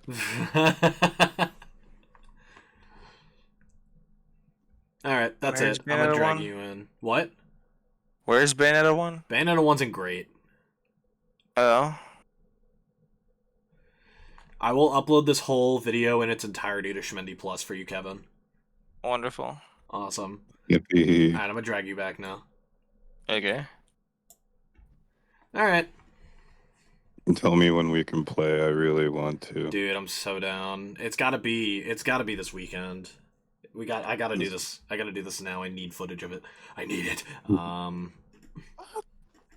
Yeah. I feel good about this list. I'm gonna post this. Okay. This is a good ass list. Download image. No thanks. Hold. Save or download. Can we load it? Will it load? Download image. Yeah. Hit the button. Time to play more Balatro. Balatro, bro. Me when that game wins Game of the Year. If I 100% this game, there's nothing anyone can say when I say that it doesn't deserve to win. That's wild. Like I've beat this game in its entirety, and you haven't. Shut up. Insane hating. All right, thanks for being on here for 4 hours. Yeah. Thank you for having me. Yeah, and.